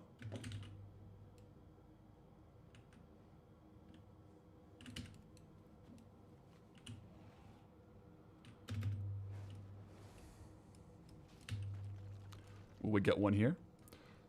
And we'll be back into Blasted Lands for the last of it, so let's see.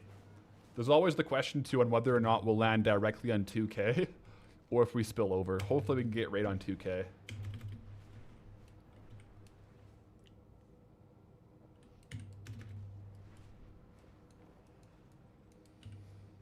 Getting close, getting real close here. Yeah.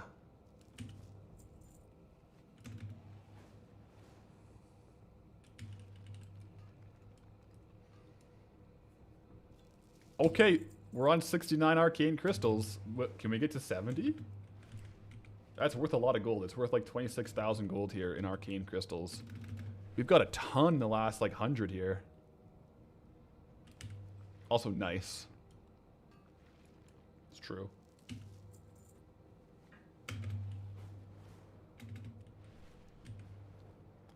All right, back into Blasted Lands for the last couple ore here, guys. Let's get this. Let's get the 2,000 ore into the books. Come on now.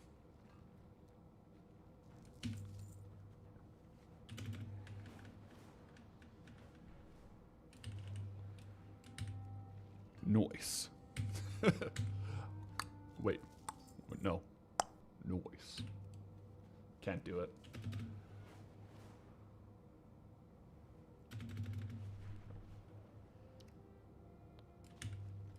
Not sure if it's been asked before, but is there a reason I don't use add-on like Routes or Gathermate? I have used them in the past, but I try to not use like Gather HUD or things that really change how it looks in the UI, just for the general viewing experience, especially if people haven't used those add-ons before. It can look kind of weird. So I prefer, like, I like this as like a basic heads-up display, but otherwise I try to keep my UI pretty stock standard, just so it's understandable by people who haven't played in a long time or who don't have those add-ons. But routes can be good. I've definitely used routes in Duskwood for farming iron ore when I was trying to min-max it a bit.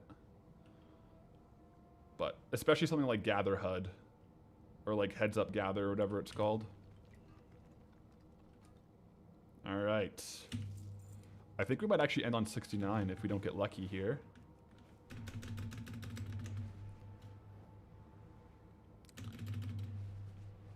It looks like the total time to farm 2,000 thorium is going to be over 4 hours for the YouTube poll as well. It'll be 4 to 6 hours is the timeline we're going to be ending in, it looks like. Let's see. Oh.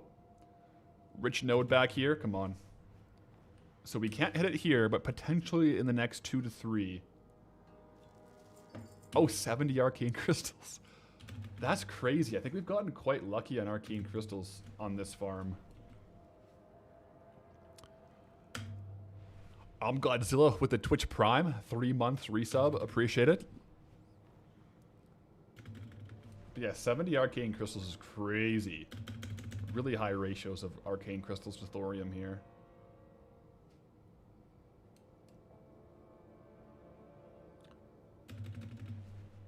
Yeah, we've had a crazy run. In the last 100, we've gotten like 10. Is this enough? Nope, we need 2. Honestly, I'm going to skip over any rich nodes and go to the small nodes just to try to get it exactly on 2,000. Because that would be very satisfying, you have to admit. But if we get a rich node, I think it's impossible. So I want to get a small node. That's true silver ore. Oh no, it's all true silver. I need thorium.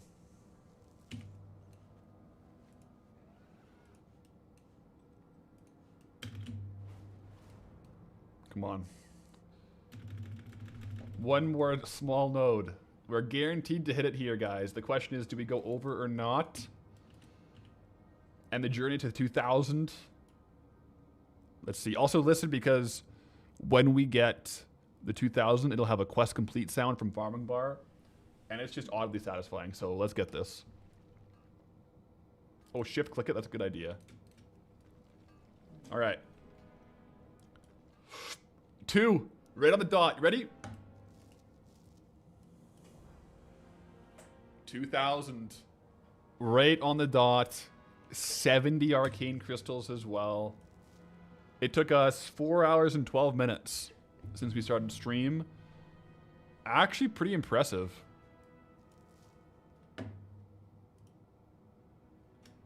So 27,229 plus, let's get my calculator going.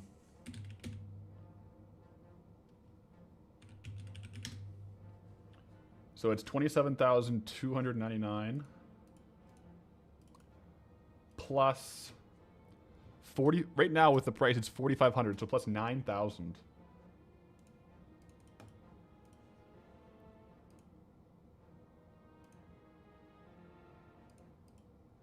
So 36,299 from just the ore, but we also got 2,500 gold of Thranithus fragments. 38,000. And we also got true silver, so that's not worth much right now. It's like 186 gold. But in raw materials, that's 38,900 gold. Now let's quickly look at the smelting for mining here. In the mining journal. So smelted thorium is going for a bit more, actually. It's going for 480 right now. So we would profit about 30 silver per craft if we smelt it. Oh yeah, the dense stone is like 30 gold a stack, and we got how many stacks? So we made about 90 gold in thorium ore. Sorry. Yeah, about 90 gold in dense stone. That's a pretty good run, guys. I'm not gonna lie.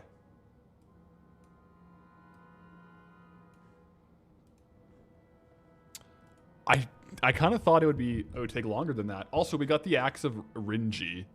Not bad at all. Yeah, I'll be right back. I'm gonna end stream after a couple things, but I still want to do my Zul'Gurub run for the mounts and open my vault on my main. Wait, thorium widgets? That might be a good move. 3 bars and 1 rune cloth. Let me look at these.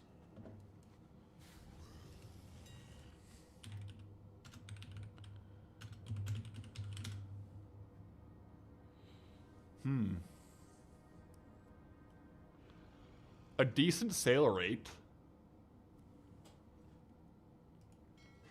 280 engineering though. Yeah, that might be a problem to get up to.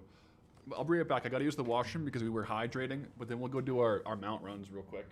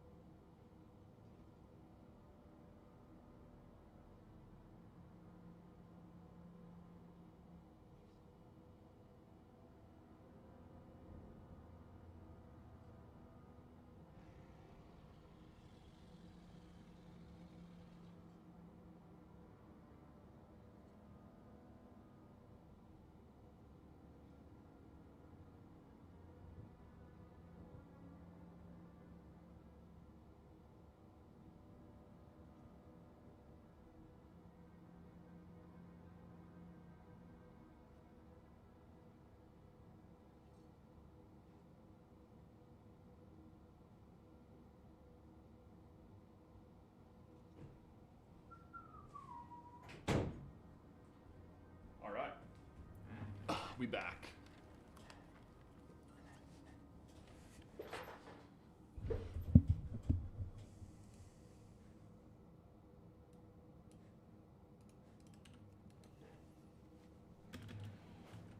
Gonna pop over, not through Deadwind Pass, down through Swamp of Sorrows, or through Stranglethorn Vale.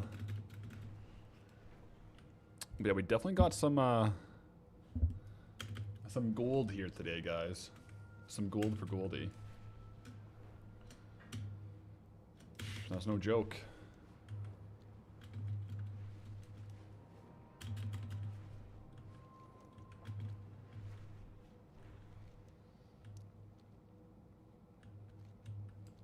See if we can't also get lucky with the mount drops. Please. One time.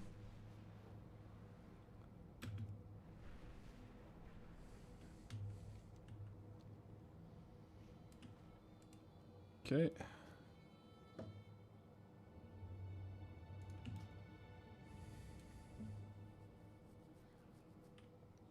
What's my current fastest way to level mining for max classic mining? Honestly, I've just been leveling up on whatever I want to farm at the end. They're all pretty similar, whether you do like a Dunmorrow, Elwyn, or whatever. So for this time, I just leveled up doing Thorium loops. Because even though you can't get that much Thorium, before you're like leveled up to 300 in mining, you can still get some arcane crystals. So you still make decent gold doing mining on Thorium while leveling, because you get crystals, even though you can't get like the full amount of Thorium ore.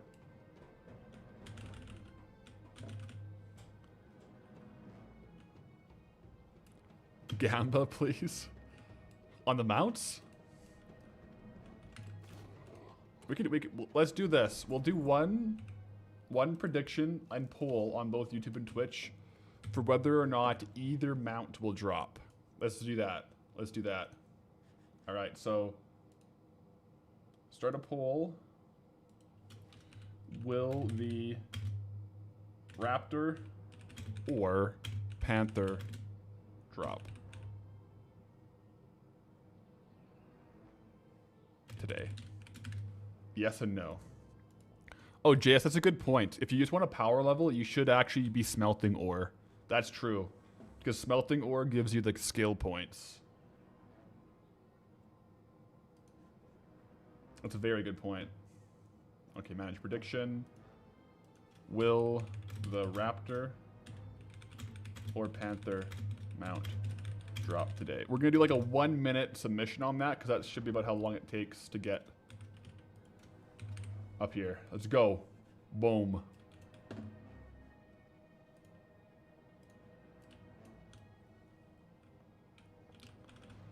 I hope the answer is yes, to be honest.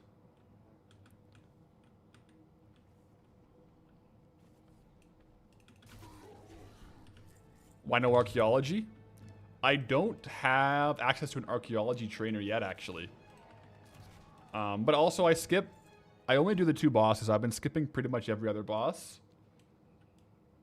for these mount runs, because I just want to get the mount. Jaeger, your team, yes. Is today the day? Alright, so we got the YouTube poll for the mount drop. 54% yes so far. And the Twitch prediction is almost 50-50 on Twitch, guys. That's pretty crazy. Alright, submissions are over. It's 40% yes, 60% no on Twitch. And YouTube is 50-50. 50-50, either drops or it doesn't. First try. No loot from the Raptor.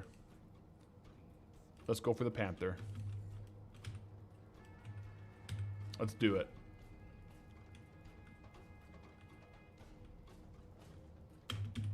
It's possible.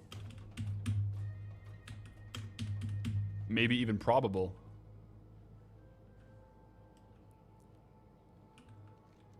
I will get the Elementium bags, though. Those are always nice.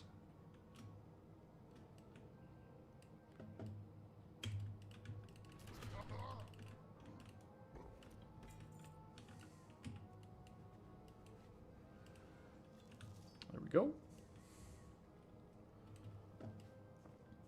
And I don't have skinning right now, so there's no point killing all the panthers and stuff.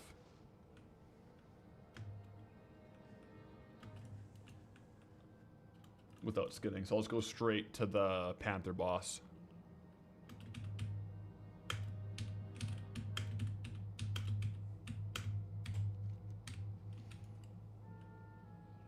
See what happens. I don't know what the actual drop rate percentage on the bosses are. What the mounts are. Is it like 1 to 3% potentially? Not super high, but like with a heroic dungeon like this, when we can run it every day, you can log a lot of kills pretty quickly. Like it adds up pretty fast, so let's go see. Sprinting in for the panther.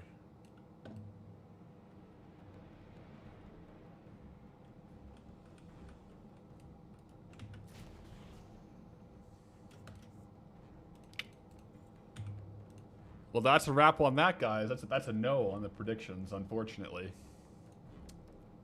I wish it was a yes, but it's a no. And then on YouTube, end prediction. All right, guys. Let's go check. Let's go check the vault.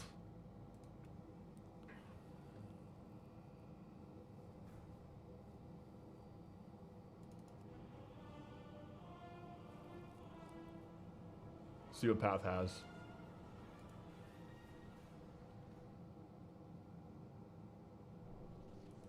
Where am I? What the heck? I don't remember going here. That's really weird.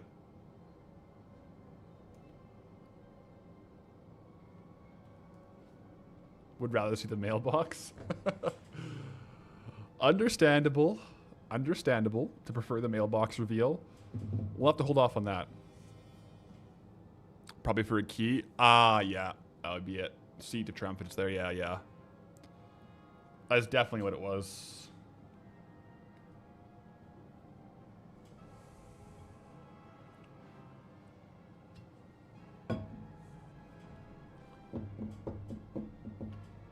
Quite the loading screen, guys. There we go.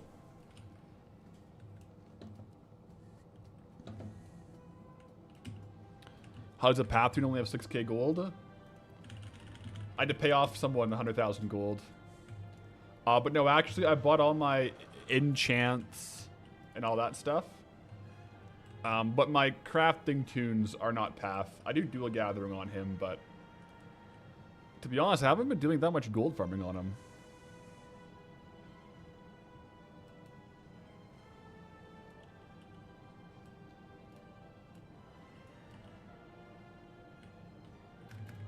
Is it in here?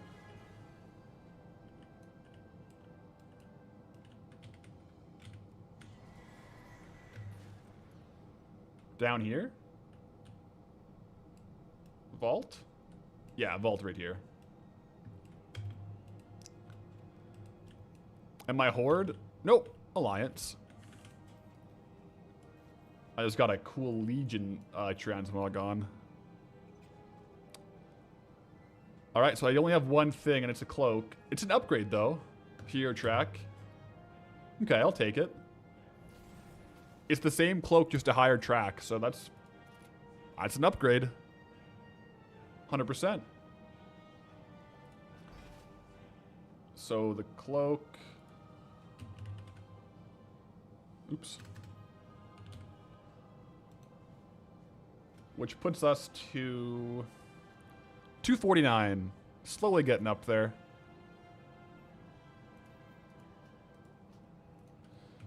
Let's take a look at the Mythic Plus score here. Yeah, I haven't... Oh, I actually haven't done a seat yet. Missing a lot of keys for sure. The best key is a 9 Windrunner Spire, so... We got some work to do. I'll probably queue some maybe this weekend if I have time. I guess I'm traveling for the weekend, but... Anyways, guys. GG's. We completed the 2,000... The 2,000 ore on Goldie. Thanks for joining. I will be live tomorrow. But won't be on Friday. I'll be traveling Friday. I'll be away. So I'll see you guys later. And until next time, go with honor, friend.